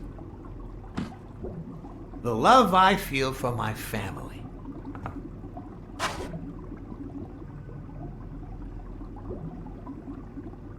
The second,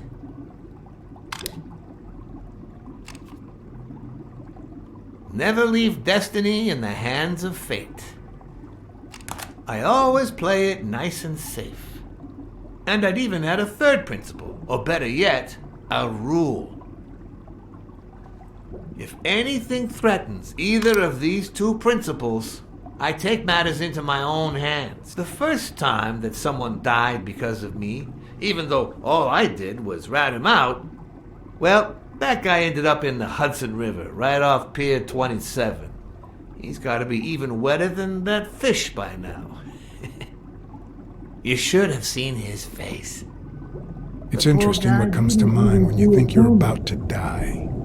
Suddenly all I could think about was how much I wanted a pet fish. You too, Bruce? Anyway, I was 14 years old, and I still dream about him, but his widow and his son. By then, I was adamant about buying a fish. But first... That was that. Never again.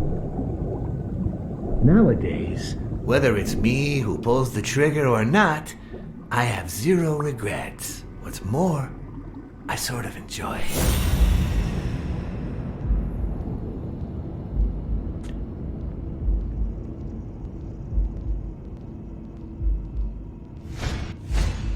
His pupils are dilated, and there's a slight grin on his face.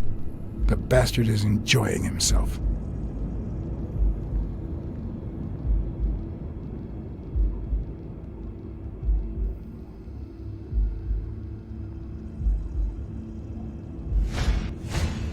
In case anyone had any doubts about who's the boss around here, I'll put my dirty feet on his luxurious table to prove that all of this is mine.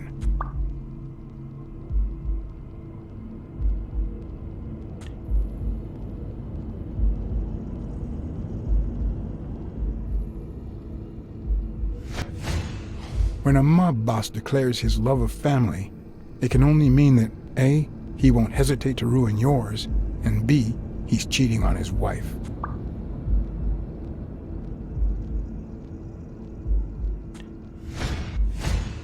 The guy never hesitates to pull the trigger. Even if I hadn't seen what he did to Jimmy, I'd know he's not bluffing. I knew I had it in me to get out of that place alive.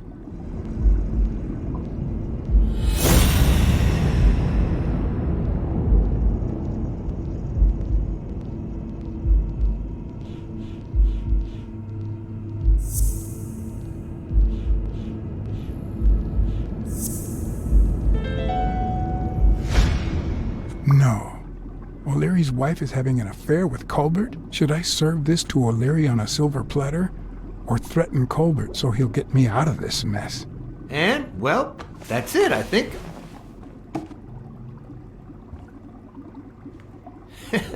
You know, Blacksad, I never made it this far. Congratulations. You're going in style.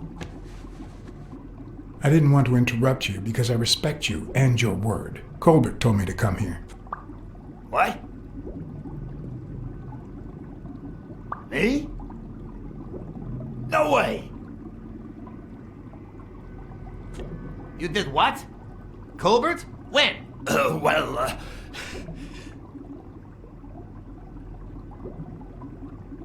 Yeah, remember when I called you on the phone? Don't you remember that cocky drunk guy? No.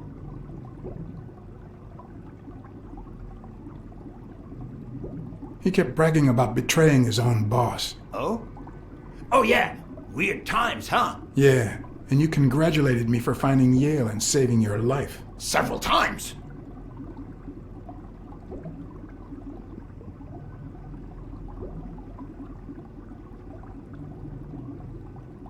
Then you assured me that O'Leary would thank me. Well, I didn't put it that way, but yeah. And then you told me to come here to ask the boss himself. Yeah. I think you deserve it. Right, Desmond? Oh, Blacksad. Thank you. And sorry for jumping to conclusions. First, you get a random beating from my men. And here we are. When you shared what you'd found in Yale's apartment, well, it made me sort of want to trust you. But as you well know, you can't trust anyone in this world. Take it. It's only fair.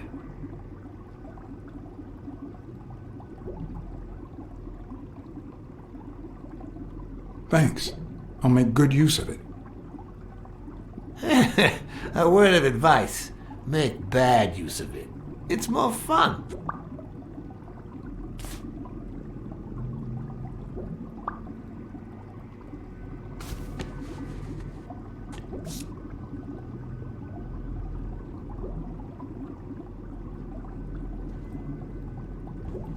Oh, Blacksad.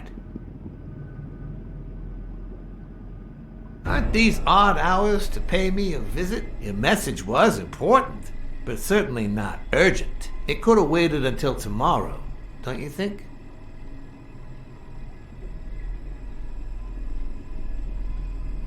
We cats and wolves hunt at night.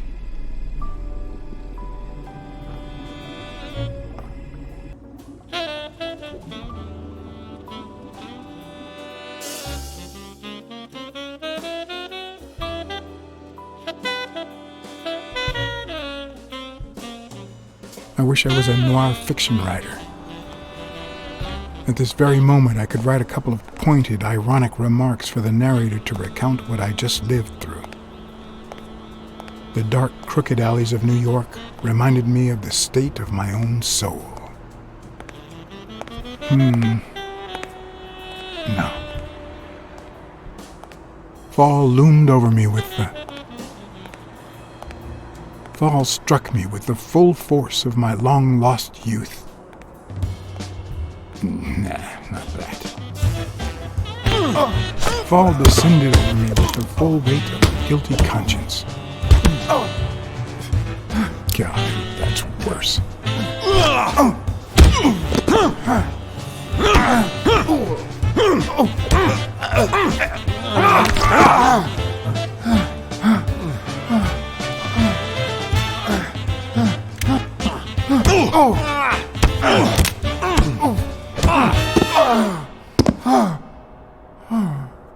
What were you thinking? He wants him alive!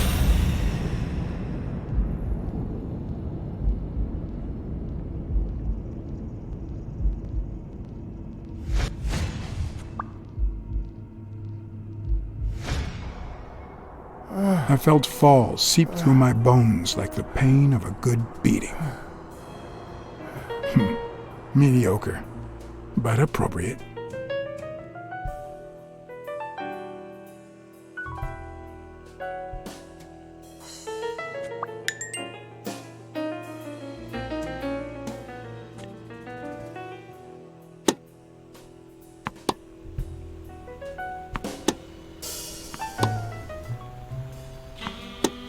Against all odds, next morning I got up bright-eyed and bushy-tailed. And I had my kind, unknown assailants to thank. The beating had taken its toll, but for the first time in months, I had slept like a baby. Oh, come on, Helen, focus! All right, take 5. We'll work on that double backhand later.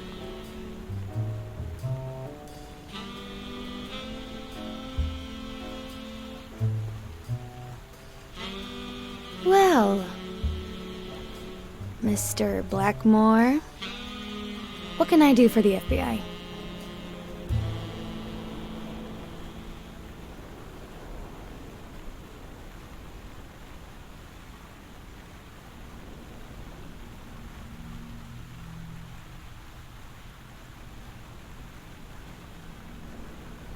What every blue-blooded American should do. Ride the wave of success. On a global scale, if possible. Yeah, sure. We have to beat those commies on every battlefield, be it in Korea, a clay court, or Wimbledon. But that's not what you mean, right?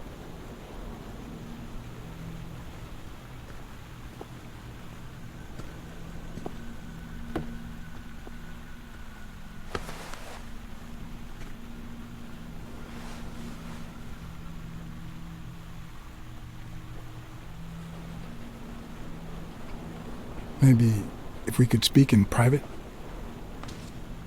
Alec!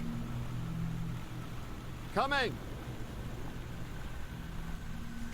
You've got 4 minutes, Mr. Blackmore, so...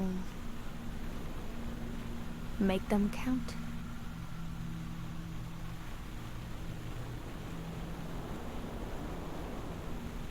We know about you and Desmond O'Leary. Wow. The FBI sure knows what it's doing. So, out of the 100 million Americans who know about that, who did you extort to get such highly confidential information? The thing is, well... You see, I'd love to wipe out that part of my past, but whatever. Do you have any regrets? Ads pay more than trophies. Can you believe it? Being associated with such a shady character could only damage my reputation. Trust me. Never get involved with a married man. They say you're currently involved with Al Stone, the boxer. Is that correct? Wow, your sagacity never ceases to amaze me. Don't beat around the bush. We know why you're with him. Oh, so you like his biceps too? Desmond O'Leary asked you to seduce Stone. Why? What? No, I met Al by chance at a party. A party hosted by Desmond O'Leary. No, that can't be. No one is that shrewd. Not even him. Damn, I hate that bastard.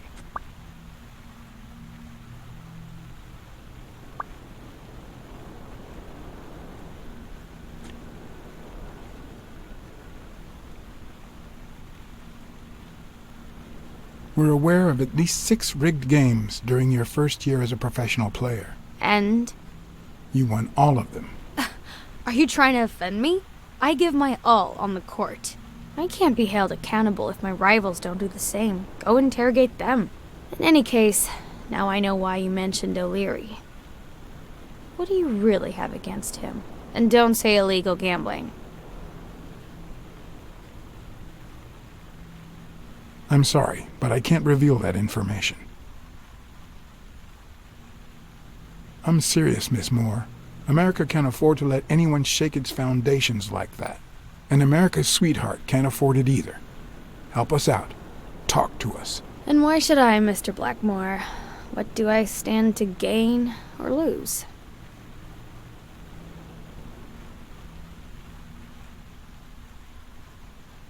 Our country faces drastic problems that require drastic solutions. Do you want to be part of the problem or part of the solution? This is actually quite simple.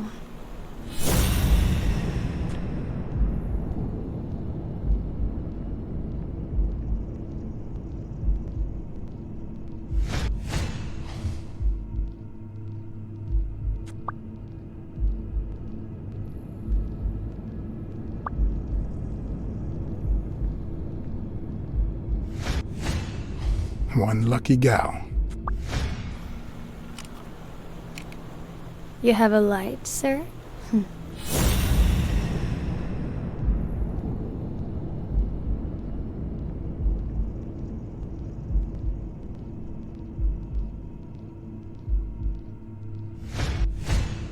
The pearly white teeth of someone who barely smokes.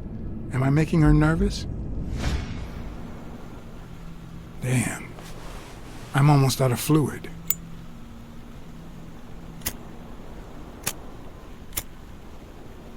Want to know my trick? Go down to start, then up with it, and then down again.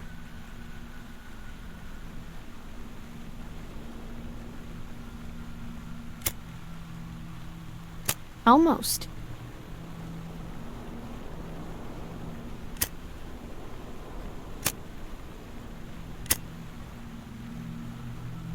Thanks.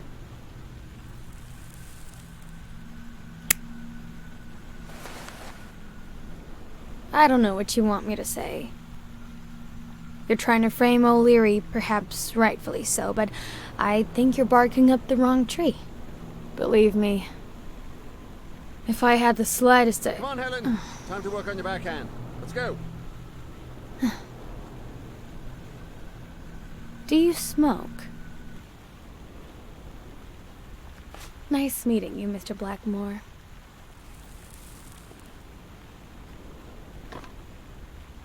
Did you bring my water?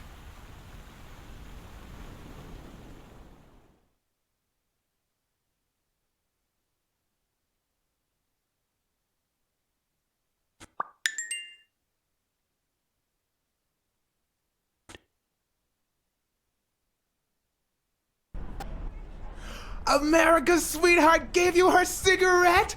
Dear God, she has the hots for you! I can't believe you said good old Weekly to investigate that stupid walrus while you were hanging out with Helen Moore herself! So, what do you say, you and me, we change places next time, huh? Your turn. Now tell me, what did you find out? You're gonna love this. You ready? I've got news, but I happen to also have a Blacksad. Thank you so much, Mr. Blacksad. Huh? Oh, Mrs. Colbert. My husband woke me up this morning with roses and breakfast in bed.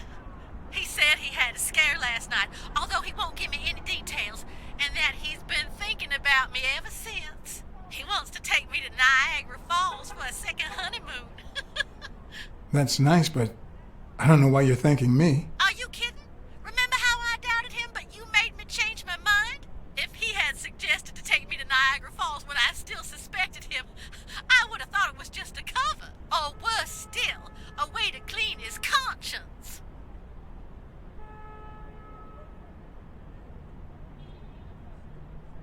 Well, I I only did my job as honestly as I could. Enjoy your marriage. I hope you and your husband are happy. Well, that's all I wanted to say. Send me your bill when you can. You're a good man, Mr. Blacksad.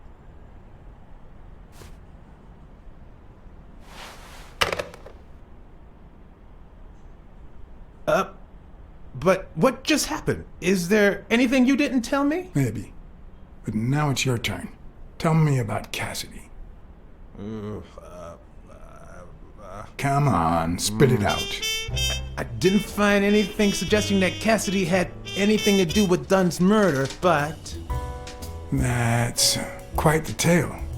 But I know Cassidy will be playing poker tonight with one Howard M. Farnham II, a Texas tycoon looking to get his claws on the boxing business.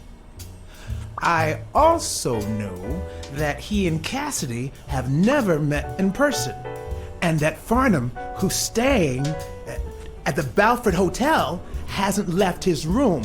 Apparently, he spent the night with 3 bottles of bourbon.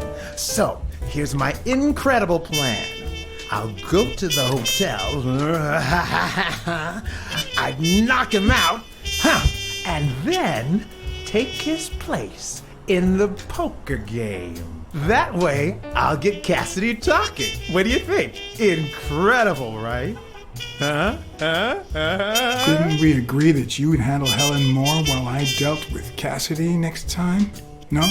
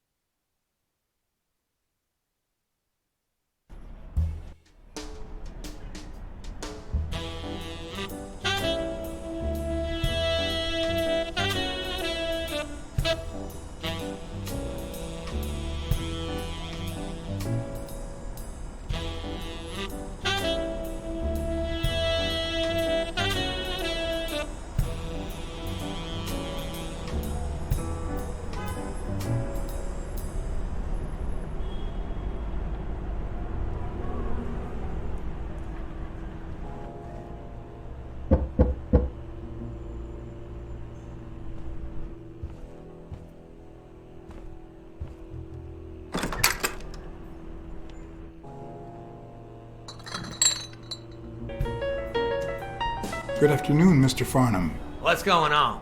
Allow me to introduce myself. John Blackmore. I work for Frank Cassidy. He asked me to bring you these bottles so you could choose which one you prefer for the game. Oh, sure. I was fixing to leave, but I guess them monuments ain't going anywhere. Well, come on in then. Getting in Farnham's room was easy. Earning his trust was another story. But I always have an ace up my sleeve. Blackmore? You okay, partner? The best way to earn someone's trust is to make them believe they've earned yours. And sometimes, the best way to fake it is to tell the truth. I don't know where to begin. Since I got back from the war, I haven't been the same. Sorry to hear that, son. You should have paid somebody to go in your place, like I did. The poor bastard didn't have a pot to piss in, so he done a fair deal. Till he went off and got himself killed. But you know what? At least he earned his place in heaven. Good Lord bless that man. And us while we're at it. Cheers! One of the tricks of this trade is to be wary of the biases we all have.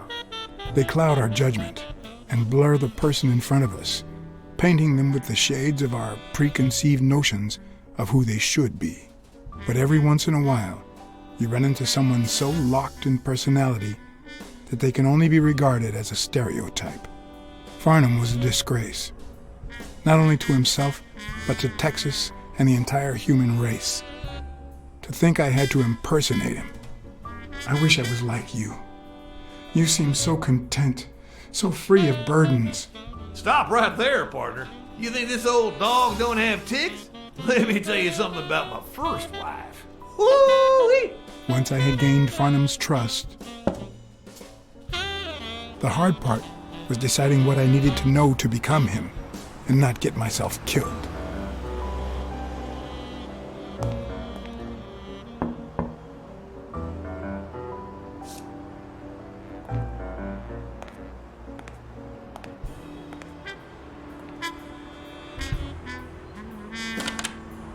What can I do for you, sir?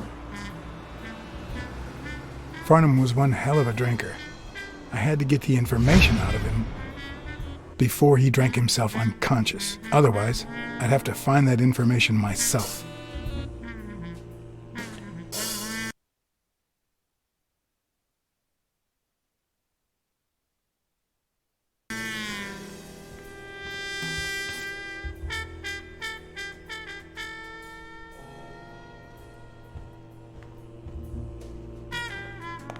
They smell like a party.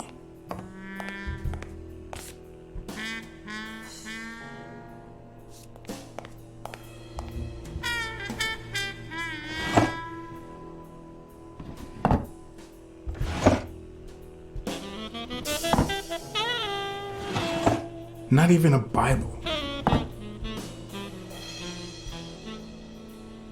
At least it's comforting to know that when Farnham drinks too much, his female companions have less of a hard time. Well, I'm afraid I'm no mind reader. Wait,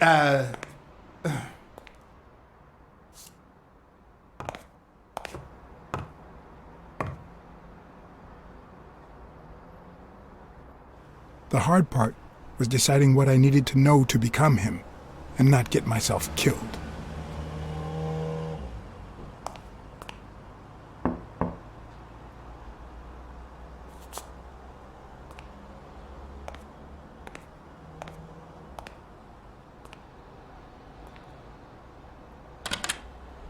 what can I do for you, sir? Farnham was one hell of a drinker. I had to get the information out of him before he drank himself unconscious. Otherwise, I'd have to find that information myself.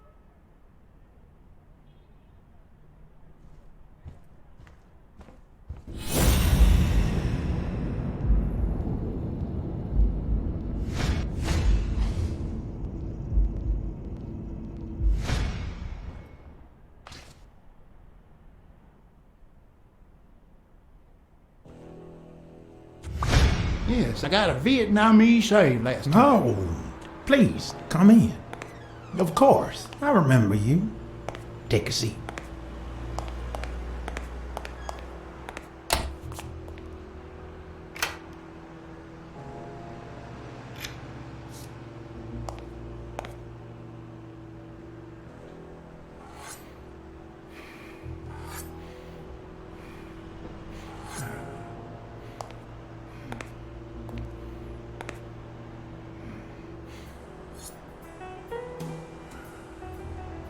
I'm sure you'll understand we can't be too careful. Our host has many enemies, and someone has to keep them at bay.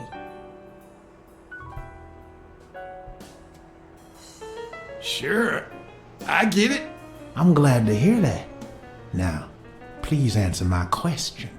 How much does it cost to get yourself a clean Vietnamese shave? Then, sure enough, booze put the nail on the coffin of my first marriage. You know, the wife that caught me cheating with the maid. My second marriage, too. You know what I did to her daddy? Same old with several mistresses. So I decided to stick to my guns and only deal with hookers.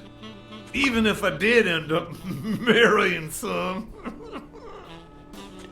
I feel you, Mr. Farnham. So I'm going to be honest with you.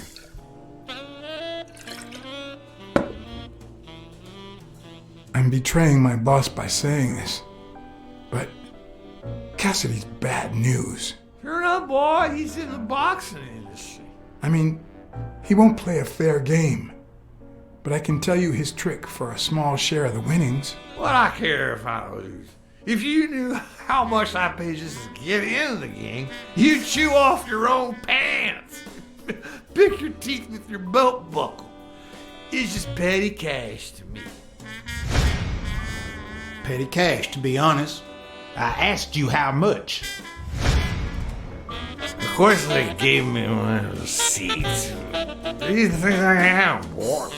Wait, I'll show you. I gotta get somewhere. Just a sec. I'll get it. I just put it over. I think I'll be right back.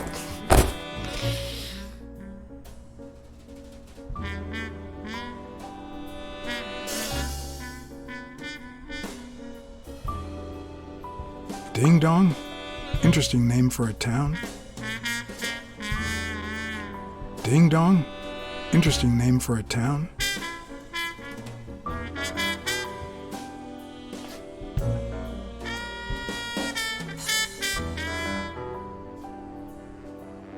Why didn't you just say you had the receipt in your pocket? I'm almost certain, but tell me, who told you to come to this barber shop?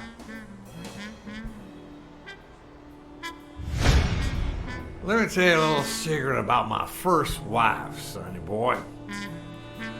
When I met that woman, she had no manners, no money, no nothing. Who in the hell?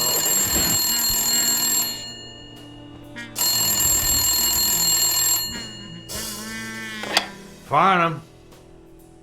My God, if it ain't the hero of the day.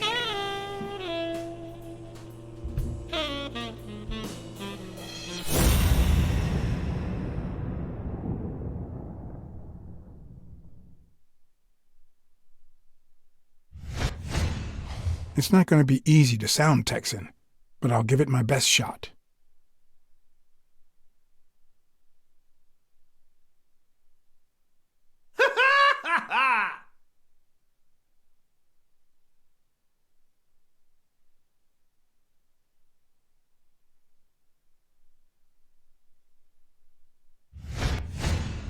Nothing says Texan like a cowboy hat.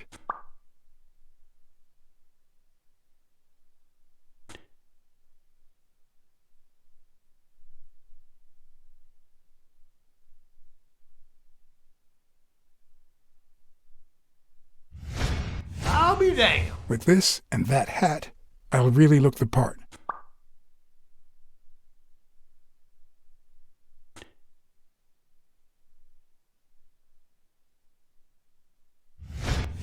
I probably don't need to imitate his gestures during the game, but it certainly wouldn't hurt to try.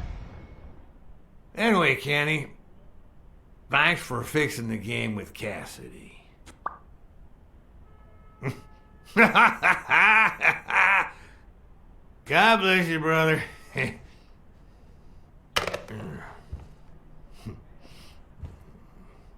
craziest goddamn Texan in New York. My good old friend Kenny. Craziest goddamn Texan in New York. You know how many Kennys there are in New York? Kenny who? So besides when and where the game will be, the password, and the money Farnham dished out, what else do I need?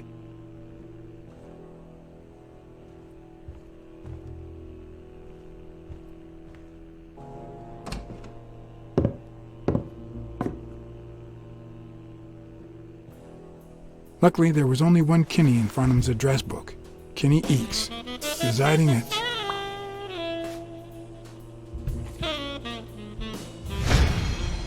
Cornell Plaza, Manhattan. Stunning penthouse. I'm not surprised. Mr. Eakes has excellent taste. Do you happen to know what he asked for the last time he was here?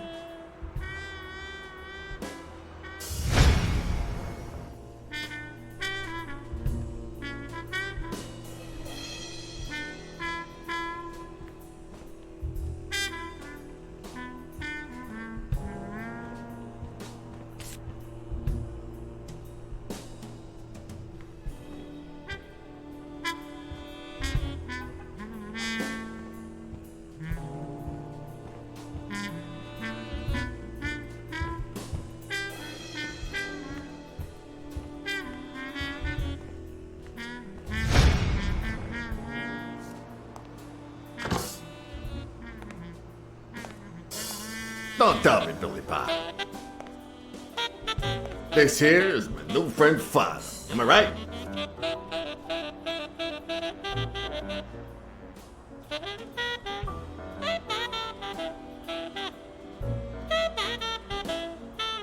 Sure enough, your barber was fixing to give me a shave. You can get a good shave at another time. Billy Bob is always at our beck and call. Of course. Hey, come on. Let's get in there before they finish all the bourbon without us. I haven't frisked him yet, sir. I don't think that'll be necessary. Mr. Farnham here, he's an honest Texan. And I'm sure he'll hand over his weapon if we ask him to. Right?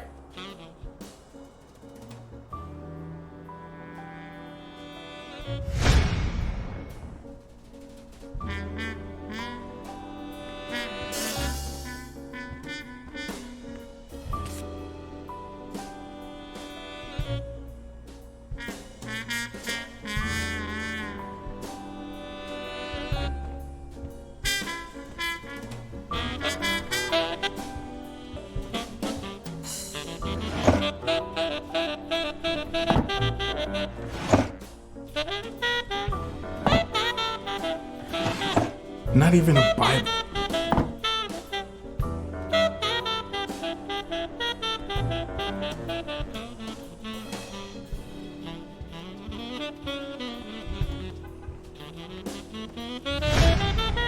Are you going to hand over the gun or not? You know what? I'm starting to think that you're not trustworthy. And I hate wasting my time. Yeah, but the bad thing is, it'll be just 3 of us playing tonight. Billy Bob?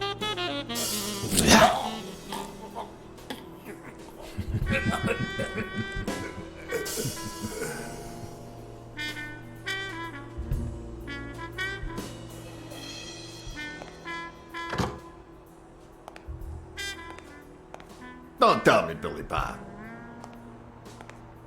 This here is my new friend Father. Am I right?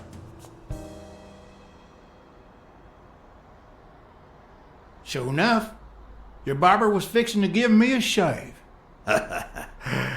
You can get a good shave at another time. Billy Bob is always at our beck and call. Of course. Hey, come on. Let's get in there before they finish all the bourbon without us. I haven't frisked him yet, sir. I don't think that'll be necessary. Mr. Farnham here, he's an honest Texan. And I'm sure he'll hand over his weapon if we ask him to. Right?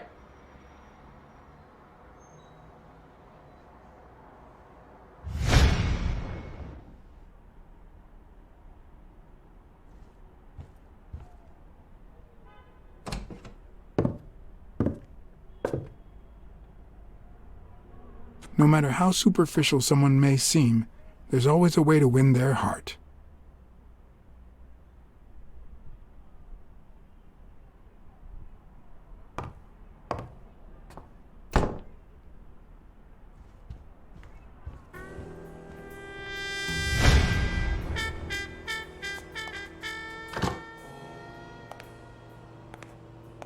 Don't tell me, Billy Bob.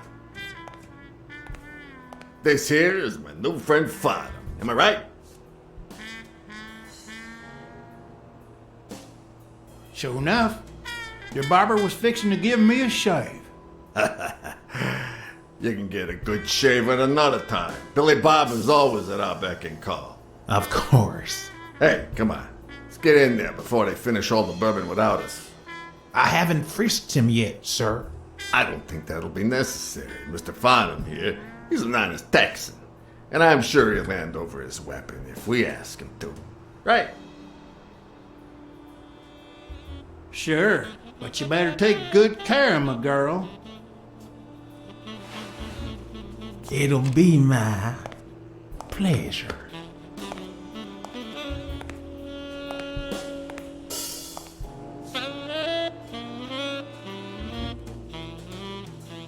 Welcome, gentlemen.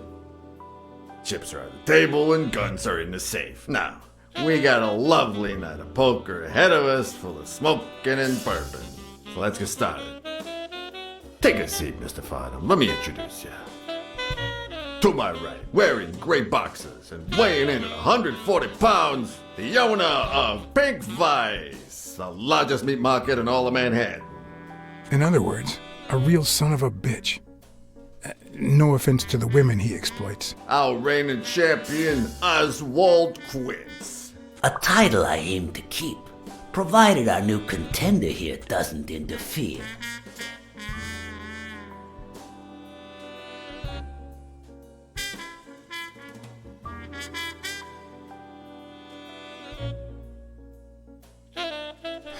Sorry, partner. You ain't got a chance in hell. But look at it this way. You're fixing to learn new tricks. For better or for worse, I only need one trick. Playing well. The truth is that our friend Farnham owns the largest and, I dare say, most entertaining establishment in Texas. Really? So we're colleagues then? Yeah, you wish, Quince. He owns a casino. Damn. And it's not even in Austin or Dallas. It's actually in a little town called, what was it? Darn it. I looked it up the other day. Had a funny ring to it. I hate it when this happens. I thought they moved all Texan casinos to Vegas, where gambling is legal. You got it wrong, partner. Quince is right. The casino's in Vegas. I knew it. No, I'm sure it was a town in Texas. He had the funniest little name. It was, Sometimes you get the feeling that it's all gone wrong, that you've made a terrible mistake.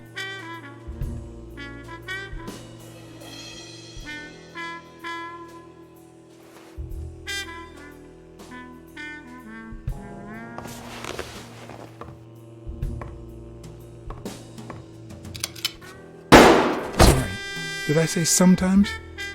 Huh. No. That only happens once in a lifetime.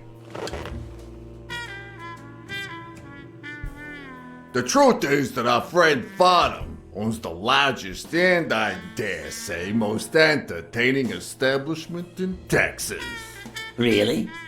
So we're colleagues then? Yeah, you wish, Quince. He owns a casino. Damn. And it's not even in Austin or Dallas. It's actually in a little town called, what was it? Darn it. I looked it up the other day. Had a funny ring to it. I hate it when this happens. I thought they moved all Texan casinos to Vegas, where gambling is legal. You mean Ding Dong, Texas? Ding Dong! That's it.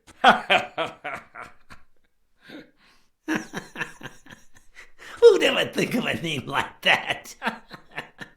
Well, casino or no casino, let's just hope he doesn't keep as many aces up his sleeve as the late Ventimiglia, huh? Amen. To my left, wearing brown boxers and weighing in at 396 pounds. Frank, show some respect, huh? The hospitality tycoon, no. Tycoon? I just own a small bar with pool tables. Clients drink close to nothing and play even less, but certain business transactions just couldn't happen anywhere else. Damn it, Paulie. Why don't I know your last name? Because they took it away from me. You have no idea how good my ex-wife's lawyer is. Women, they even take our damn names.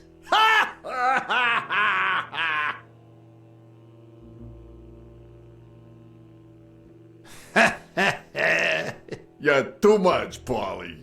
When you're done sightseeing, why don't you drop by La Iguana for a game of pool? And I'll buy you a drink. But I have to warn you, my clientele isn't crazy about furry fellas such as yourself.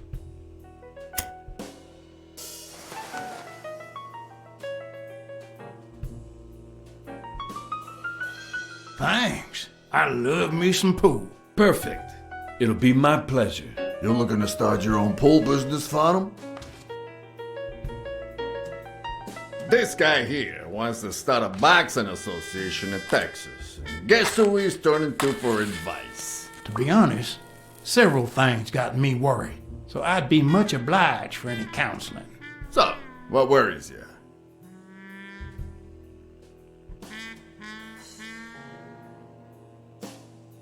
Having to compete with illegal gamblers like that old Leary fella. Oh, One would almost think that you live in New York, my friend. That son of a bitch killed one of my men and left the poor bastard on my damn porch. But he's a goner now. Ever since the sport got put on TV, people want a fair game, honest boxes, and no shady business. You can't break the law anymore like before. Nowadays, they gotta bribe those big network executives to negotiate for broadcasting rights. Billy Bob, bring out the bourbon. We're drying up here. I'll deal with a fresh deck, of course. We respect traditions in this establishment. Poker is as boring as it is simple. All you need to do is read people's faces. And even the worst detective has that trick up his sleeve. The real issue is knowing what to play for when there's much more than just money at stake.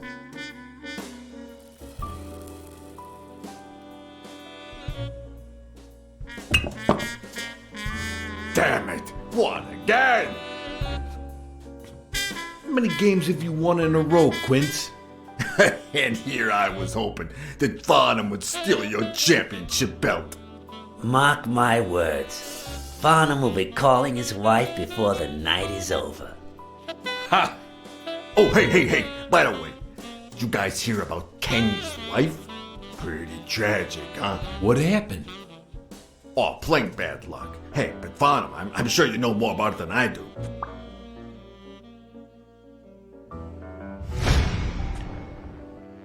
Anyway, Kenny, thanks for fixing the game with Cassidy.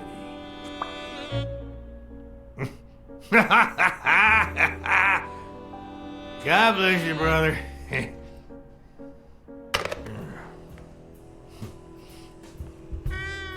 Craziest goddamn Texan in New York. And the poor fella's already got enough on his hands now that his wife... Tell me more about your first wife. Oh, right. Where were we? Same difference. Another drink?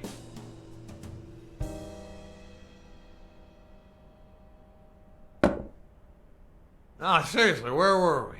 All right. We was fixing to have another drink.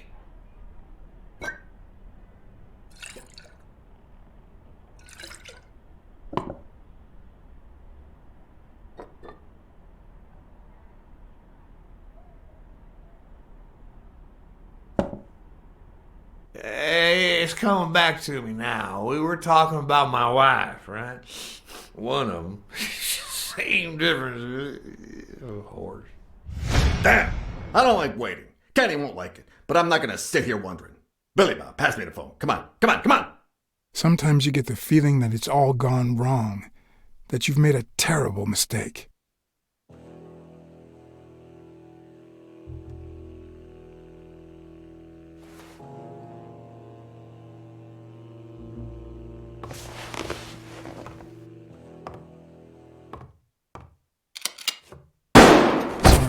Did I say sometimes? Huh. No, that only happens once in a lifetime.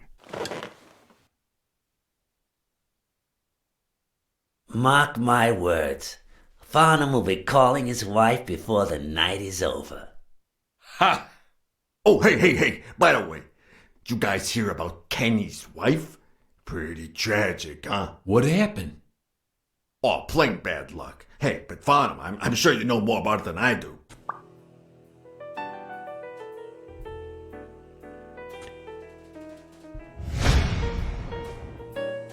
Anyway, Kenny, thanks for fixing the game with Cassidy.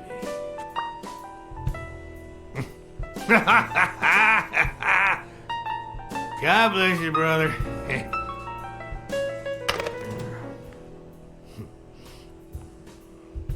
Craziest goddamn Texan in New York. And the poor fella's already got enough on his hands now that his wife... Women just gotta have their vices. Well, she's in a rehab clinic now, hooked on tranquilizers and all that. That's it, tranquilizers. Don't tell me women don't have their vices, too. Bring out the bourbon, Billy Bob. Come on. Give me the bourbon. Maybe I spoke too soon when I said that poker is easy for a good detective. Even when you play to lose, it's best to win the occasional hand to avoid suspicion. But with Quince, it was just impossible. Well, I'll be damned! I don't believe this! See what we mean, Farnham? I still don't get why you keep coming for more, boys. I'm starting to think you all lose on purpose. In which case, you're about to have a blast. Poor Farnham. Came looking to make big bucks in the city with his boxing, and he's gonna lose it all with poker. I hope your counseling will make up for it. Yeah, so how can I be of help?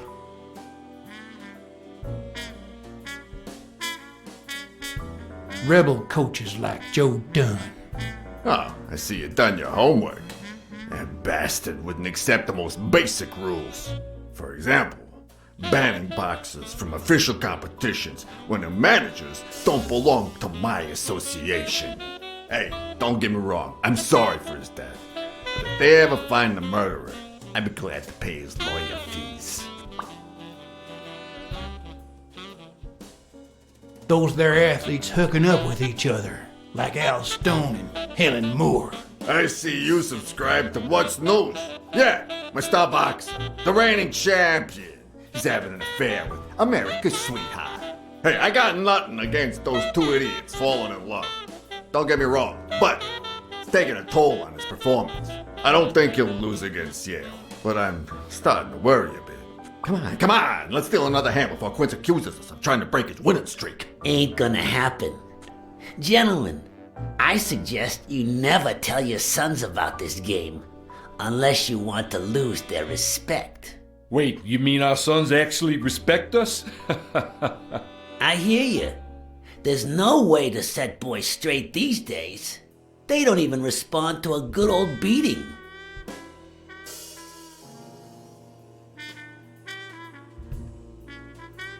I dare say Texan boys do respond to a good beating.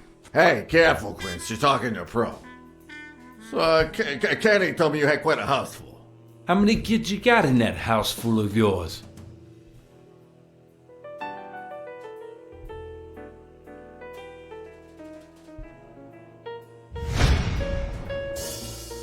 No, that son of a bitch was about to choke on his own vomit. If I'd been a communist, perhaps the vision of a millionaire choking on his own vomit would have made my day. Even so, I doubt I could have just stood there and watched him die. Unfortunately, I didn't break a sweat trying to save him.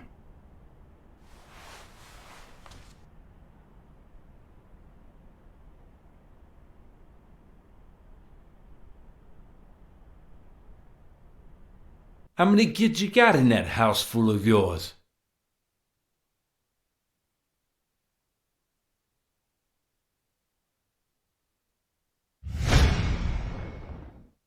No, that son of a bitch was about to choke on his own vomit. If I'd been a communist, perhaps the vision of a millionaire choking on his own vomit would have made my day. Even so, I doubt I could have just stood there and watched him die. Unfortunately, I didn't break a sweat trying to save him.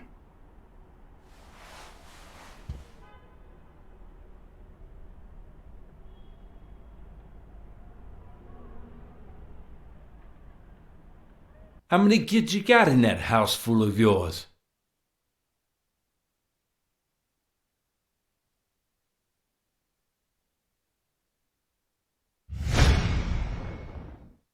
No, that son of a bitch was about to choke on his own vomit. If I'd been a communist, perhaps the vision of a millionaire choking on his own vomit would have made my day. Even so, I doubt I could have just stood there and watched him die. No, deserving or not, the man would live.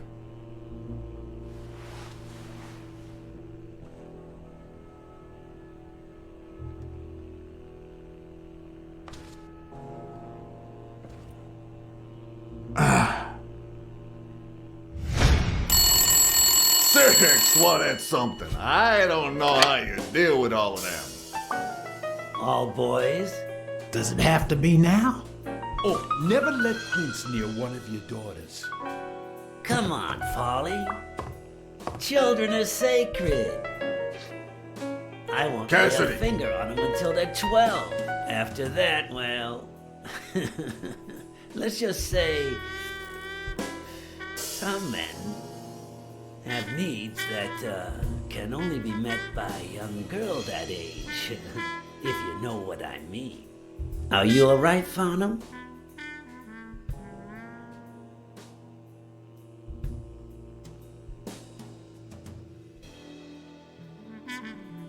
Yes, I'm fine.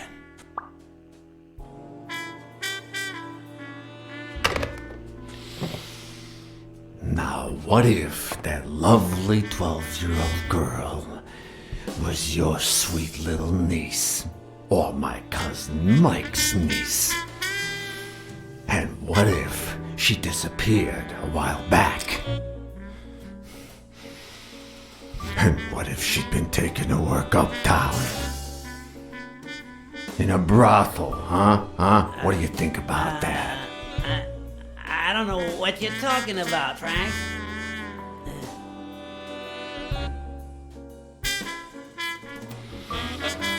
Don't you dare call me Frank. Billy Bob. It's 500 more. For washing up. It's a deal.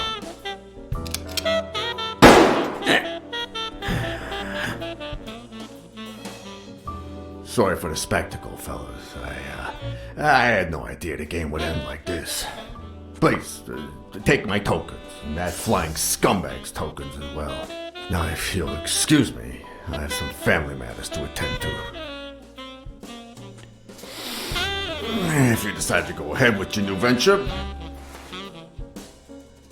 call me Farnham. Your behavior at last night's game was utterly insulting.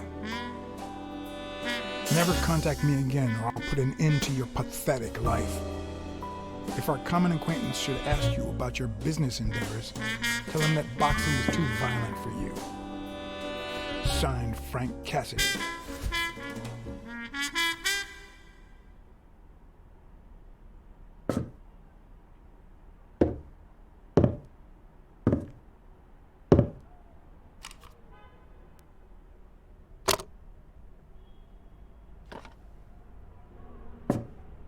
My own tracks would be covered the following morning when Cassidy read this note from Farnham. Dear Mr. Cassidy, although I'm grateful for your kind help, last night's game made me realize that boxing is just too violent for a peaceful Texan like myself. I have decided to invest elsewhere. Yours sincerely, Howard M. Farnham II. Damn Texans.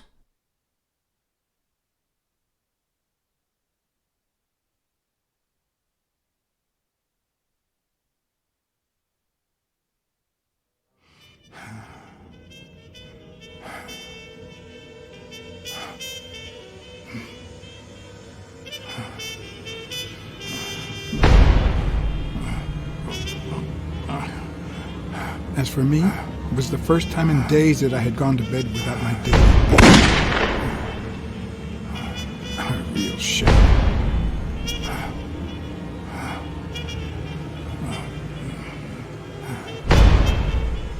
Nothing like a bruised body to help you to sleep like a baby.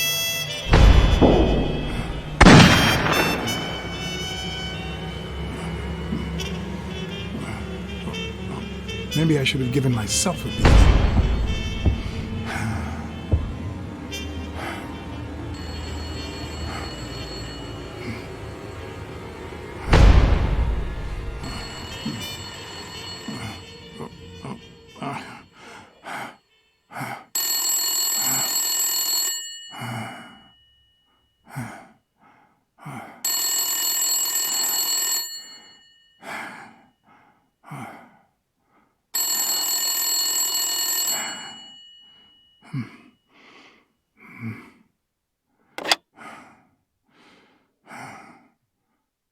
Blacksad. Finally, I need you at the gym. Now, please.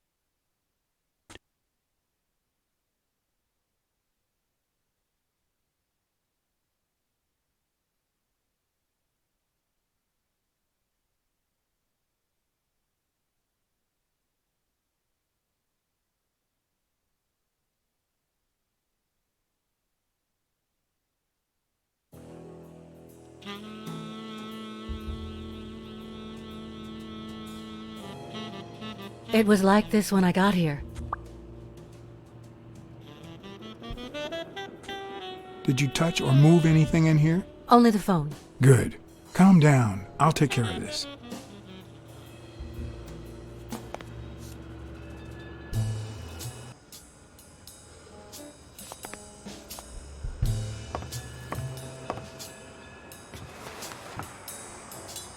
Bingo. What is it? Nothing. Just a freshly signed contract.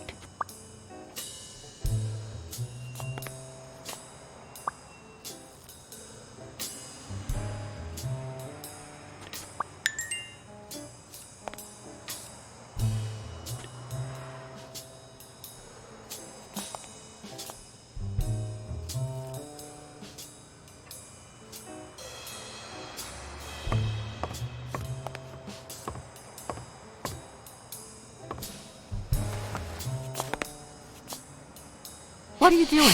Do you like sardines? Excuse me? Do you like sardines? Ugh.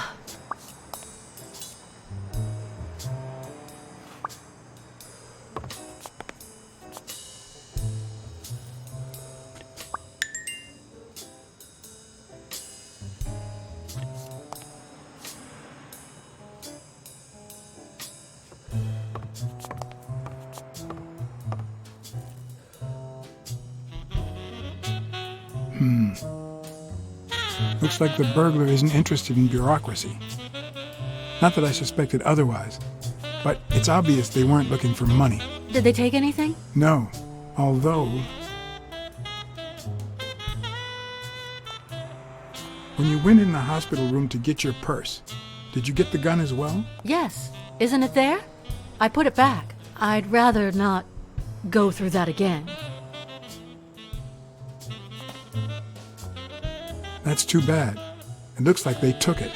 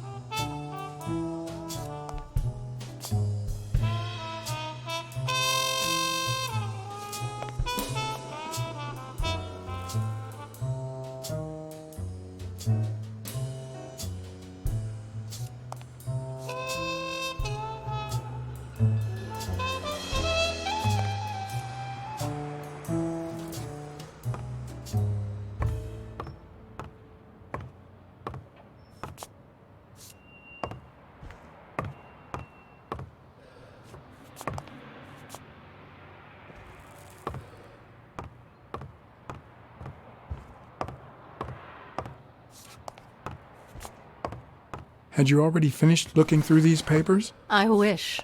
Well, I guess you'll enjoy sorting all this again.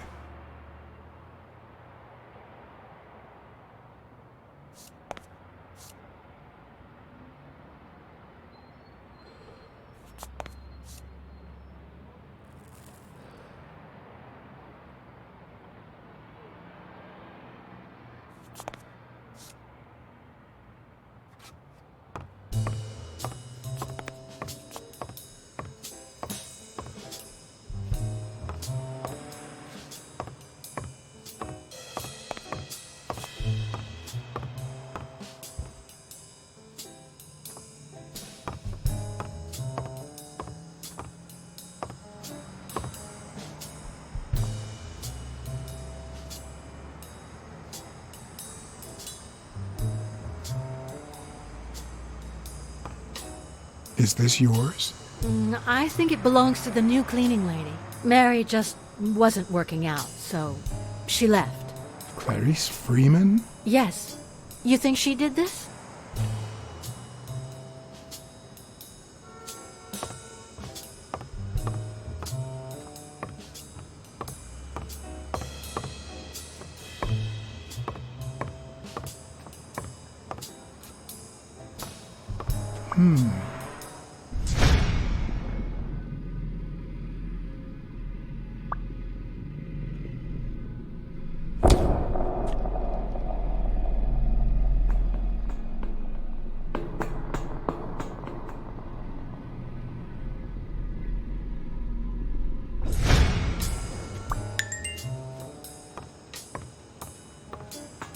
Wait here, please.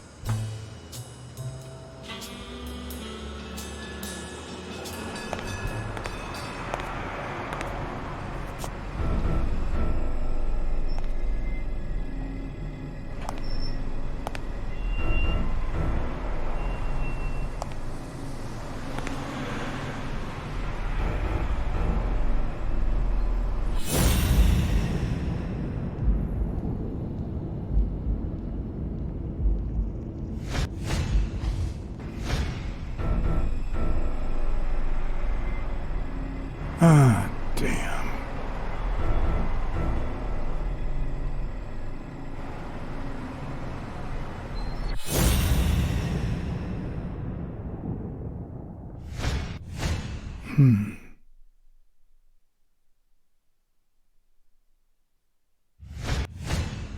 Could be a knife wound. The murder was brutal.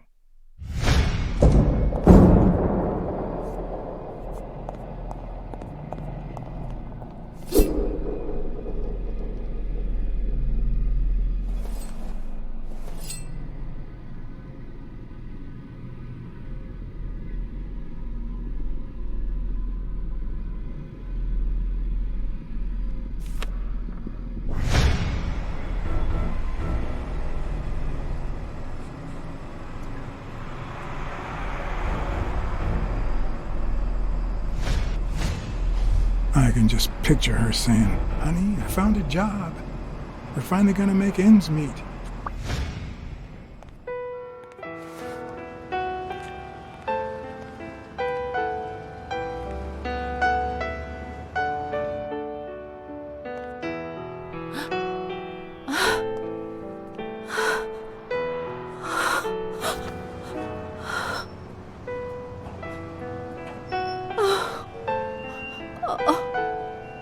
I want you to call the police, Sonia, and then go straight to a friend's house. Don't even think about going home, and definitely don't come back here. I'm staying at a friend's house. I haven't even set foot in my father's place yet.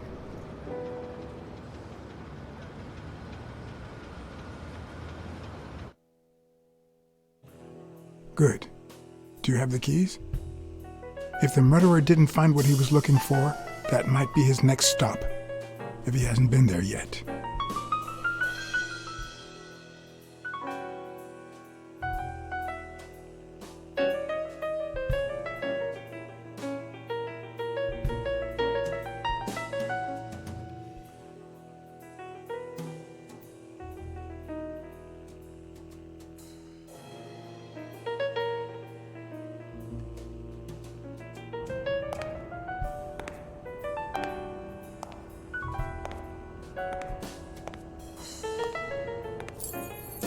For once I had the keys to the place, which meant I wouldn't have to use my lockpicks or...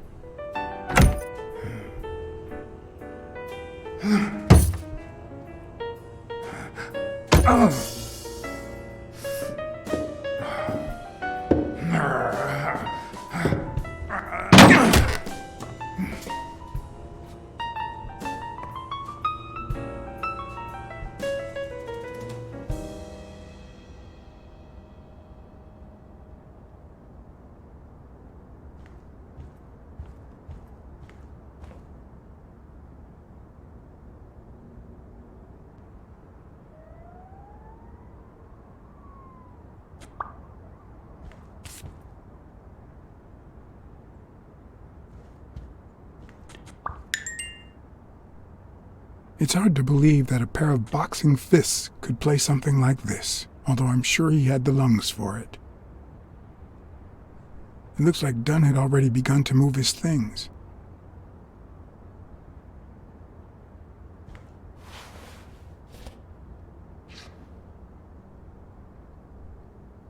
Dunn? Thorpe? No idea. And these two? They look familiar.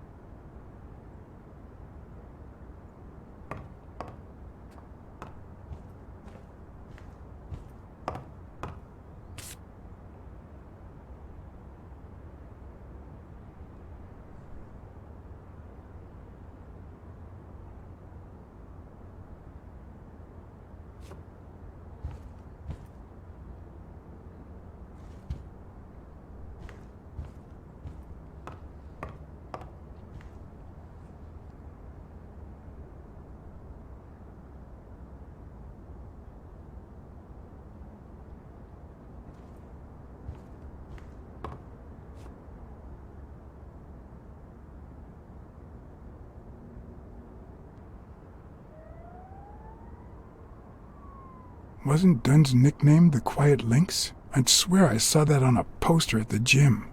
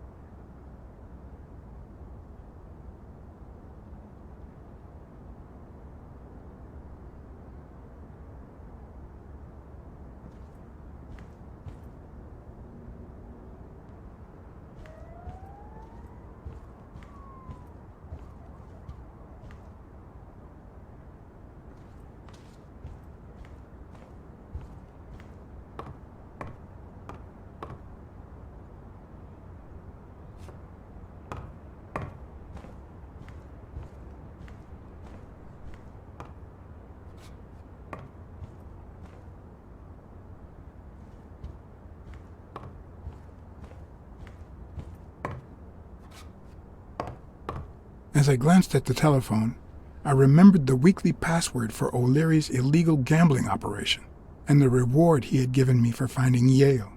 I had managed to make my own dirty money after the Eagle pimp suddenly quit the poker game. How much damage could a small bet do?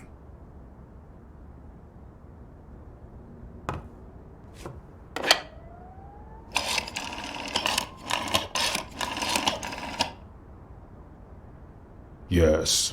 Wild strawberries. Welcome, sir. May I ask for the beneficiary of your bet?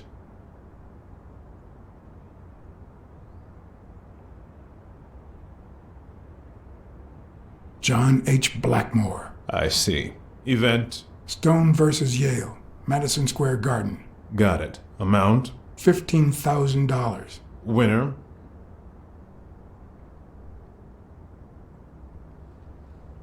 Yale wins. Place of delivery? I'd seen several locations written out in O'Leary's basement, but I could only remember one, courtesy of my new matchbox. La Iguana Pool Room. All right, sir. Good afternoon.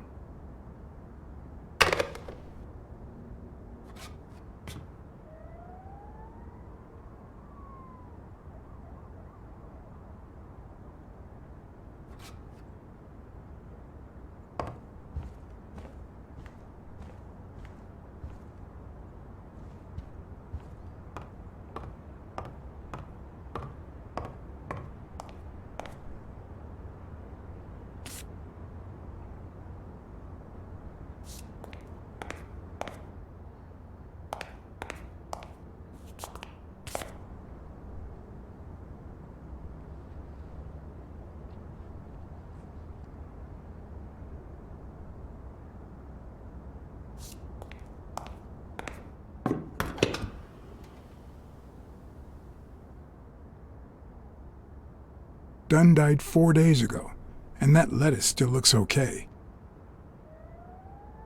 Ready-made meals on airplane trays in front of the TV. Who would have thought we'd end up eating like this?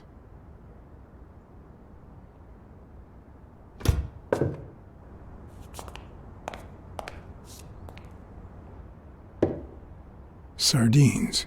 It's been open for a few hours.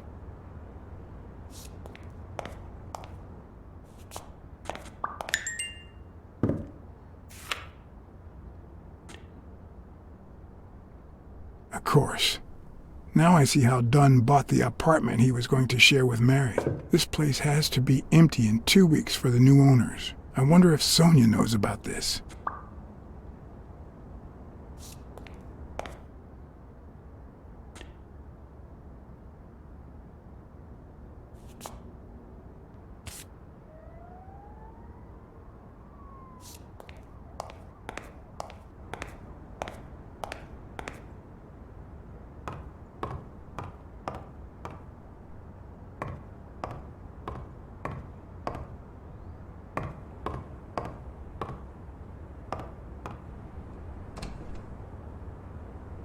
Another empty closet.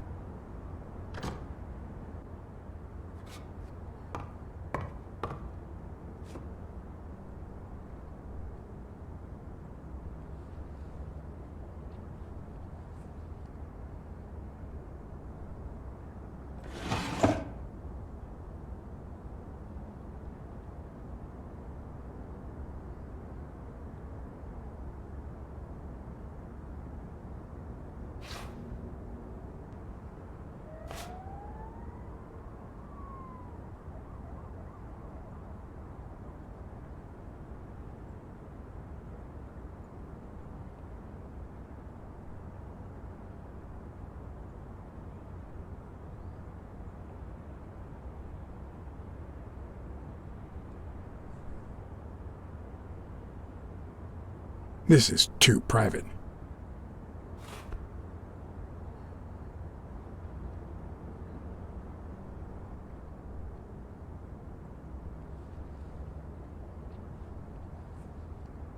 You still looked at her every morning, so many years later, with a new love? Maybe we don't need to forget. Maybe pain just transforms into, I don't know, something.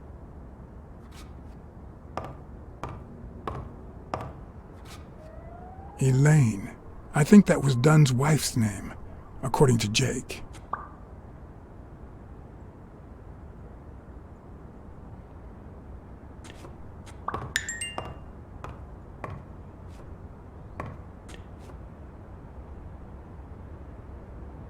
Is this how he got in?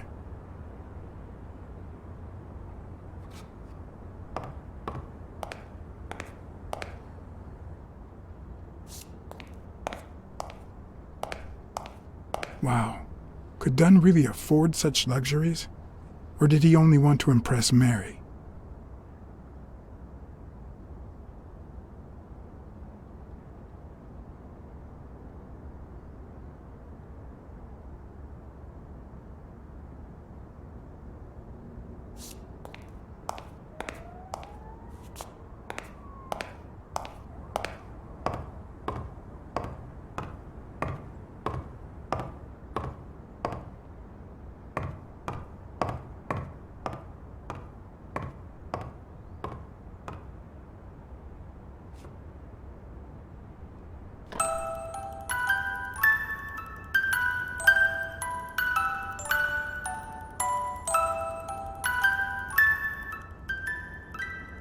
Could this be the origin of Sonia's interest in business management?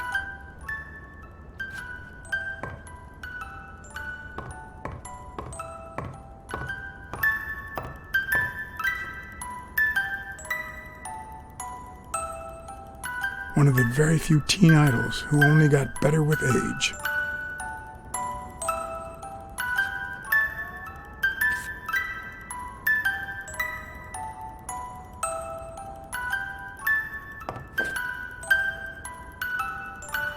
What's this doing here?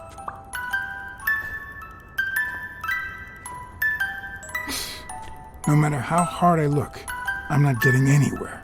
What the hell was the burglar looking for? And most importantly, did he find it?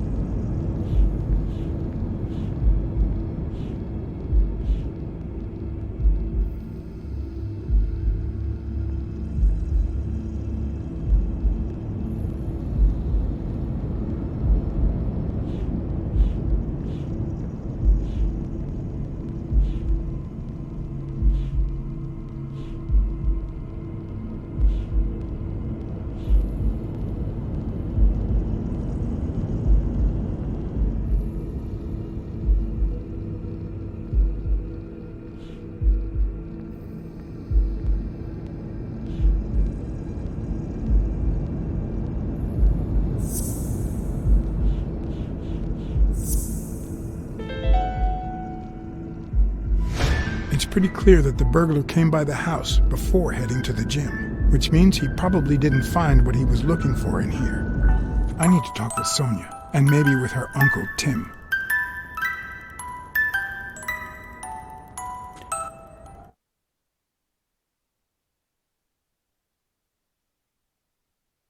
It brings back, I don't know.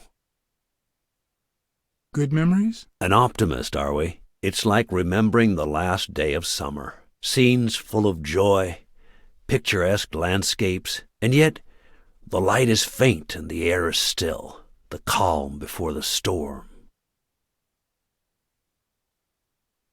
I know that feeling. I figured that much. I can see it in your eyes. We met in the Army. We were all professional athletes. They called us the Olympic Five.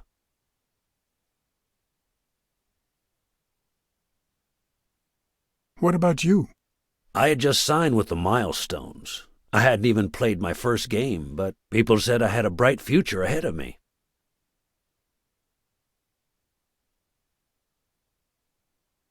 But the war got in the way of that bright future. Huh? No, I made it big when I came back. Best time of my life. Don't you remember that cop at the hospital?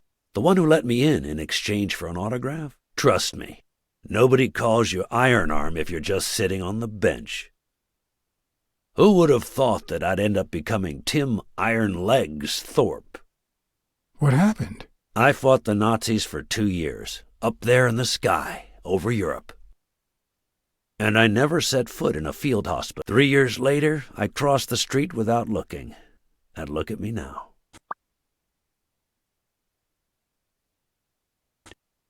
Who's the guy on the right? Angus Mitchell, our combat medic, and a doctor with the New York Warriors. It was Spanow who got him assigned to our platoon. Hey, isn't that Craig Spanow? The guy on the Morley's billboards? Yes, indeed. Our captain. He was the oldest, after all, and star of the New York Warriors. He was an orphan, you know. But he loved the sport so much that he said baseball was his family. He was the one who had Mitchell assigned to our platoon. Was Dunn already boxing? Yes, he was. I had already seen him fight before I even met him. He was as humble in the ring as he was in life. He'd always let his rivals take the initiative. I remember how he barely dodged the blows. If you didn't look at his feet, it seemed like he wasn't even moving. And the footwork, pure dancing. You could almost hear the music. The song would play until his opponent was exhausted. Then came the drum roll, followed by Dunn's victory by KO. Who's the guy on the left? Victor Sukovsky, the athlete. You've probably heard of his medals. What happened to all of them? Sukovsky died the same day they injured Dunn. Dunn received an honorable discharge and came home. He quit boxing and opened his gym. Mitchell was redeployed to a field hospital. Spano and I continued in the same unit, but nothing was ever the same.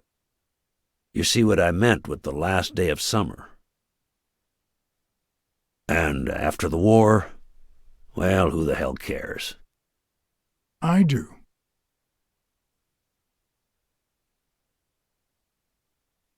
What happened to Spano? Well, you've seen the billboards. He made it big time. When I was forced to retire, I got him some advertising deals. That's how I founded this agency. But then, something happened to him. He became sullen.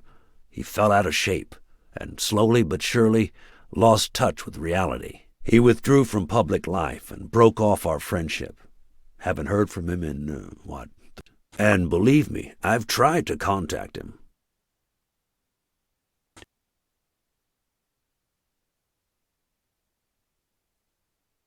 What happened to Mitchell after the war? Mitchell? Who knows? We lost touch. I hope he's doing well.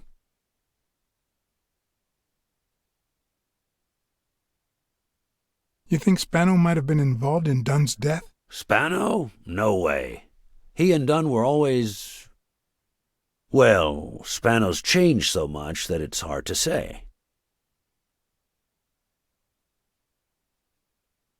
I think I saw Mitchell not too long ago, but I can't remember where. Seriously? Please try to remember. I'd love to hear from him again. I'll do my best. Allow me to double your wage. You have to find the murderer. Maybe Dunn stayed in touch with Mitchell or Spano. Maybe even with both. But he never told me anything. Maybe Sonia knows. I doubt it. But that's not the only question I've got for her. May I?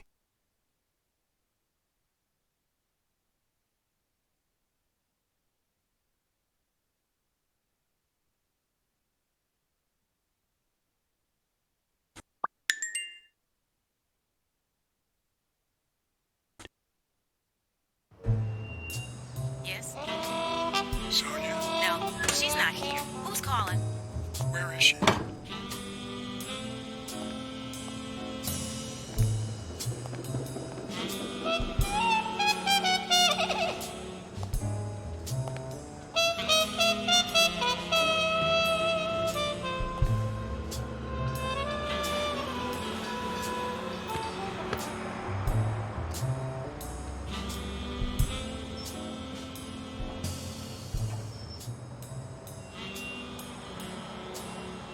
You know, it's dangerous. Have you ever wished you'd never been born?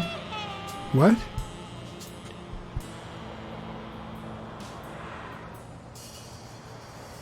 Luckily, that has never crossed my mind. Then you can't help me. First time was right after moving to New York. I hated my mother.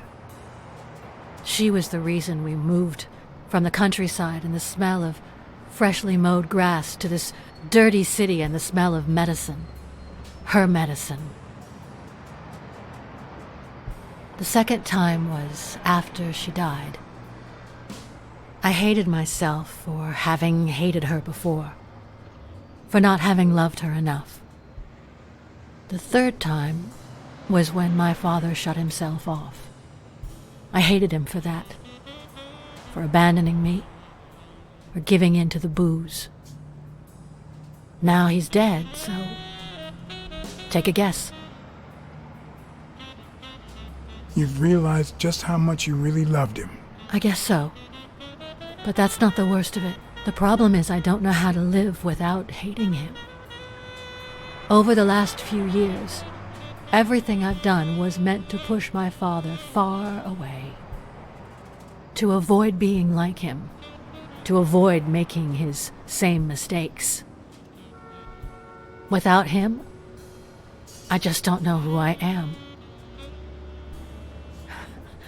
And you won't even let me hate Bobby, which might actually help me. The more you hate, the worse you feel. You think I don't know that? I need someone to blame. Without that someone, I have only myself to hate.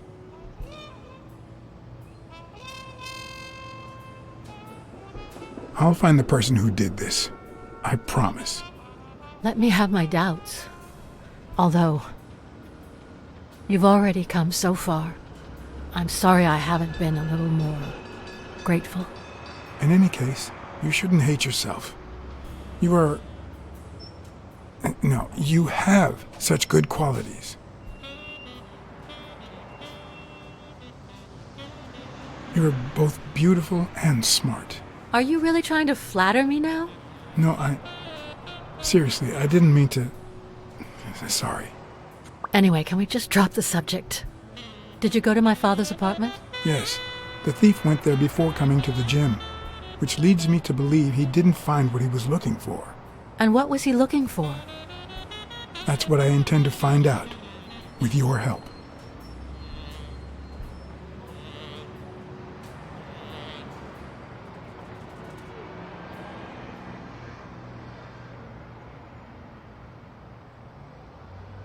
I found a picture taken during the war. The Olympic 5. Did you meet any of them, besides your father and uncle? Well, Uncle Tim actually isn't my uncle. No? He and my father loved each other like brothers. Did he tell you that he saved his life? Your father saved Thorpe? They were flying over Brittany in a 3-unit fighter plane. Zukovsky was the pilot. My father was the co-pilot, and my uncle manned the machine gun. Suddenly, enemy fire killed Zhukovsky and injured my father, which is why he never boxed again. My uncle jumped out of the gun turret, ran to the cockpit, and managed to pilot the plane to safety. Oh, the times my father told me that story. And now...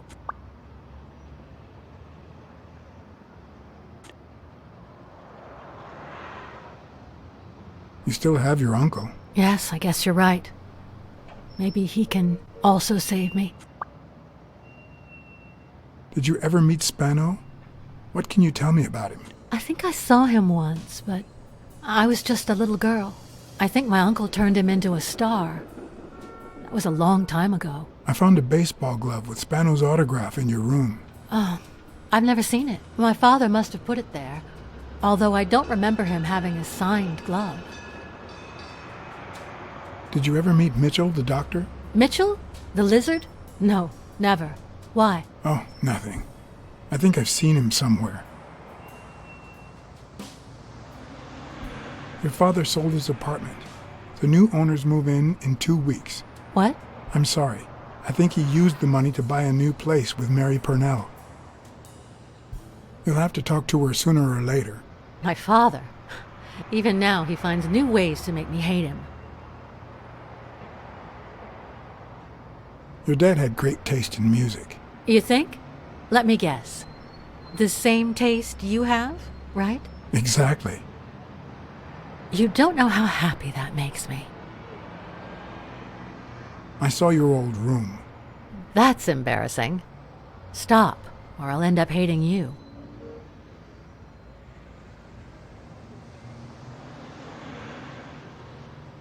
Did the abacus inspire you to dabble in finances? The most useful gift anybody has ever given me. A gift from your mother? From my Uncle Tim. He used to say that in this day and age, a woman should know how to count. My father didn't agree, but he didn't oppose it either. People thought he was a liberal because of his attitude towards racial issues. But at home, things were different. It's odd that there are practically no toys or memories of your childhood in the room, except for a small music box. That box? It might just be my last happy memory.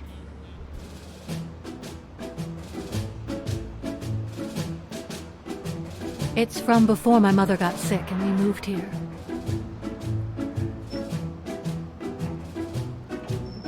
I loved reading stories about pirates.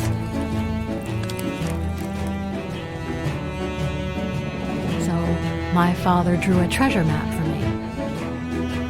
I searched the whole house, one clue at a time. It led me to this enormous tree in the yard where Daddy had put up a tire swing. X marks the spot, so I dug to find my treasure. I loved the music it played, the ballerina and the little secret compartment. Oh, the secrets I kept in there. I think it's the first time I heard you call your father Daddy. Really?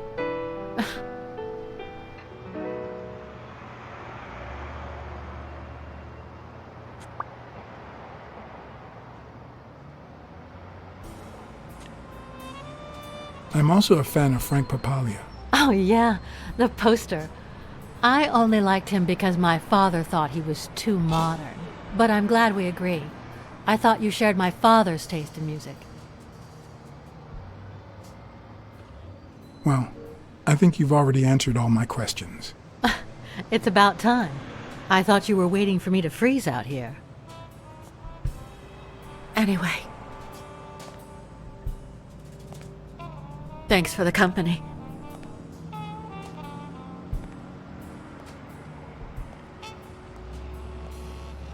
Sonia, thank you.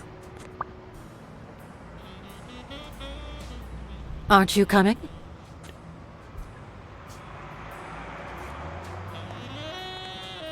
I knew I was looking at a solution, but what exactly needed solving?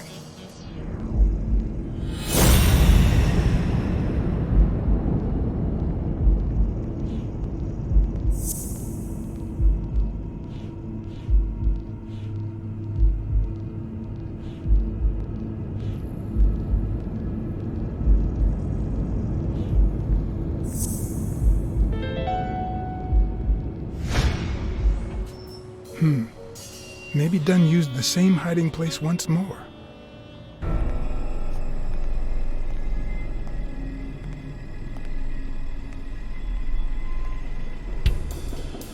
I'll never understand why detectives and criminals bust you while they fight each other in the pictures. What a waste of breath, focus, and energy.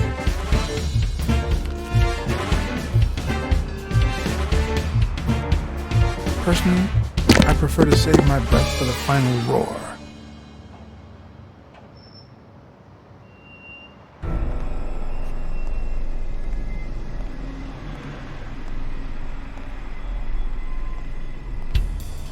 I'll never understand why detectives and criminals bust you while they fight each other in the pictures. What a waste of breath, focus, and energy.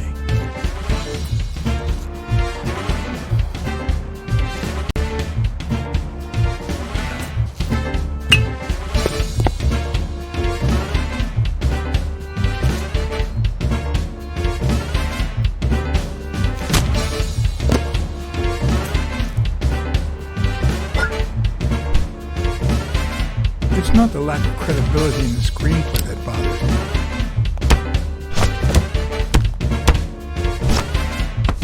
Plus, it's actually pretty handy. When a crook talks to you in the middle of a fight, you know you're up against a rookie.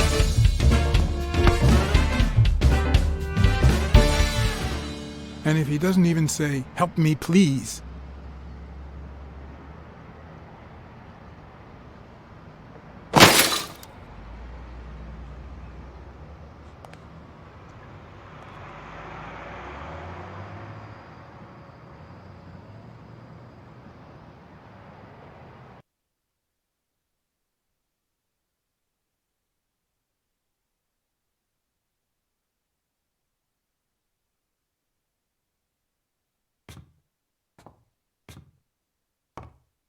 What did they say? Nothing serious. I lost another one of my 9 lives. Oh, this hurts. Got many left? I'm in the red.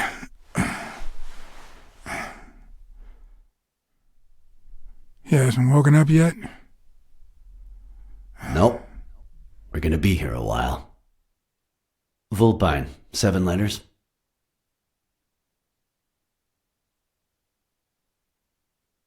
Scheming? You think that's the same thing? I don't know. Sounds a bit off to me.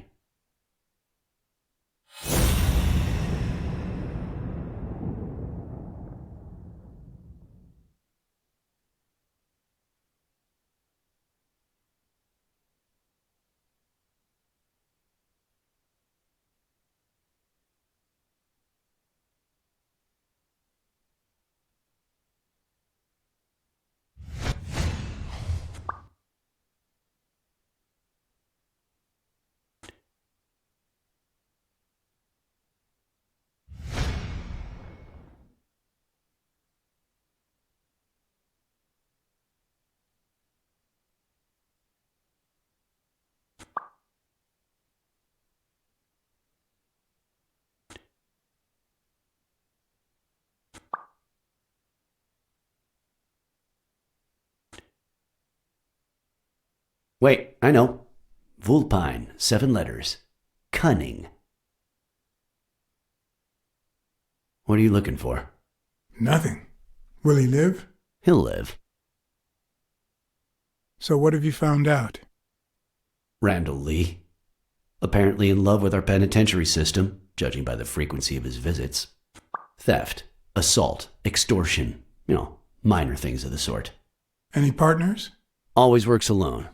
He's never ratted out his employers, provided they exist. Did you find anything? Is this our man? Do you have proof?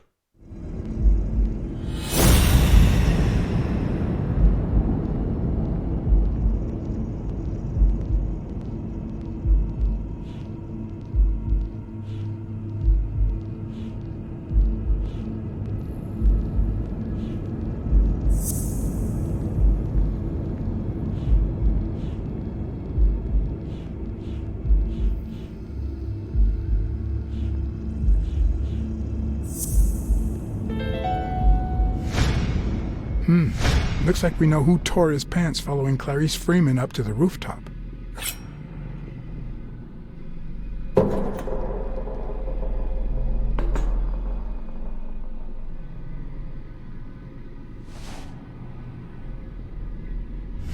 His pants have a tear in them. I found a piece of that same fabric at the gym, on the stairs that lead to the rooftop where we found the second body. Makes sense, but how many pairs of ripped pants are walking around New York City? I don't call that evidence.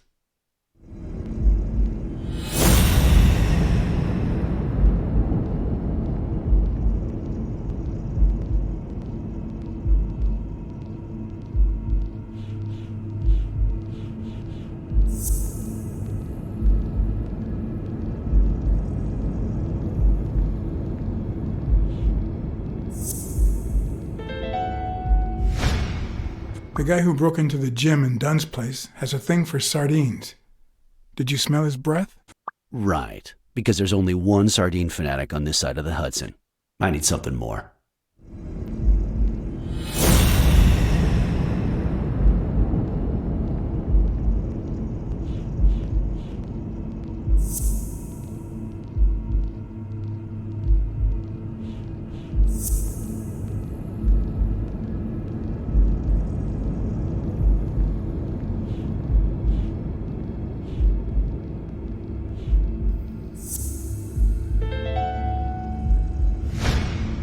I saw footprints from those very same shoes next to both the gym murders. Unless you're telling me that shoe is a limited edition, I'm gonna need something else.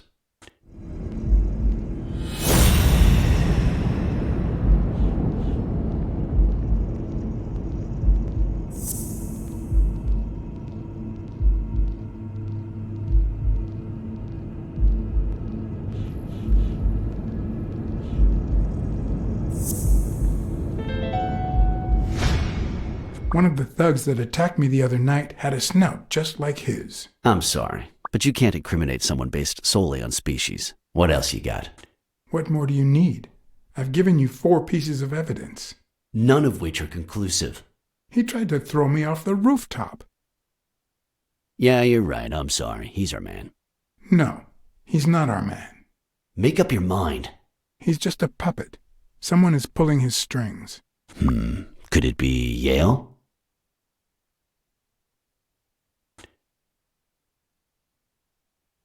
No, I'm still certain. He's innocent. By the way, was he discharged? His room is empty. They let him out yesterday. He's in police custody now. You can tell he's an athlete. Made quite the comeback. Anyone else would have taken 10 times as long. Anyway, he better be fine. You know they've ordered me to escort him to Madison Square Garden on the day of the fight. That's the first I hear of it. Quick, what do you want? Good cop or bad cop? I'm the good guy.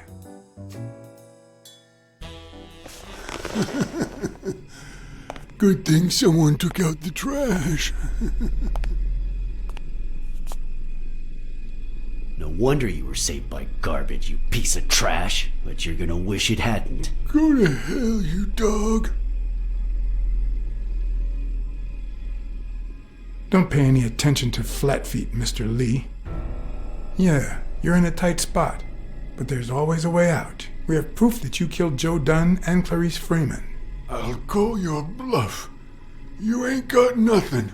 Are you acquainted with our usual witness program? For a modest sum, they'll say they saw your sorry snout when and where we tell them to. Cut the crap, Smirnoff. You know we've got conclusive evidence. However, we can offer you a deal if you tell us who hired you. What can you offer me? We could significantly reduce your sentence. I could testify that you helped me on the rooftop. That's a start, but it's not good enough. I want in on the witness protection program. New city, new job, new identity, and a clean police record. That's the only way I'll talk. Meanwhile, I want police protection 24/7. I'm afraid that... Whoa! Watch out!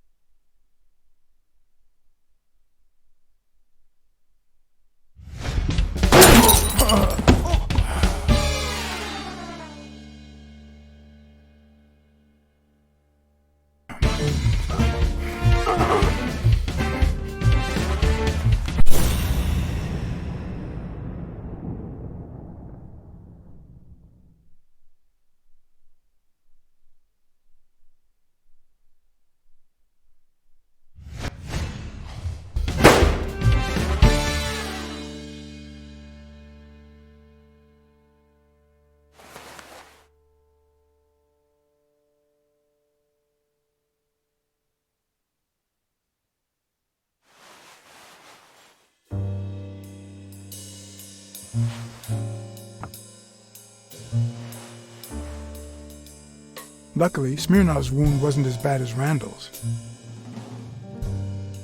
Unfortunately, the police found nothing on the nearby rooftops. Our best shot at finding the killer was gone, so I went back to my previous lead.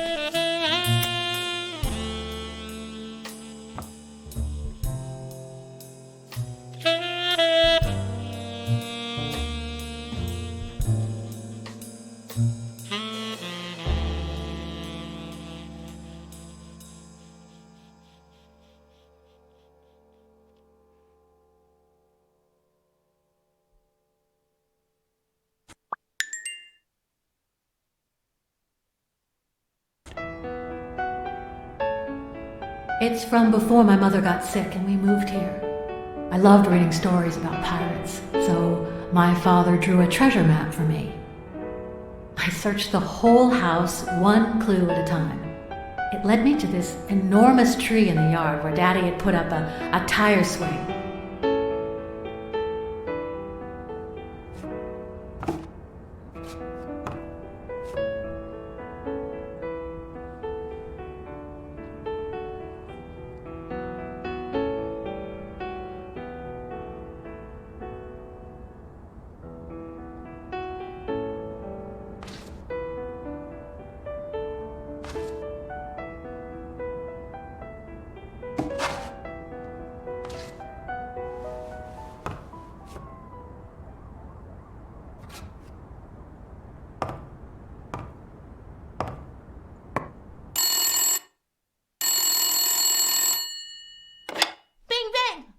Hello, Smirnoff residence. You're dead. No, I got you with my lasso. Can you quiet down, kids? Dunn got killed for stirring the hornet's nest. And you confessed your crime. Kids, please. He'd been investigating athletes for months, including Helen Moore and Al Stone, among others. Dunn's notes aren't all that clear, and I'm not sure what he was after. But I'd say we're facing a widespread corruption case. Well, if you're right, that could be some dangerous evidence. Bring it here ASAP. Sure, but there's something important that I need to finish first.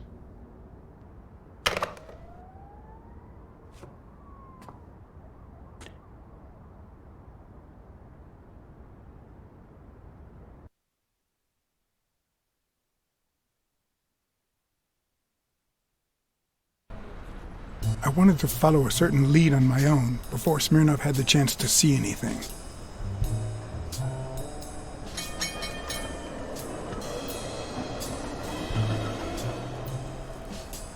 According to his notebook, Dunn had seen Craig Spano at Sam's Diner just 4 days before his death.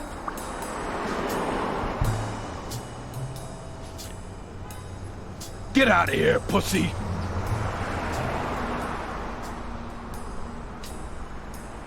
I have some questions for you.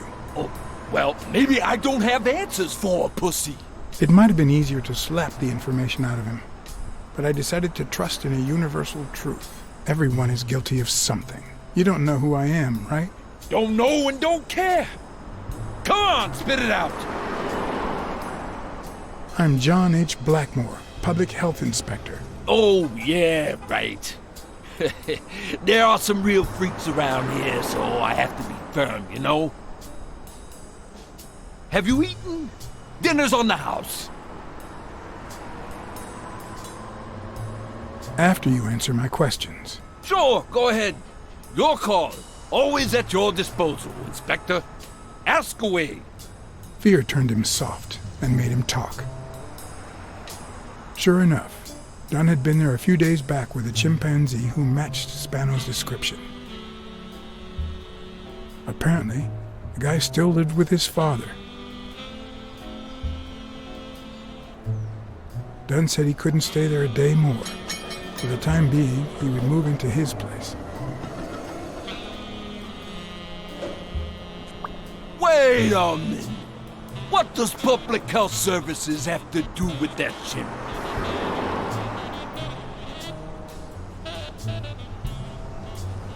We worked together at the Consumer Protection Office. He came in pretending to be a client, and you insulted him. Me? Whoa, I barely even talked to him. Which is even worse.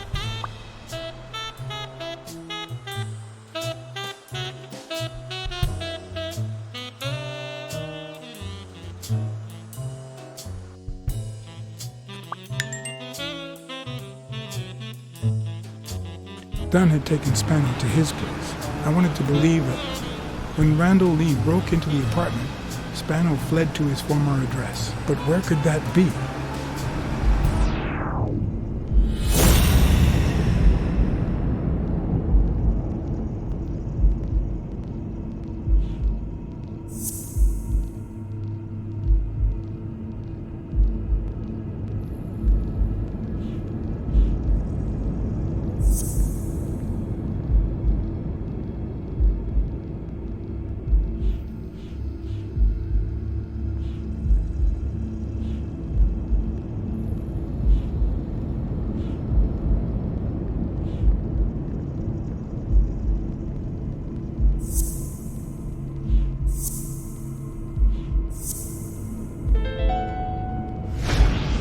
Gotcha.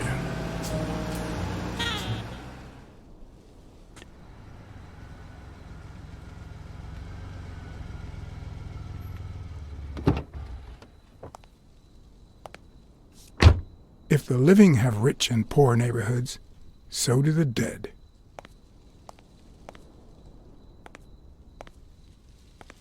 In the mid-19th century, Greenwood became the resting place to the city's most distinguished citizens. Thinkers, scientists, writers, inventors, artists, businessmen, politicians, police officers, thieves, pimps, and murderers.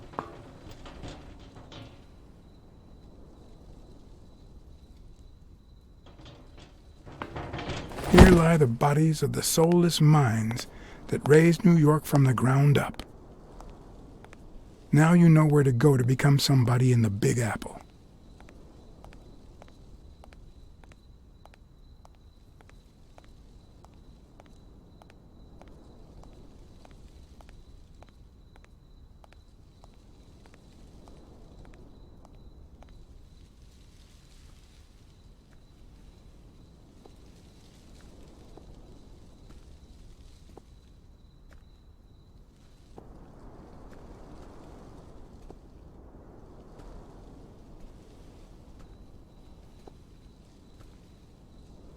A Celtic cross.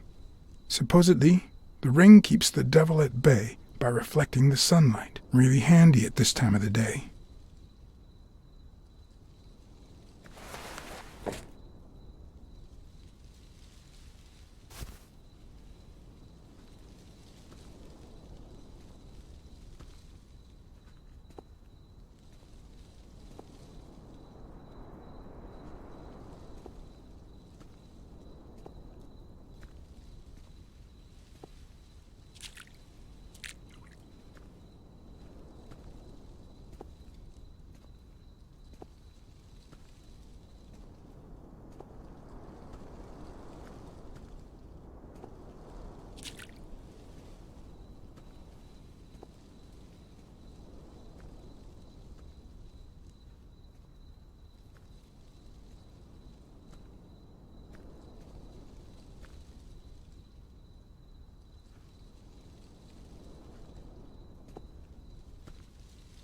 If this had been here over 30 minutes, it'd be covered in ants.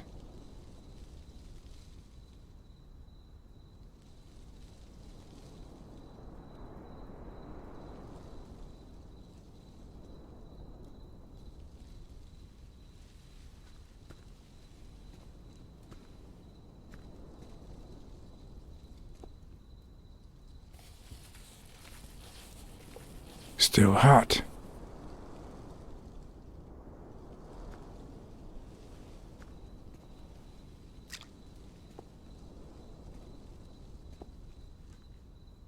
I've never trusted angels.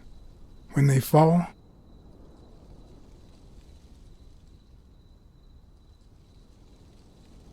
they turn into demons.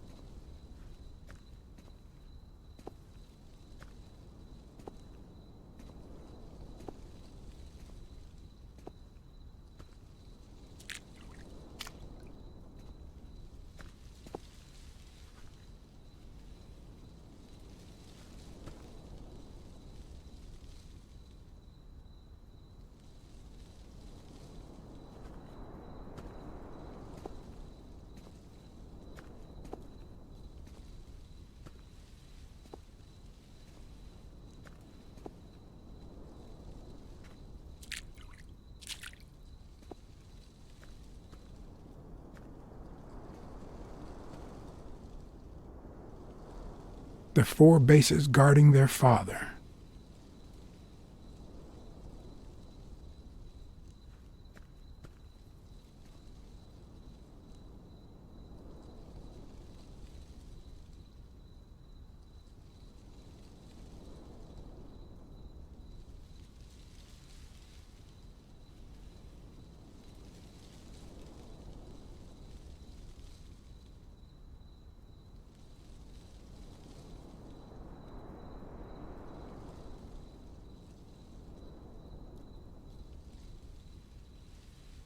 According to the book I found at Dunn's place, fans of the sport leave baseballs on Bradwick's tomb to pay their respects. It's strange that I don't see any.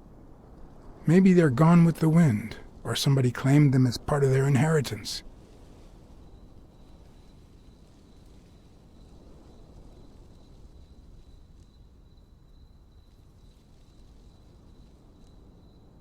It'd be even better with a skull between the bats.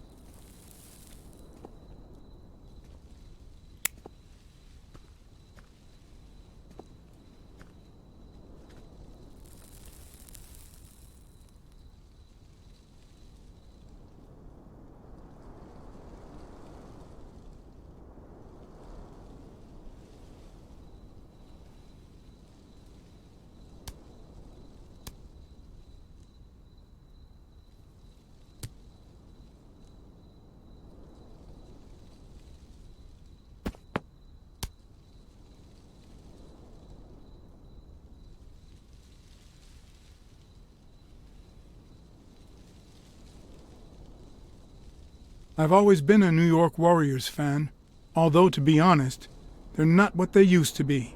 Yep, they just haven't been the same without Craig Spano.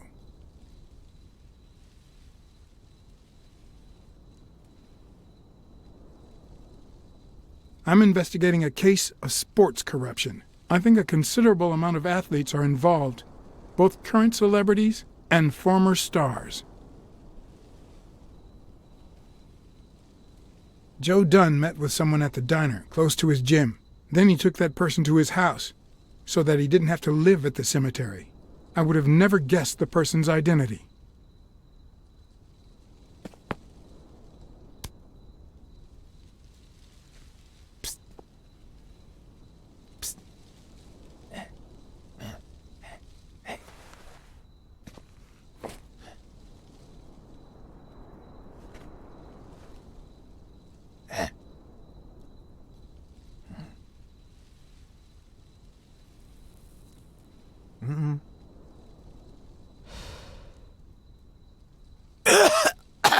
Marley's are the absolute worst.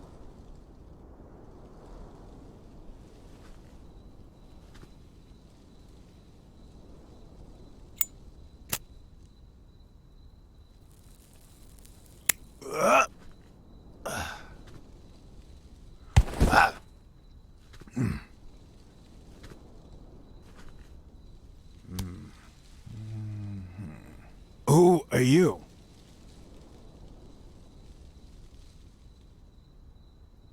I'm John Blacksad, private investigator. How's Joe? One question at a time. It's my turn.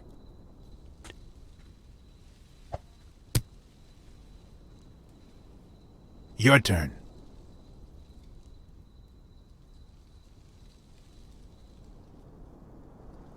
What was your glove doing at Dunn's place? Because Dunn said he was shaking the hornet's nest, that sooner or later they'd come after me, because they wanted to kill me, because he offered me his home, and then vanished, because I waited for him for 2 days, and then they came to get me, because I had no time to take my glove when I escaped through the window. What did he want from you? And who wants to kill you? One question at a time.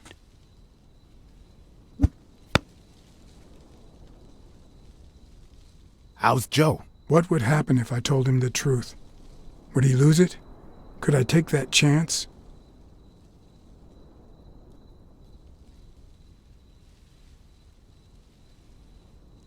Joe Dunn is dead. Murdered. I told you, Joe. How did it happen? One question at a time. My turn.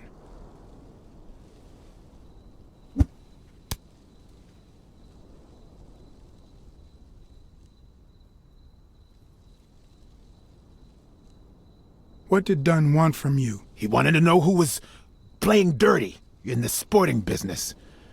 Dirtier than usual, that is. Wrecked lives, careers, ruined at the top of the game.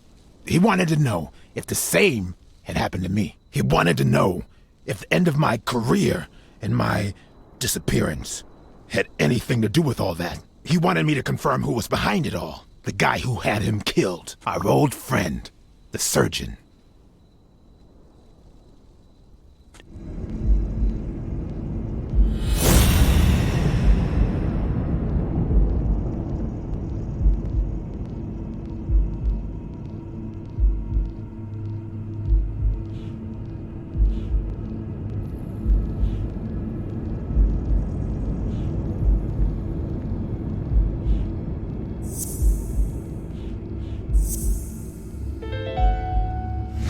Is Mitchell the surgeon? Is he the person behind all of this? That surgeon you mentioned, is he... My turn.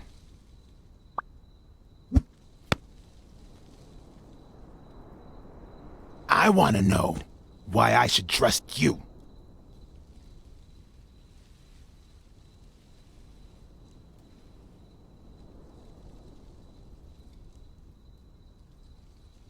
Because I take my job very seriously. It's my turn.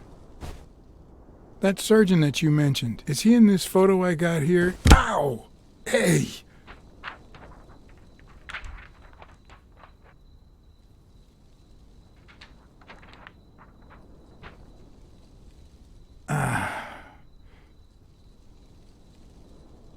Hey, that toss was...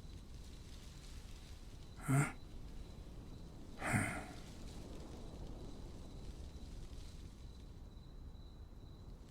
Both my ear and my self-esteem would hurt for days. But at least I had a new lead to follow. The surgeon. The bastard had avoided my scrutiny by passing as a hospital doctor. But now, all of my senses were on guard. No matter how good the disguise, or how well he hid, I would find him.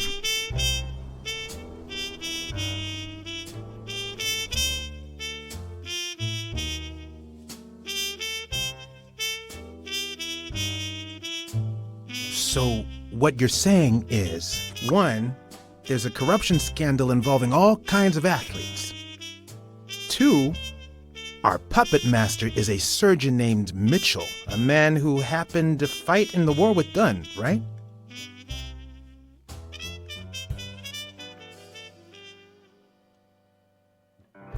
Maybe, but it could be no more than a false lead. Anyway, where was I? Number 3, right?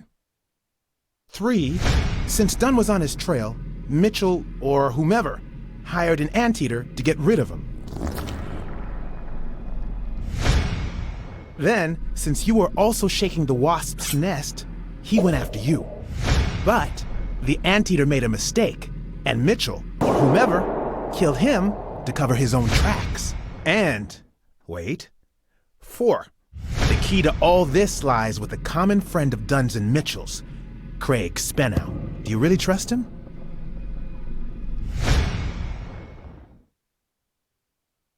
I have the feeling there's something Craig didn't tell me. I don't know what exactly, but I'll find out. 5. Dunn was murdered. 5, if that doesn't make him suspect. Makes sense, doesn't it? Yeah, it could make sense. Ha! Who's the detective now? Let's follow up with the suspects. You told Smirnoff you're convinced that Yale is innocent. But what about O'Leary? 6.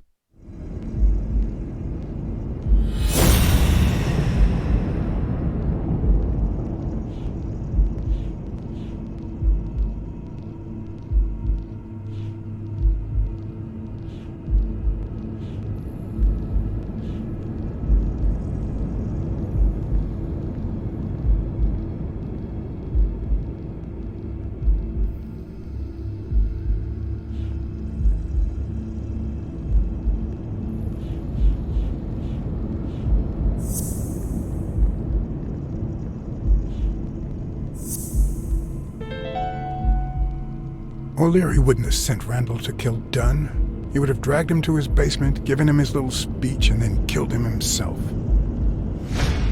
Nah, I know O'Leary, and he wouldn't have sent a hitman. He would have taken matters into his own hands. What about Cassidy? 7, right?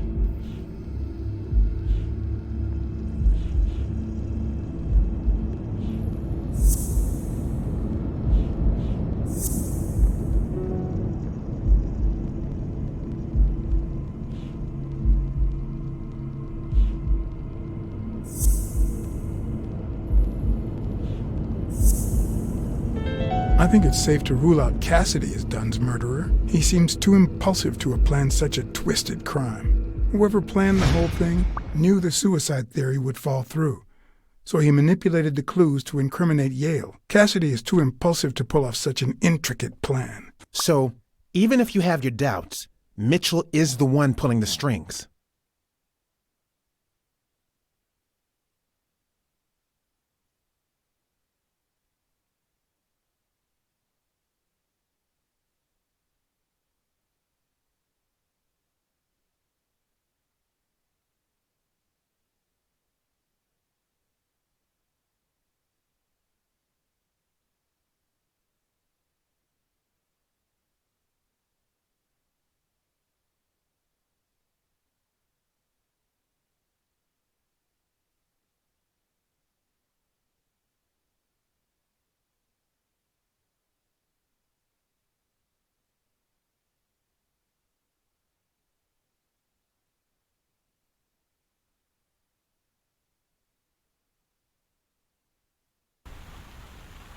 Perfect. Now, time for the interview. I'll go back and forth so you don't get bored. So, who goes first?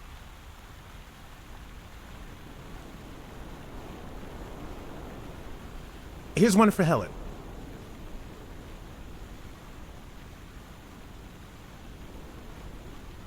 Dating a boxer can be dangerous. Aren't you afraid that those blows to the head will take a toll on his intellectual capacity? Honey, take a look at my man and then look at yourself. You really think I'm with him because of his intellectual capacity? Helen! Write this down. Nothing will change my man. His smarts, manliness, and integrity are all boxing proof. Okay, now. Time for a picture. How should we pose?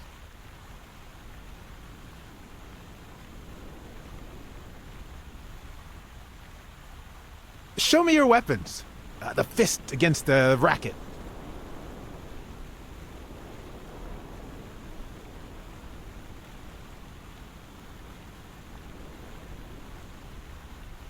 That's it. Perfect. Moving on. Here's a question for Al. Are you ever jealous about sharing your sweetheart with America? Yeah, Nonsense. America has my smile, my figure, and my patriotic love. Everything else, and I mean everything, belongs to Al. Right, baby? Yeah, that's right. Now what? Mind if I take another one? You want us to do something in particular?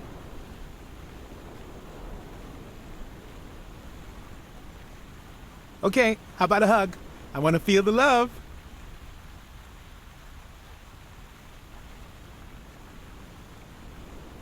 You're the envy of all America.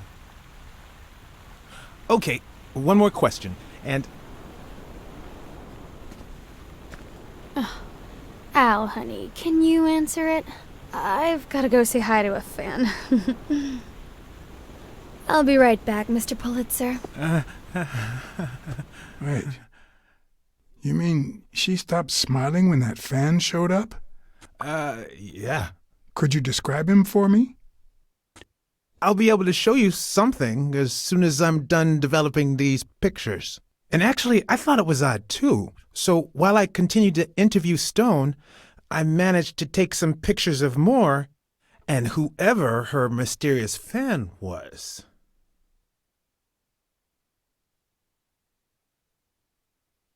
All right, so where were we? In just 12 days, the contender will try to steal your belt. Any thoughts on your fight against Yale? Well, supposedly the odds are in my favor, but there's no such thing as a weak rival. And, you know, Bobby Yale might be young and going through a rough patch, but he's had an amazing streak, so I'll do my best.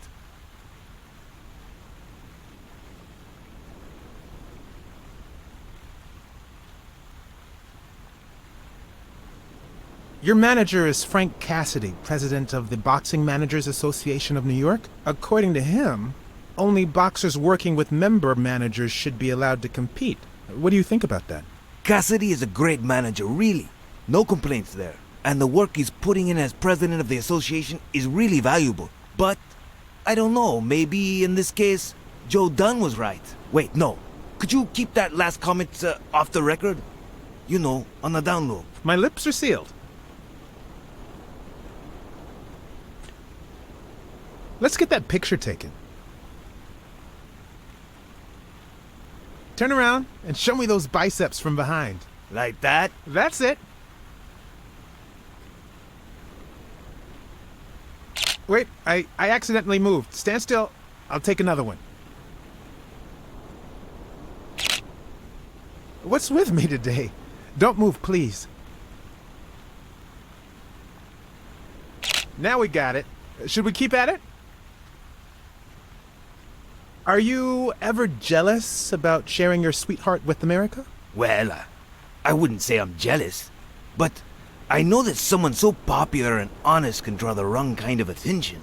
There are plenty of people who would love to put an end to her career, so it's not easy. I'm going to take one more, all right?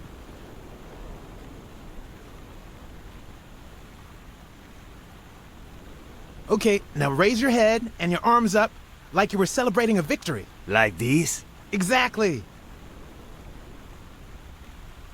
What's up with me? Stand still. I'll take it again. I can't seem to get it right. Don't move. It's about time. Finally, we're all set. Wait. So, are you telling me the photos are developed? Or is that what you said to Stone? Both. Just look.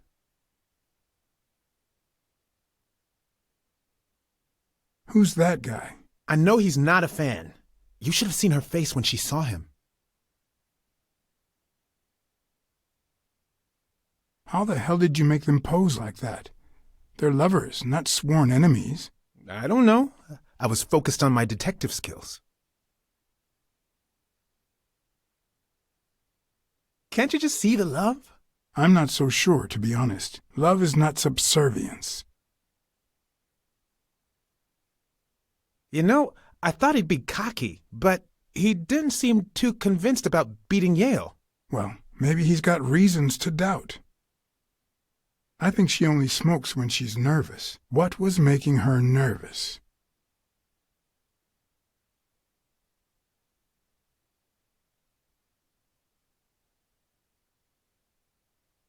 That's a decent picture, but it doesn't tell the truth. Huh? Of course it's the truth. I was there. Stone isn't as strong as he looks, and Moore certainly doesn't need him to lift her up.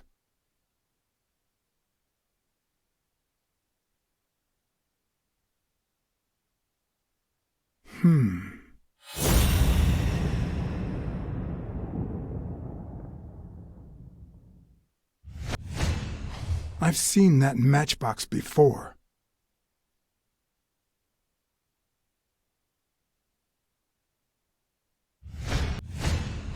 Wait, that's him. Who? Mitchell, the surgeon. Seriously? We got him. Not yet. Right. We still have to find him. Hey, pal. Did you hear what I just said? We need to keep looking at all those pictures. We need a clue that'll take us to Mitchell. Hey, see? There. Just like I was saying.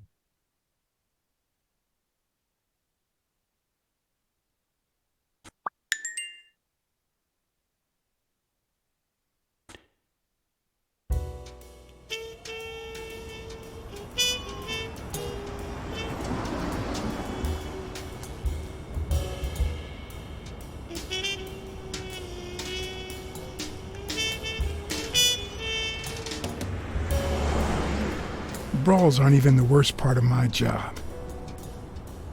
Sure, you may take a beating, but at least you get the chance to defend yourself. But when you're sitting in your car all night, there's no way out.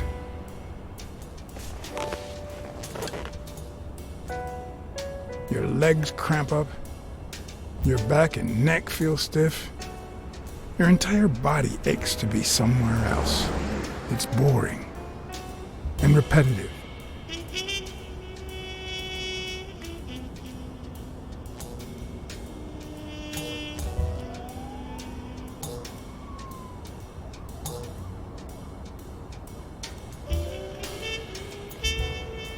People were finally leaving the place.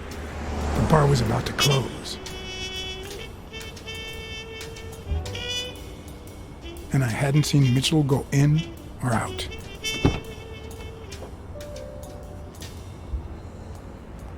I had no choice.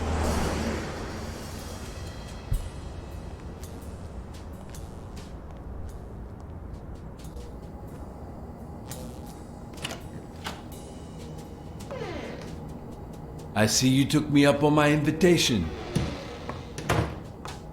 And you're smart. You knew not to come until my anti-fur regulars had all cleared out. I can't say no to good advice. Or good bourbon.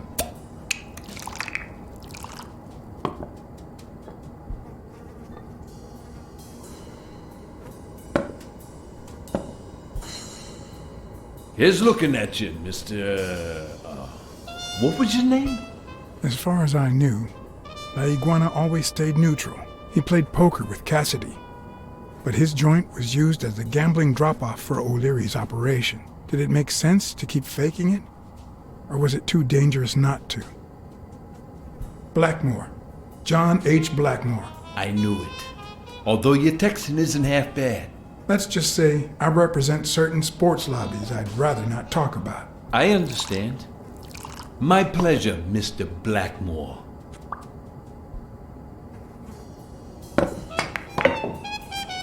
You're natural. That sure beats your poker game. This is much easier. No one can cheat. You barely flinched when Cassidy decided to teach that ego a lesson. What do you want me to say?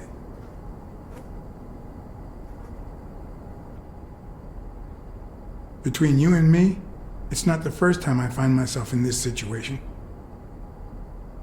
Who doesn't have their own barber with a license to kill?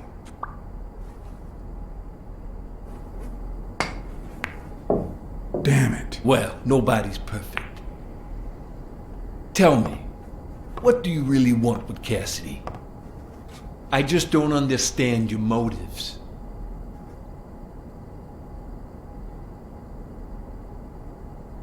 Guess I'll just have to find out. Don't worry about it. I was only curious. So, what about me? What do you want from me? No one comes to La Iguana just to drink and play pool. I'm looking for one of your regulars, Dr. Angus Mitchell. What for?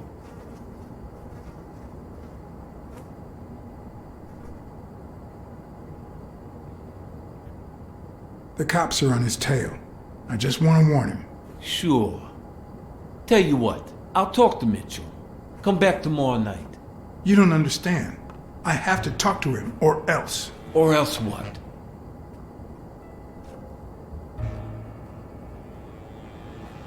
You'd be losing your chance to make a pretty penny. I know how to reward my allies. You think I'd spend my time in this dump if all I cared about was the money? Please, cut the crap. Anything else? I don't think Cassidy would be too happy about the role his poker buddy plays in O'Leary's gambling operation. I'm sure you understand that. Son of a bitch. All right. Give me your phone number, and I'll give you a call when Mitchell shows up. No. You're gonna call him right now, and you're gonna give him this message. But when you're sitting in your car all night, there's no way out. Your legs cramp up, your back and neck feel stiff, your entire body aches to be somewhere else. It's boring and repetitive. It's so bad that your thoughts spiral in a never-ending loop. Like when you're stuck in your car, on surveillance duty. The owner of La Iguana was supposed to tell Mitchell that a certain anteater was still alive, and that it was only a matter of time before he ratted him out. With a bit of luck, that would make him nervous enough to force his hand. Now all I had to do was follow him.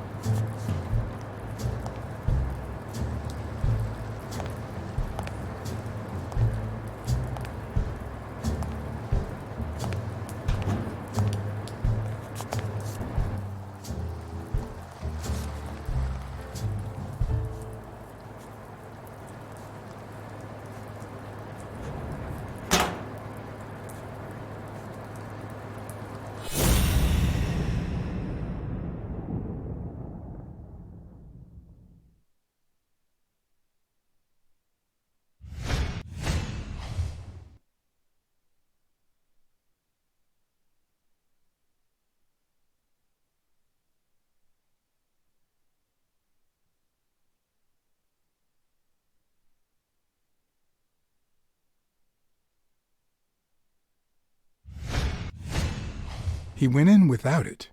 I wonder what's in it.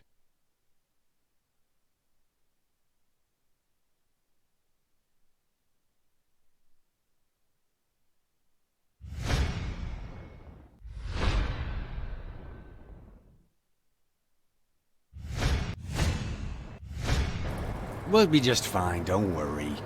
Gil, stand guard right here. If the cat shows up, you know what to do. I'll be back in an hour.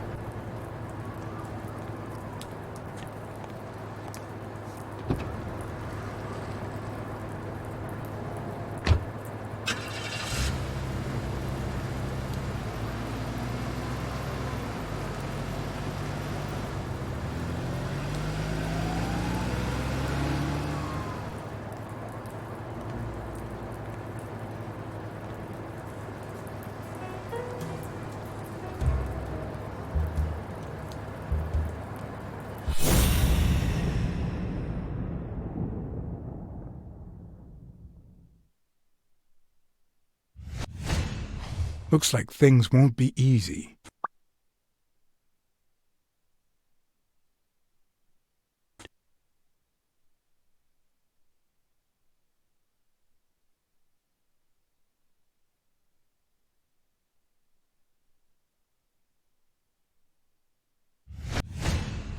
Looks like things won't be easy.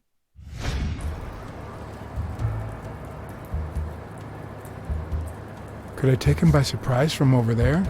Although I don't know how I'd get there.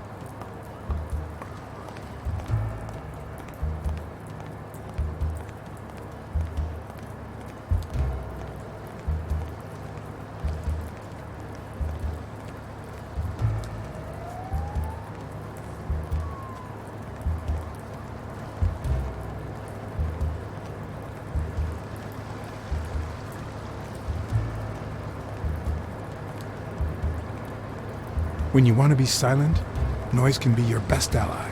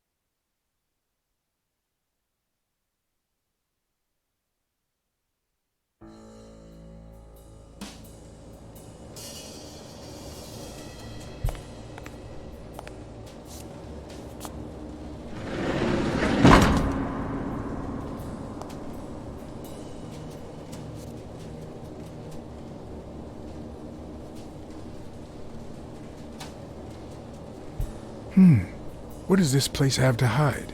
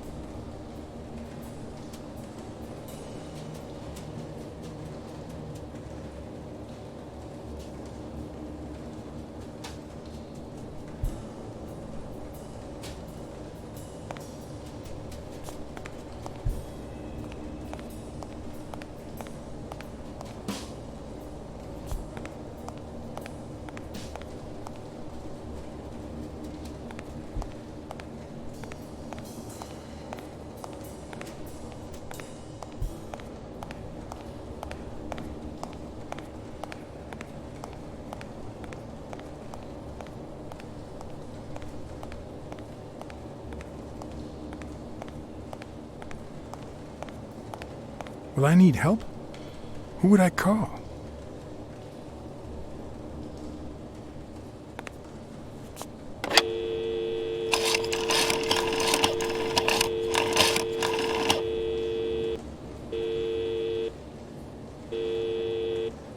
Wiggly here. You're what's... Pier 36, the 6th sea-facing warehouse coming in from Montgomery. John? Is that you? Meet me in an hour. What's going on? Bring your camera. I just gave you the scoop of your life.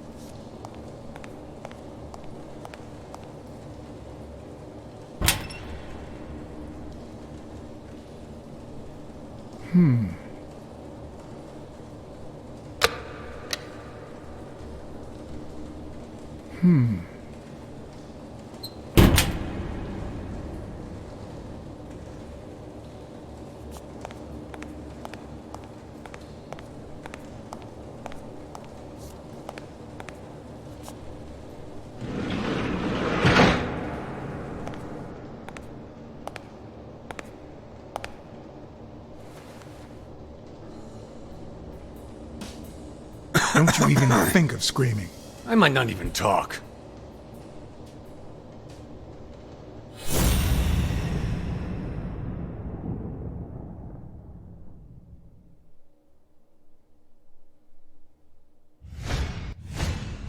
It looks like an arrowhead.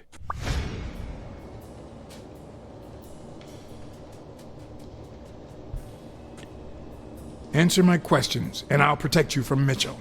What? As soon as he finds out you've talked to me, he'll kill you. Just like he did to your partner, Randall Lee. I don't know what the hell you're talking about.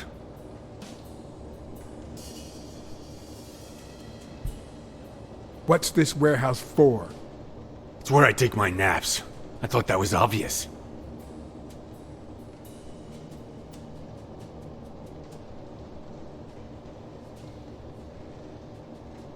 I'll give you a minute to think about some more convincing answers.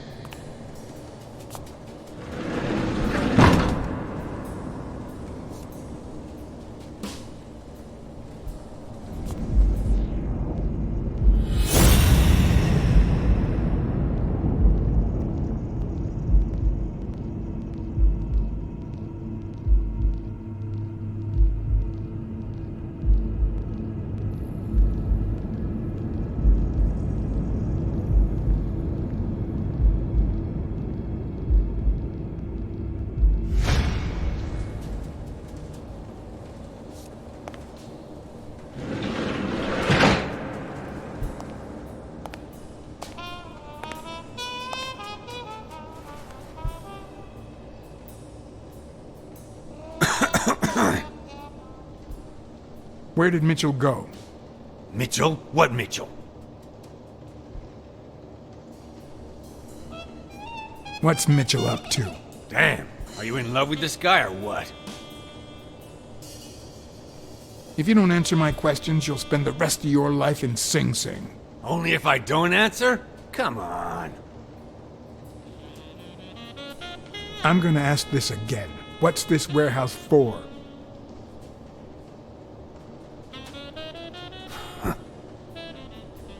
I'll give you a minute to think about some more convincing answers.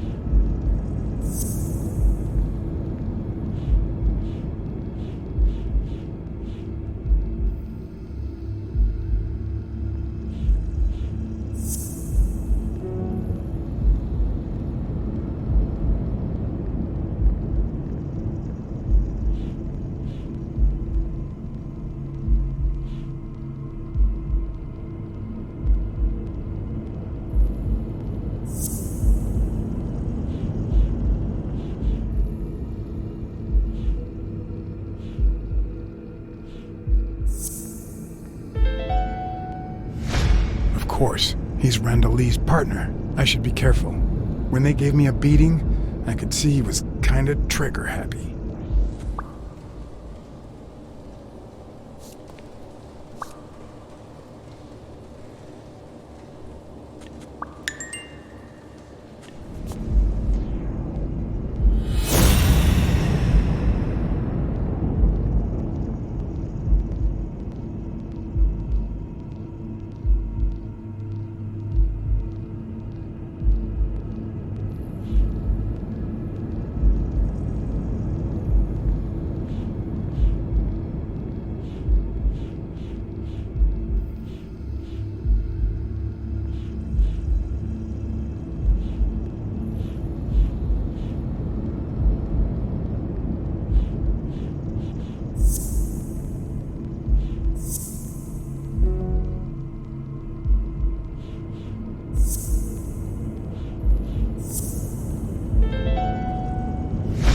Mitchell, who fought with Dunn during the war, tried to pass as Yale's doctor.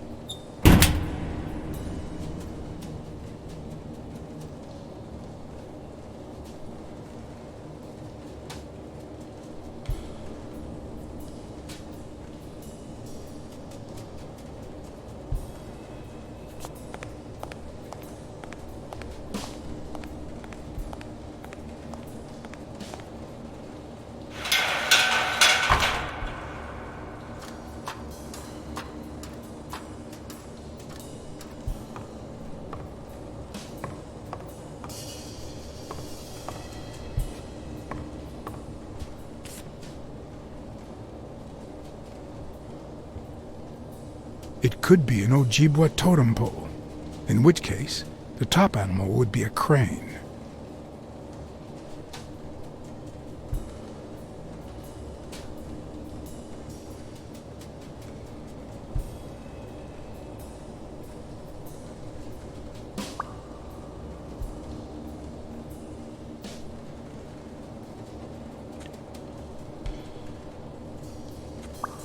A dream catcher. It's supposed to protect children during the night, trapping all evil in its spider web. If I'm not mistaken, these are incense sticks, used in cleansing rituals.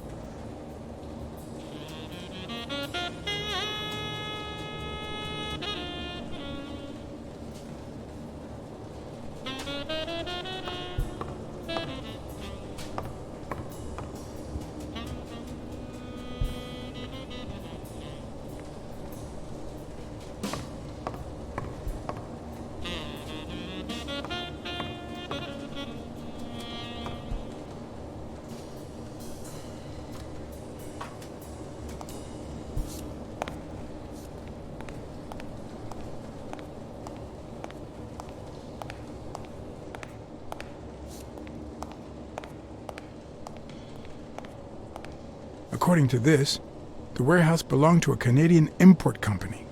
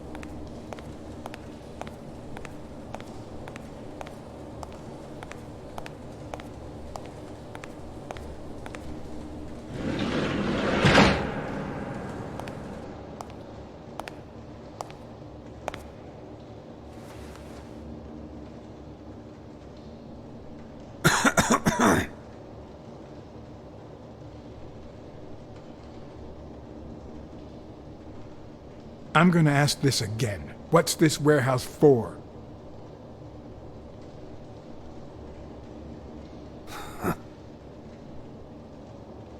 Where did Mitchell go? I'll give you a minute to think about some more convincing answers.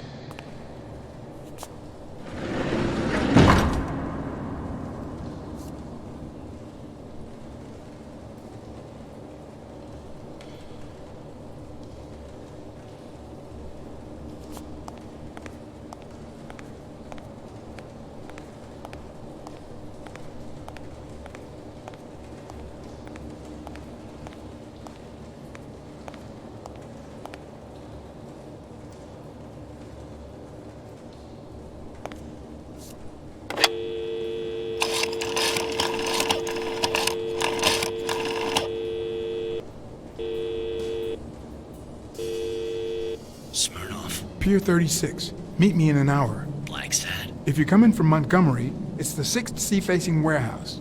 What's going on? And bring the cavalry.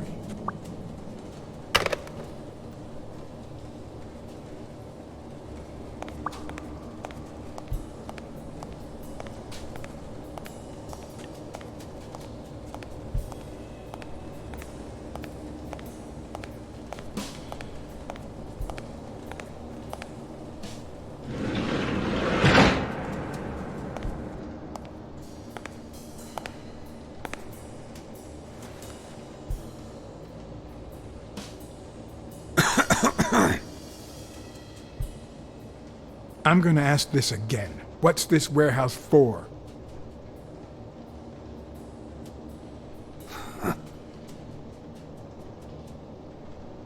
I'll give you a minute to think about some more convincing answers.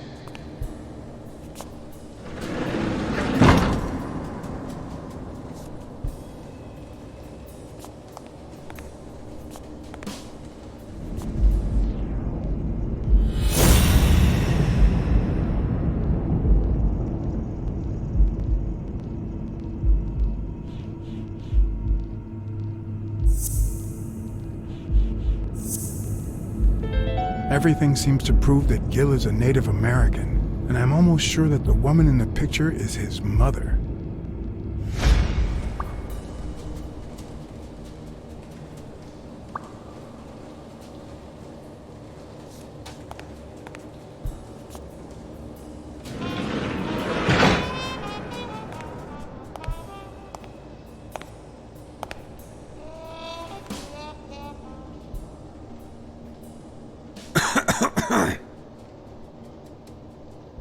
You know who'll always believe in you?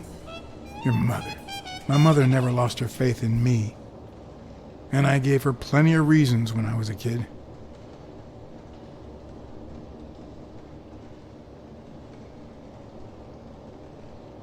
It all started with something as stupid as keeping the change when she sent me for groceries. Then I started stealing fruit from the street stands. And finally, I turned to pickpocketing. Somehow, my mother managed to keep me in school until I got into college, but I never gave her reasons to believe in me then either. I rarely went to class my freshman year. Obviously, I was never a sophomore. Then Pearl Harbor happened. I got drafted and sent to Europe.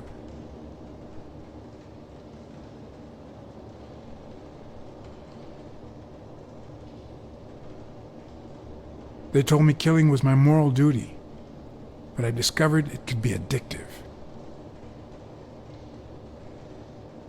Not all victims were Nazis. But when I got back, I was treated like a pariah, a veteran outcast who never should have come back in the first place. And yet, my mother never ceased to...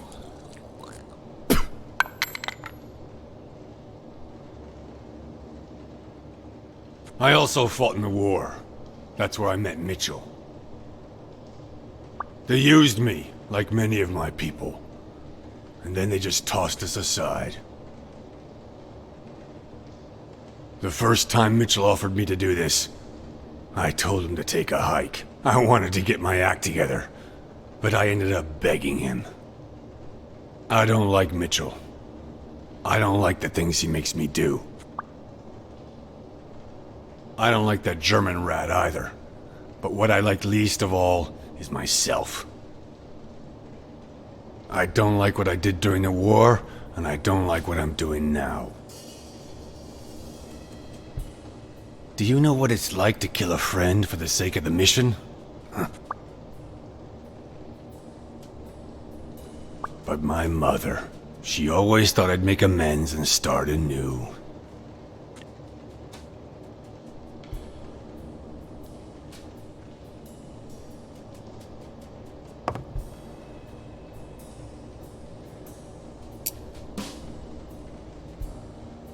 Maybe it's time I did just that. It's number 3.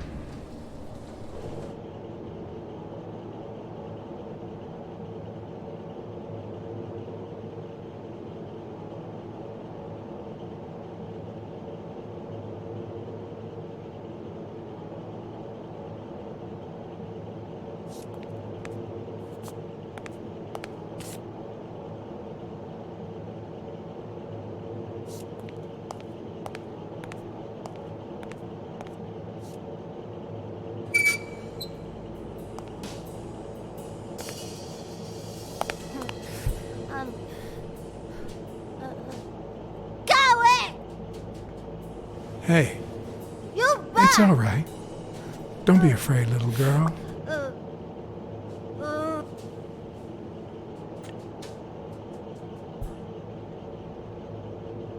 I'm a friend, okay? Vita, no hurt!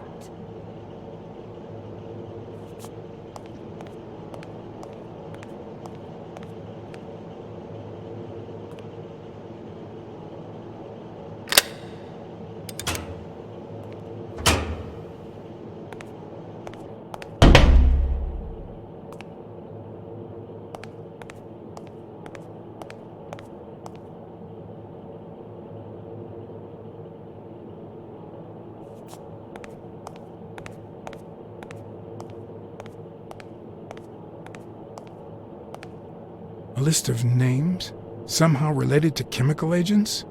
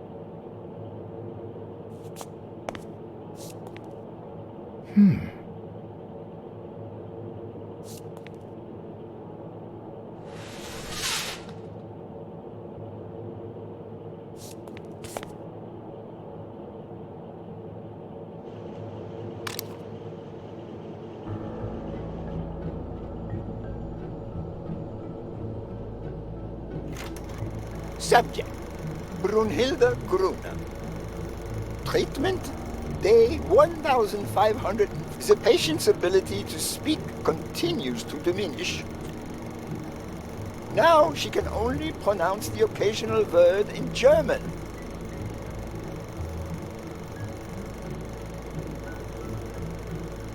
Tissue degeneration persists.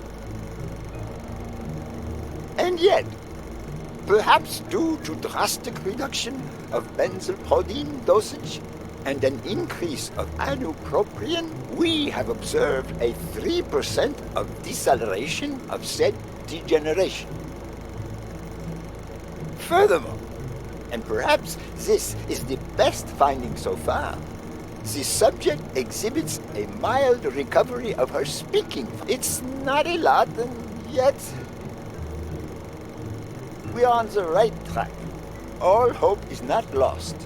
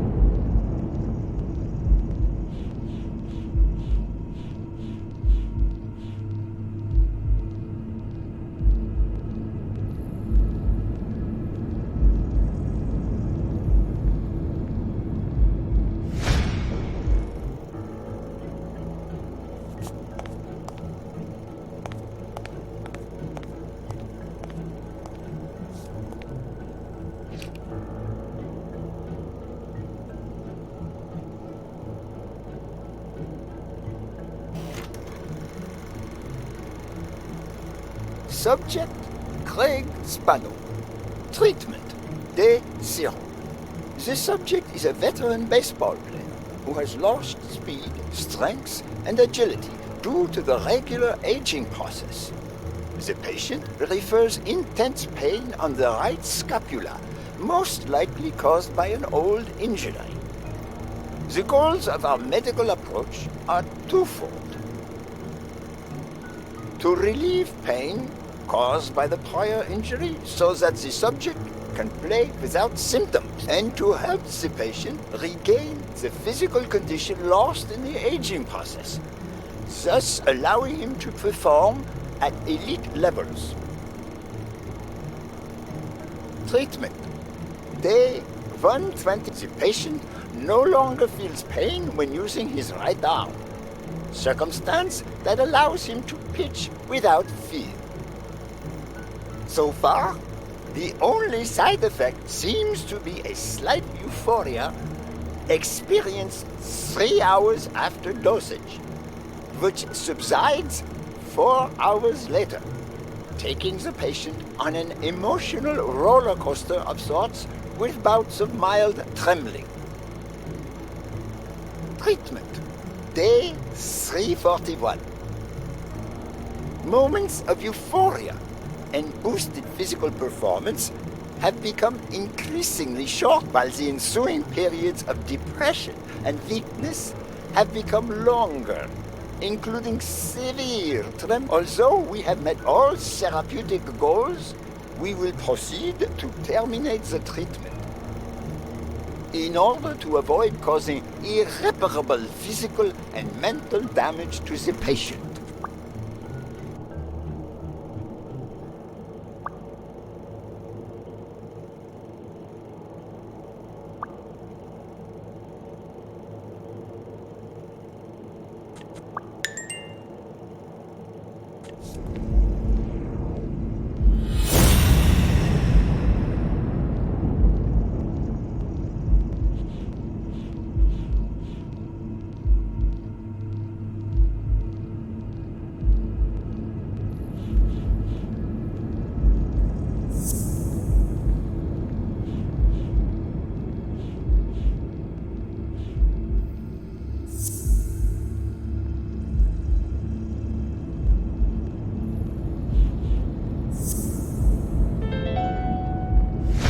Mitchell is cashing in by selling drugs to enhance athletes' performances.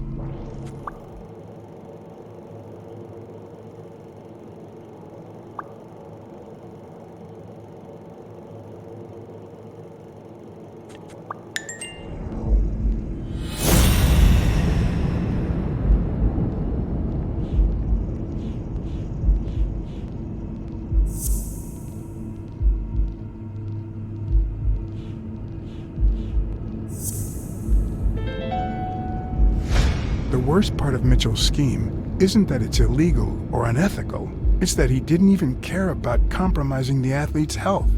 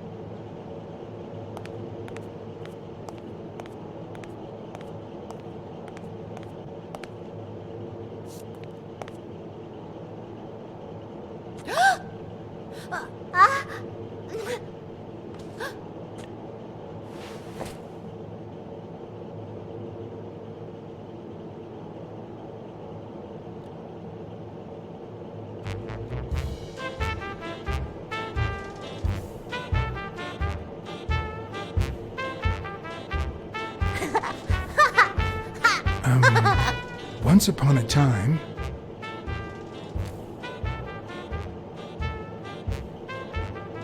upon a time, there was a beautiful princess called Brunhilde. Hi, my name is Brunhilde, and I'm very happy, said Brunhilde.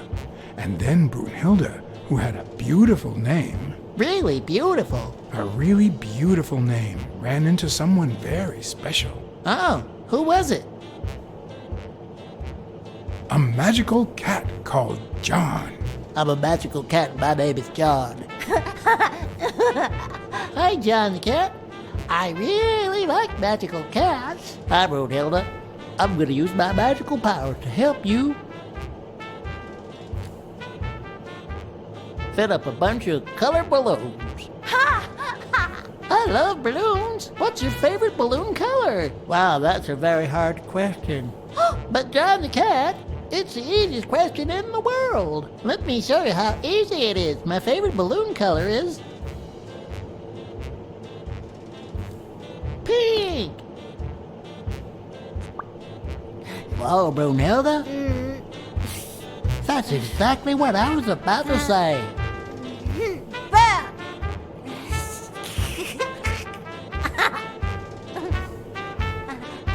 Bernd, John, Brunhilde, Freund.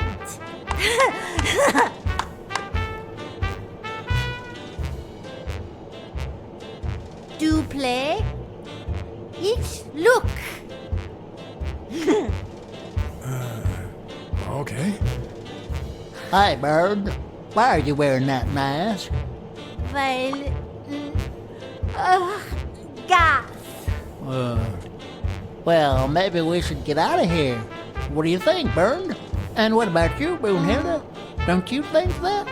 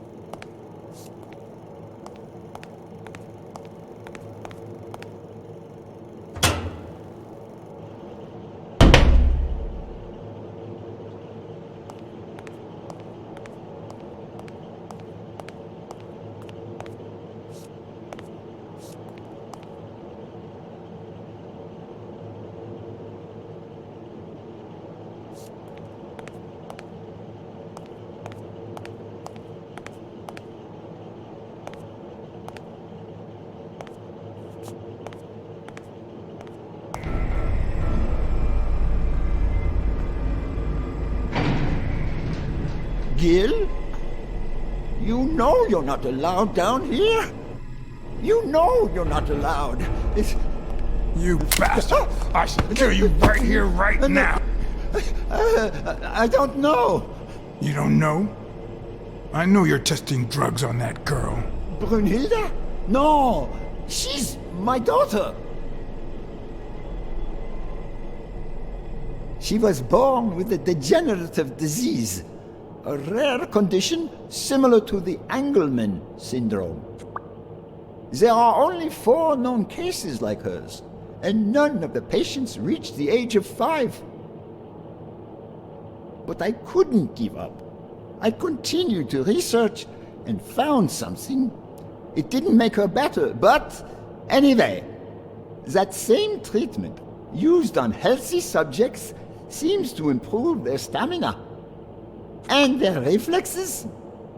It also seems to improve their pain threshold. Somehow, the Reich heard about my experiments and tried to recruit me to create super soldiers. Yes, that Reich. We're talking late 30s, Berlin. I escaped with Brunhilde and came to your country. But the American military also heard about me. I spent the entire war experimenting with drugs on soldiers. Some were highly effective, I must say. When the war was over, my experiments were discarded. I was forbidden all access to the drugs, and Brunhilde got worse. But then God sent me Angus Mitchell. We had met during the war, and he came to offer me a deal. I would make drugs for athletes, and he would sell them. With my earnings, I could pay for Brunhilde's treatment. What else do you want me to say? So you're keeping Brunhilde alive, but the price is high. A price? I'm more than glad to pay. You're not a father, are you? Look, I'm not proud of what I do, but I don't have a choice. About those pills.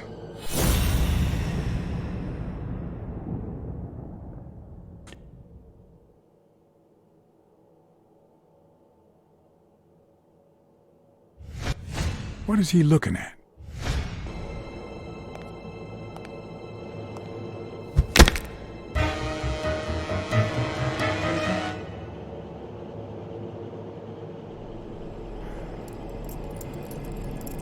Don't dwell on it, Josh. You had to tell him the truth in order to protect Brunhilde. I would have done the same thing. Finish packing up your things and stop torturing yourself, okay? Thanks, Angus. I won't be long. Oh, honey. You like living here? Yeah, me too. But we have to go somewhere else, and it's all that bad cat's fault. Yes, sweetie. We're going to a new home now. A prettier one. And you'll be happier there. Now go with Papa, honey. Give him a kiss. Go on. Give him a kiss. Go on.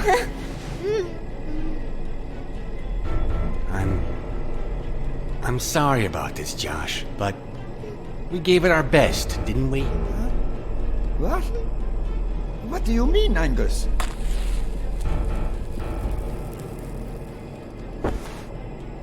I wish it hadn't come to this. Angus, what's wrong? Goodbye, Josh.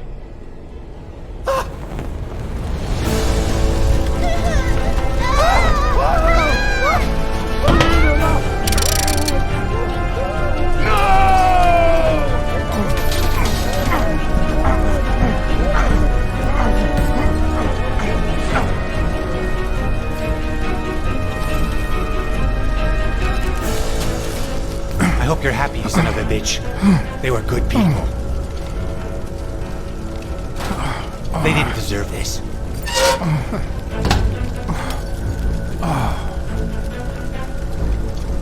You're so far from the truth. What the?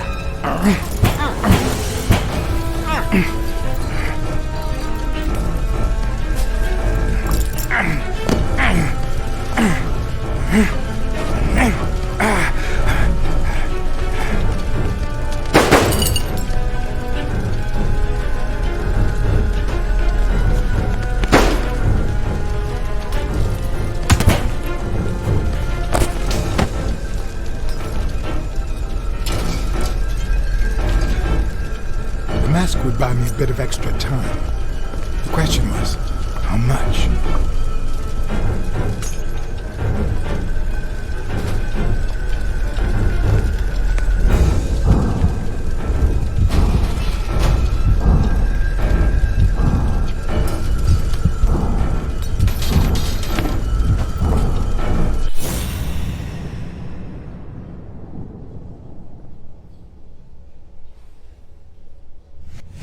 Spano?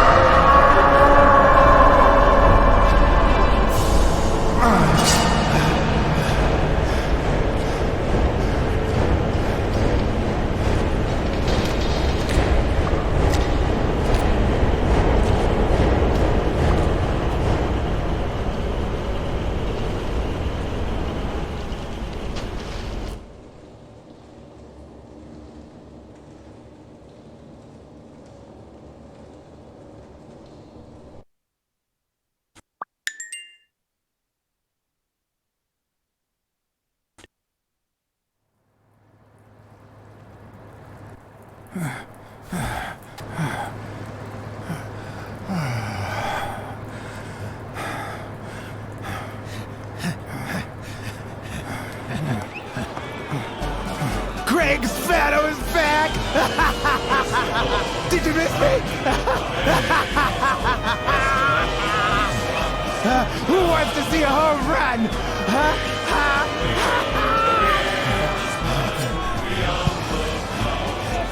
Now you're gonna see. Bring it on! Let's go!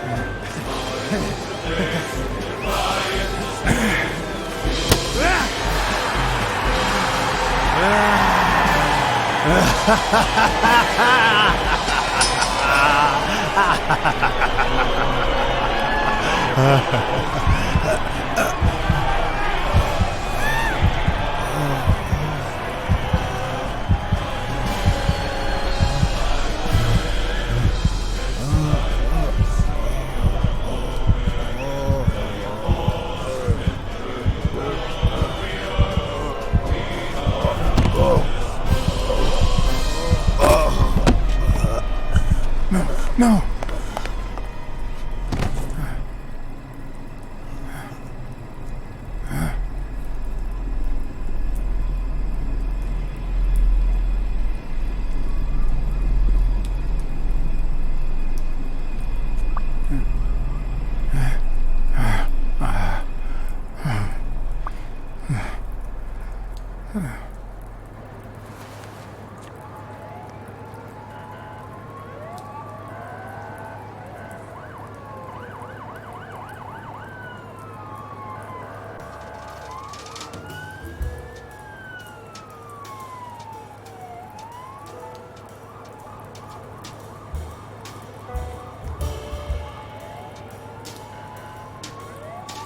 Don't torture yourself. You did everything you could.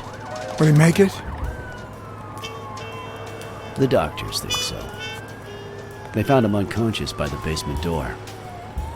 What?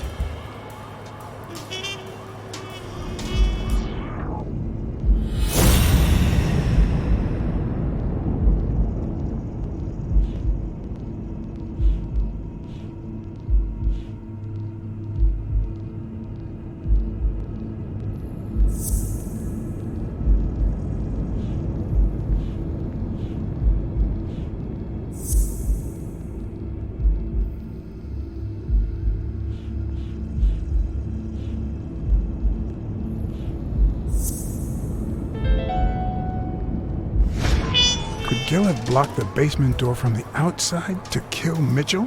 You think? That's a serious accusation. Are you sure, or is this just a theory of yours? I'm positive. Gil told me himself. Mitchell practically forced him to work for him. And I've got reasons to believe that Gil is a bit trigger-happy. Besides, I'd say he wasn't even really unconscious when they found him. That he was just pretending. Huh. You think Gil was involved in the previous murders?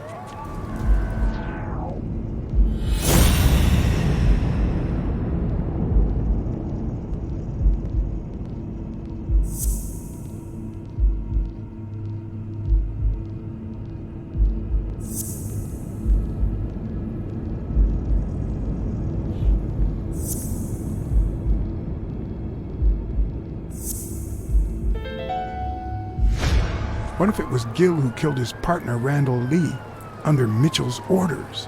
Another serious accusation. Are you sure?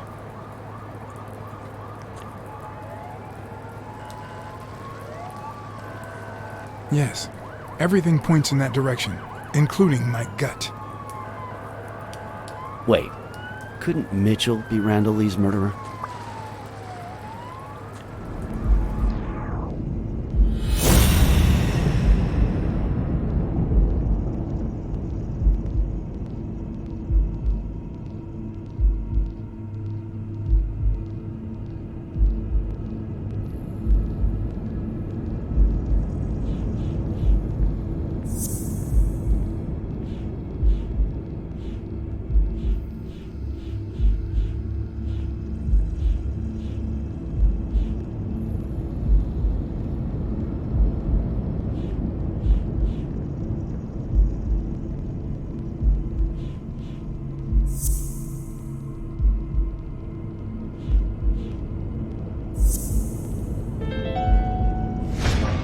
So he misses with 2 shots at point-blank range, and then he hits a guy smack in the forehead from across the street?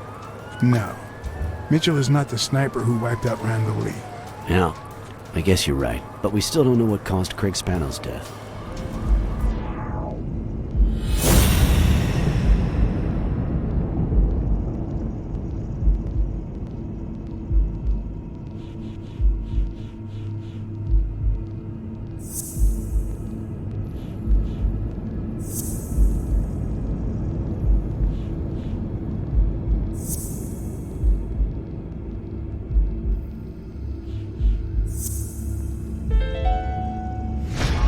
There's no doubt about it.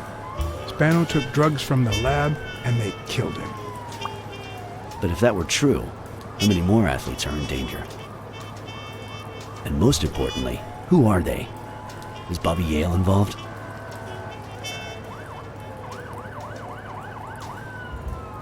With Mitchell gone, the problem's over.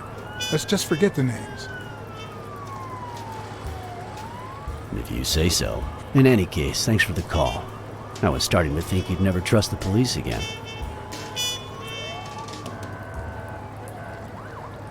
I don't trust the cops. I trust you. Smile, Johnny boy. Thanks for the tip. This is going to win me the Pulitzer. Get that guy out of here.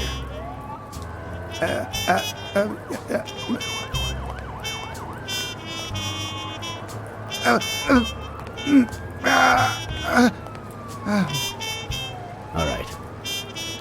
Let's get this over with. When the war ended, Mitchell convinced Groon to use his super soldier drugs on elite athletes. Somehow, Dunn found out about Mitchell's scheme. So when Mitchell heard that Dunn was onto him, he ordered Randall Lee to kill him and frame Yale for the murder. Then, he made Randall search Dunn's house and the gym for any incriminating evidence he might have had against him. The poor cleaning lady died almost by chance. When you stuck your nose in the case, he tried to scare you by sending his thugs to give you a beating. And when that didn't work, he asked Randall Lee to finish you off on the gym rooftop. But Randall not only failed, he got captured. So Mitchell ordered Gil to put a bullet through his head, which only made Gil upset. You kept getting closer and closer to the point of discovering his headquarters. When Mitchell realized he was cornered, he burned his bridges by setting the lab on fire, along with Dr. Groon and his daughter. Gil saw the opportunity to get back at Mitchell, so he blocked the only exit so that he would also die in the fire. Did I leave any loose ends? Just a few. But don't worry about it.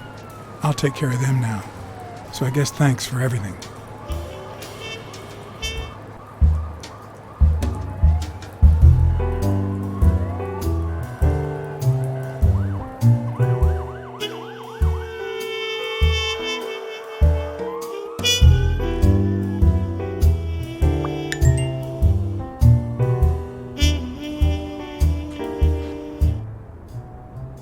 In your classic noir films and novels, solving a case never amounts to a happy ending.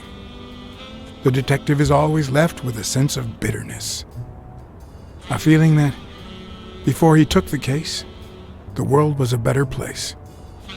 That he was a better person. Come on, now speed it out! Sometimes I just let my character get the best of me. What do you want from me? I told Stone what I knew. That he was going to let Yale win. That if he didn't, O'Leary would destroy Helen Moore's career. And that Moore was doomed either way. Or would be, as soon as America discovered her sweetheart was on drugs. I don't believe you. No way. Who sent you? Today? Nobody. And what if I did believe you? What would that change? If I don't do this for her, how could I ever look her in the eyes? How could we stay together? You think you'll stay together when you lose your title and they accuse her of doping? At least I know I tried.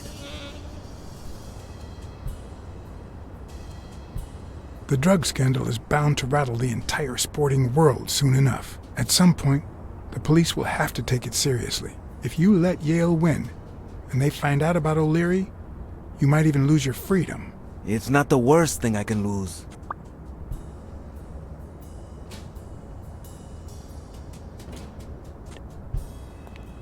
Suit yourself.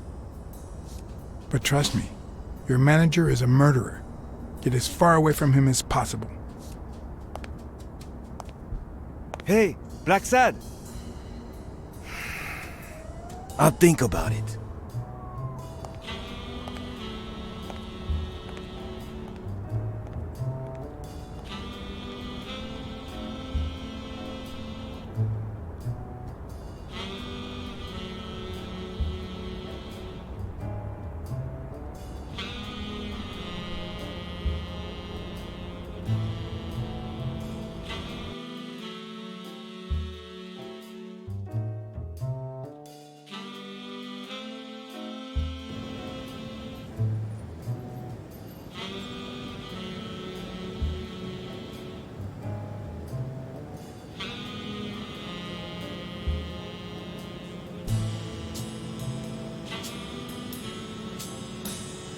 Yale confirmed to me that Dunn found out that Mitchell was giving him meds.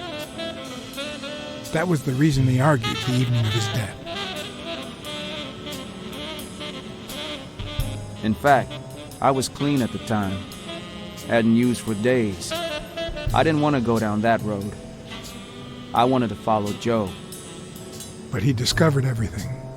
He didn't believe me when I said I had nothing to do with it. But you used again. Only after his death. I needed to cope. But the drugs gave you a panic attack. Yeah. But I've been clean ever since. Mitchell gave you the pills when he stopped by the hospital. Hence, your miraculous recovery. Are you planning on taking them before the fight? Don't do it, Bobby.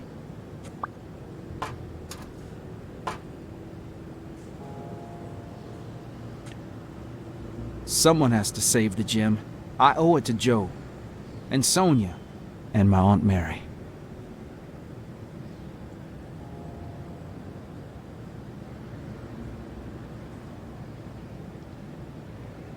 Your father would never have done this. What? I told Yale everything I knew about his father's death. I couldn't say how he took it. Just like I can't tie it to the mysterious drowning of Desmond O'Leary, who appeared dead in the Hudson River next to Pier 27 several weeks later.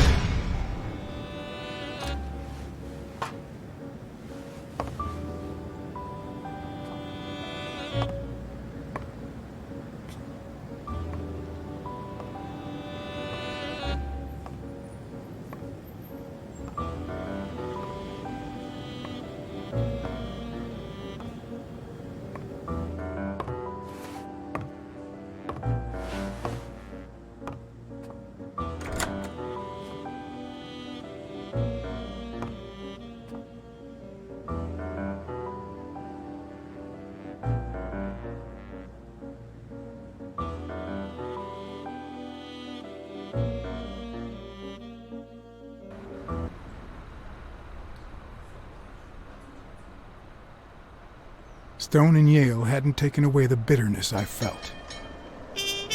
I needed a friend. In appreciation for the tip I'd given him, he insisted on buying me a milkshake that he drank.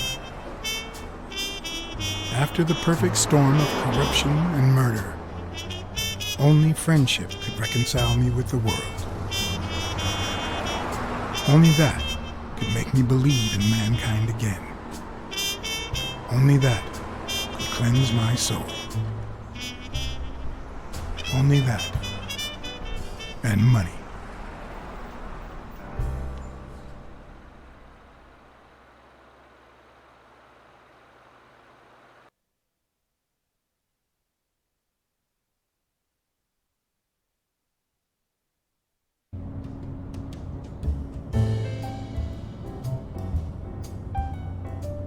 In your standard noir novel, Yale and Stone would be punished for breaking the rules. There would be justice for Sonia, the victim. But this was the real world. As the detective who had cracked the case, I just had to get my paycheck and be on my way. Nice to meet you, Mr. Blacksad. Mr. Thorpe is on his way. Care to take a seat while you wait?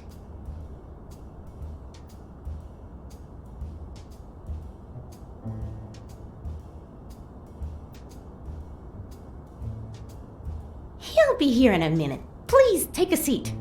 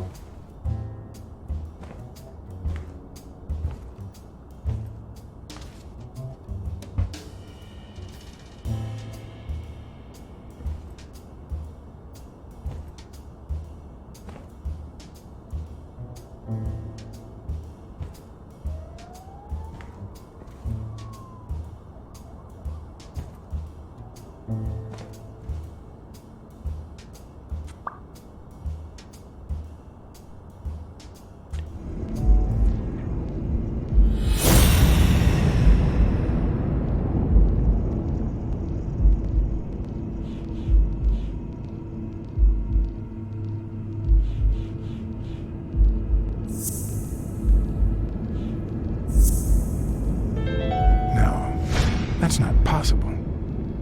But what if Tim Thorpe was somehow involved in Mitchell's operation? Mr. Blacksad? Mr. Thorpe is running later than expected, but he insists on meeting you, if you don't mind. Sure, as long as you help me fight off this boredom. That's not in my job description, but...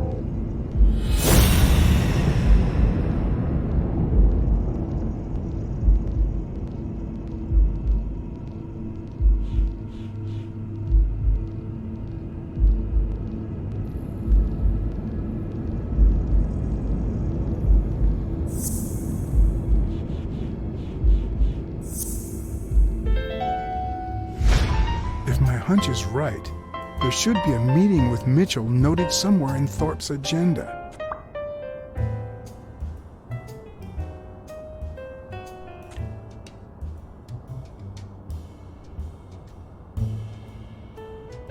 Well, you see, I've got a problem. In order to figure out how much Mr. Thorpe owes me, I need to know what day I started working on the case.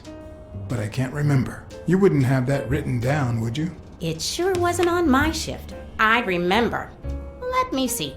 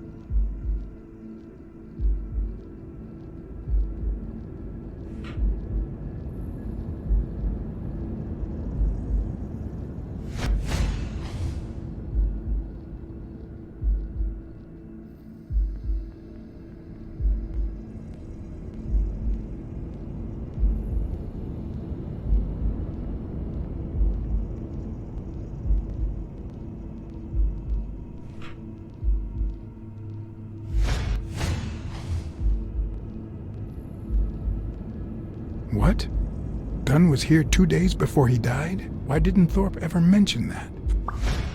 I'm sorry, but your name's not on here.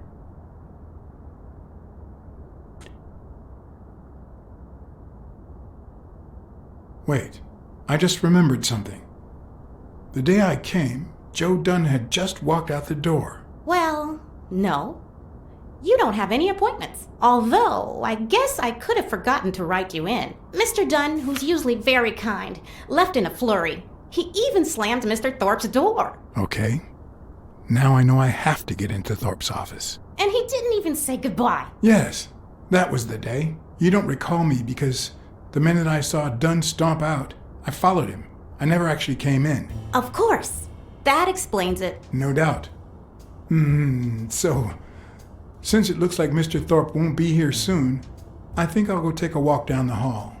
Gotta stay in shape.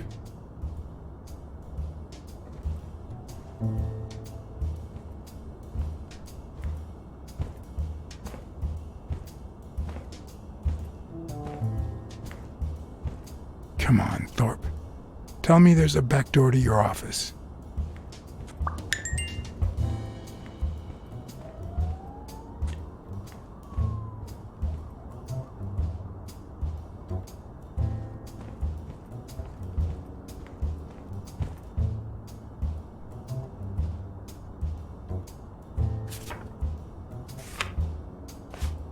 So, you had something to do with that chest expander after all.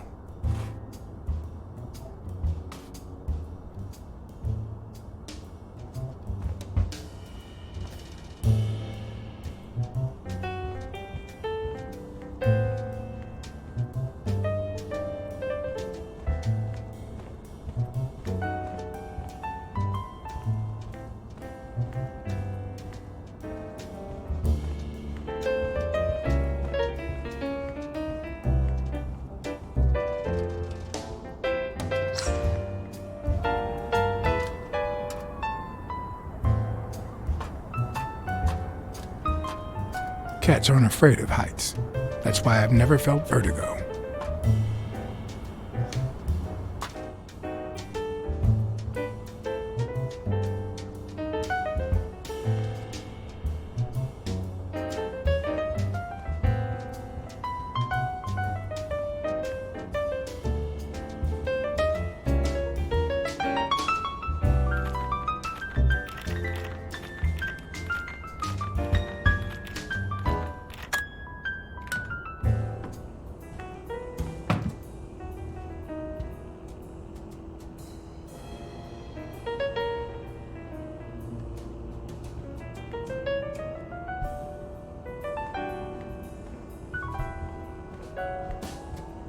It's a bit strange to see no office chair behind a desk until you remember the desk's owner is in a wheelchair.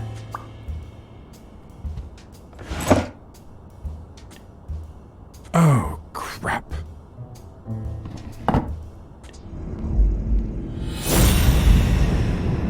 Why am I surprised? In every investigation, there comes a point where every single lead seems to go down the drain. And you have to retrace your steps to get back on the right track.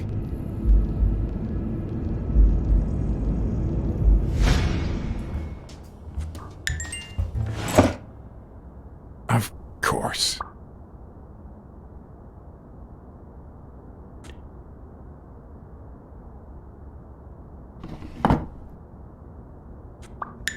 I better not use it. It might be connected to the switchboard at the front desk.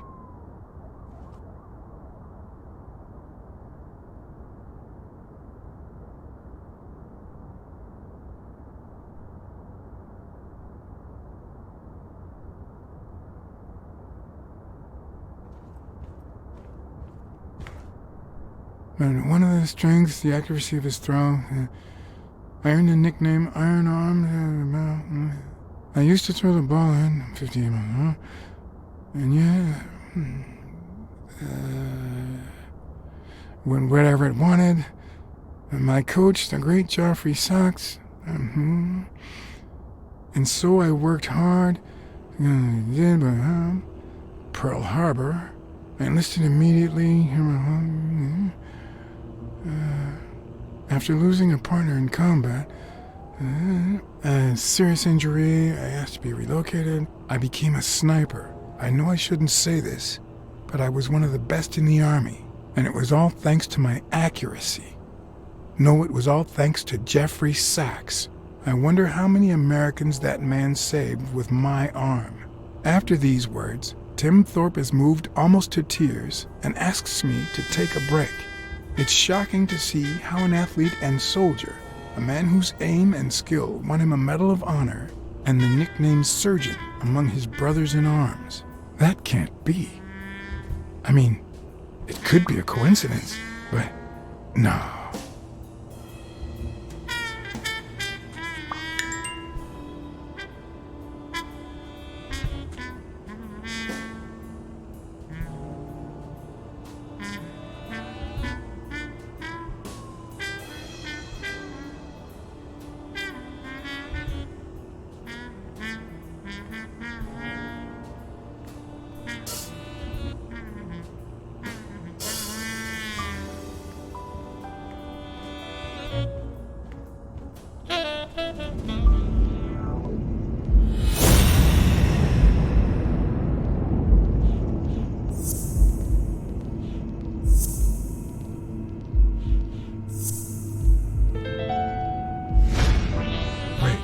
What if Groon's drugs helped Thorpe walk?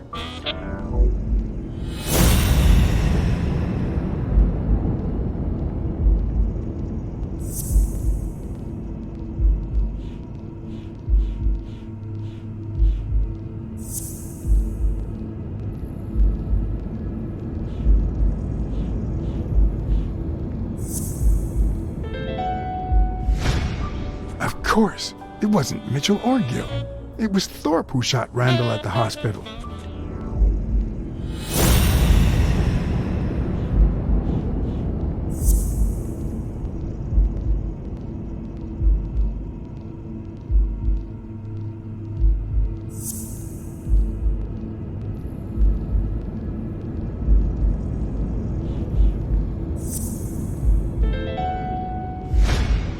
That's it.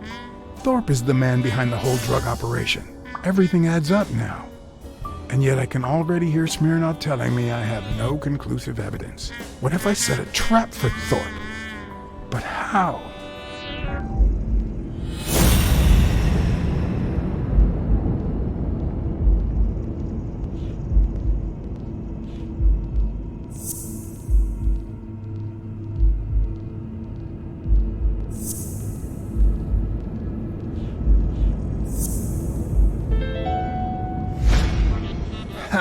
What if I place Thorpe's gun up there and corner him so that he has to stand up to get it?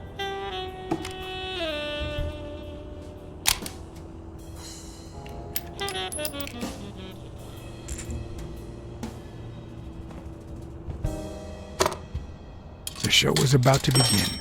All I needed was an audience and some patience.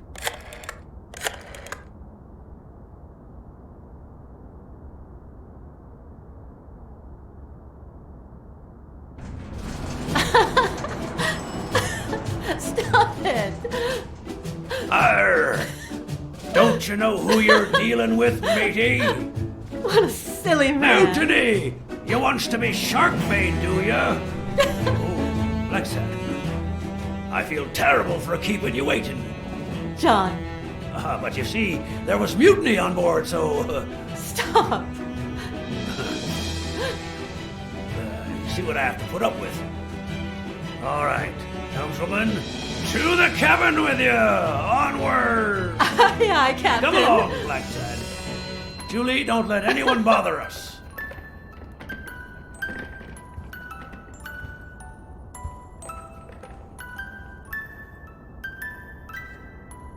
Honey, will you wait in the boardroom for me, please? But...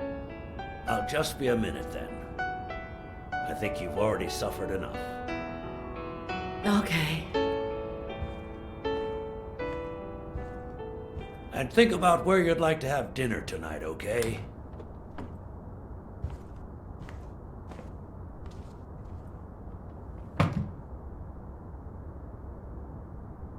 You see, I'm not gonna pay you for solving the case. Wow. I thought you were the kind of man who was true to his word. No, it's not that. You'll get every penny we agreed on, and more. But not because you solved the case, but for her. 2 days ago, she wanted to end it all. Drop out of college, sell the gym. Too many wounds to heal. But through your incredible work, you managed to heal them. Well, perhaps not completely. It takes time to get over something like this. But at least, thanks to you, Sonia wants to be happy. She has hope. I'm going to help her make Dunn's gym the best in the city. Who would have ever guessed it, huh? In the end, it seems like Dunn's death was the best thing that could have happened to the gym, huh? Don't be so cynical.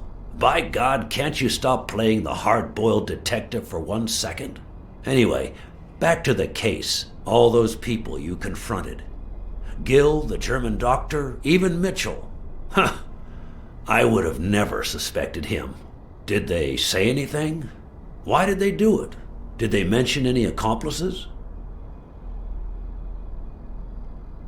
They did mention a certain surgeon. Surgeon? You have any idea who that could be?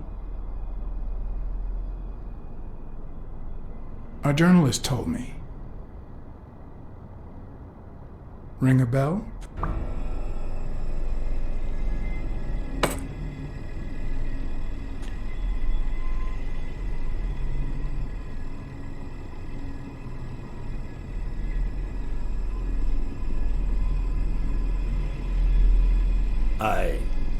I'm sure you've got good intentions, but you're wrong. What makes you think that? I'm sure there's an explanation. I know you ordered Randall Lee to kill Joe Dunn, and you tried to frame Bobby Yale, who had recently given up your medical services. Joe was my friend. Don't you get it?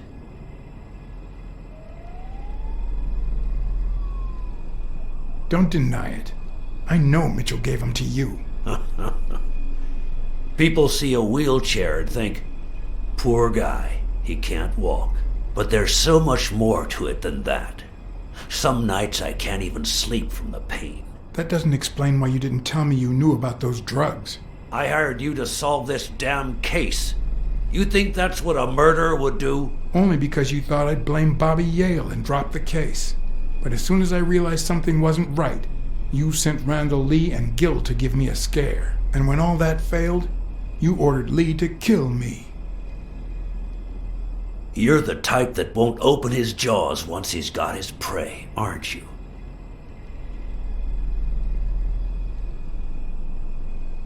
I think I've made that clear enough by now.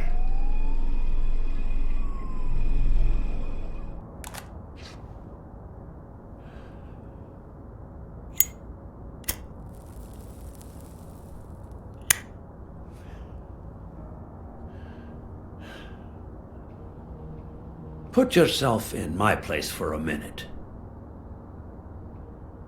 You're a promising football player who just got back from the war, but you're still a nobody. The man you saved kindly opens his house to you, and that man is still undone by his wife's passing.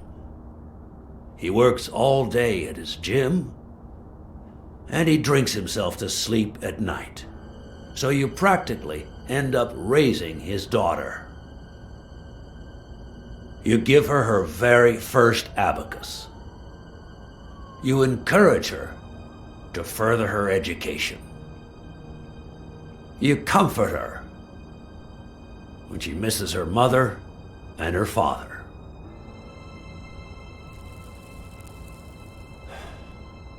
Meanwhile, your sporting career takes off. Life is good.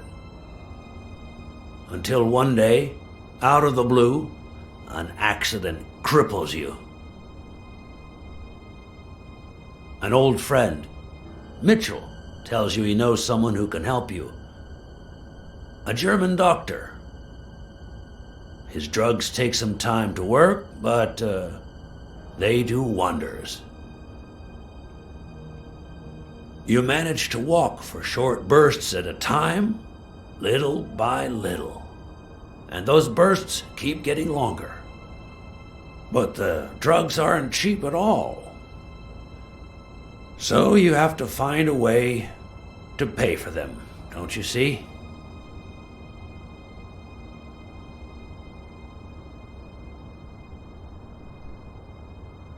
So you started by selling drugs to athletes. Then you decided to start an advertising agency to hire those same athletes. Drugs would help them excel, and you'd get better ad deals.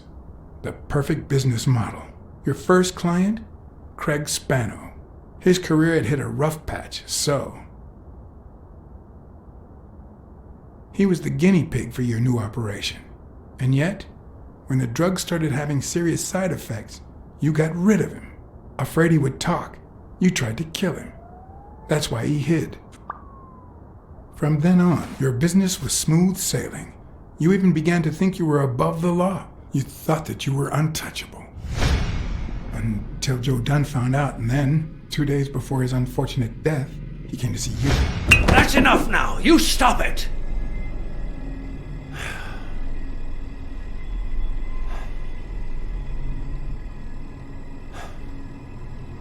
Now, I don't know if I'm above the law, but I am sure as hell not beneath it. Do you know how much power I have? The kind of people I eat with every day? I could shoot you right now, and nothing would happen to me. With that gun you keep in your drawer? I'm afraid not.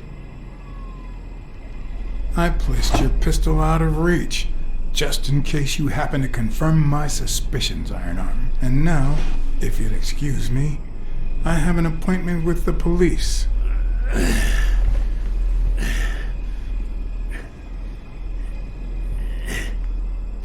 I won't let anyone wreck my life again. Sonia and I, we deserve a future. You can come in now, Smirnoff. Timothy Wilson Thorpe, drop your weapon. You're under arrest.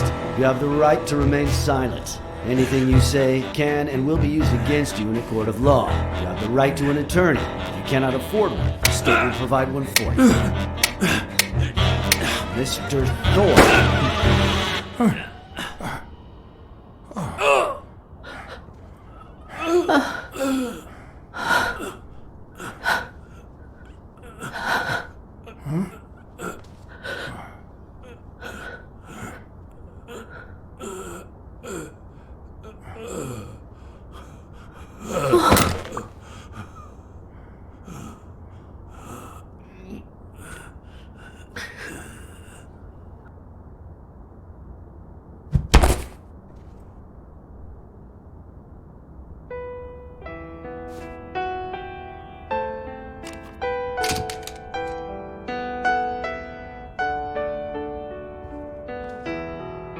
Sonia Dunn, you are under arrest for the death of Timothy Wilson Thorpe.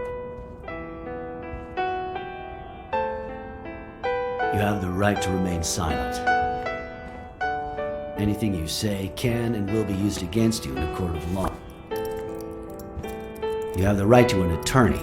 If you cannot afford one, the state will provide one for you. Do you understand these rights as I have just read them to you? With these rights in mind, do you wish to speak to me? Watch your step.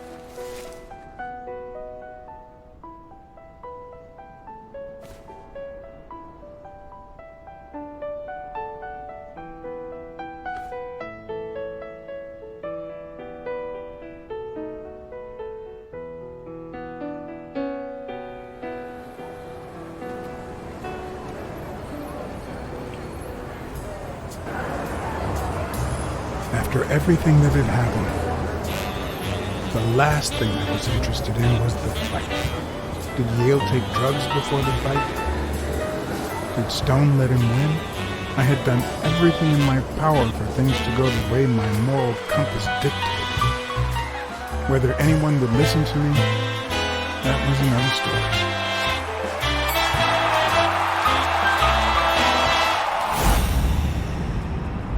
Because no matter what they tell us, our actions don't always determine our future.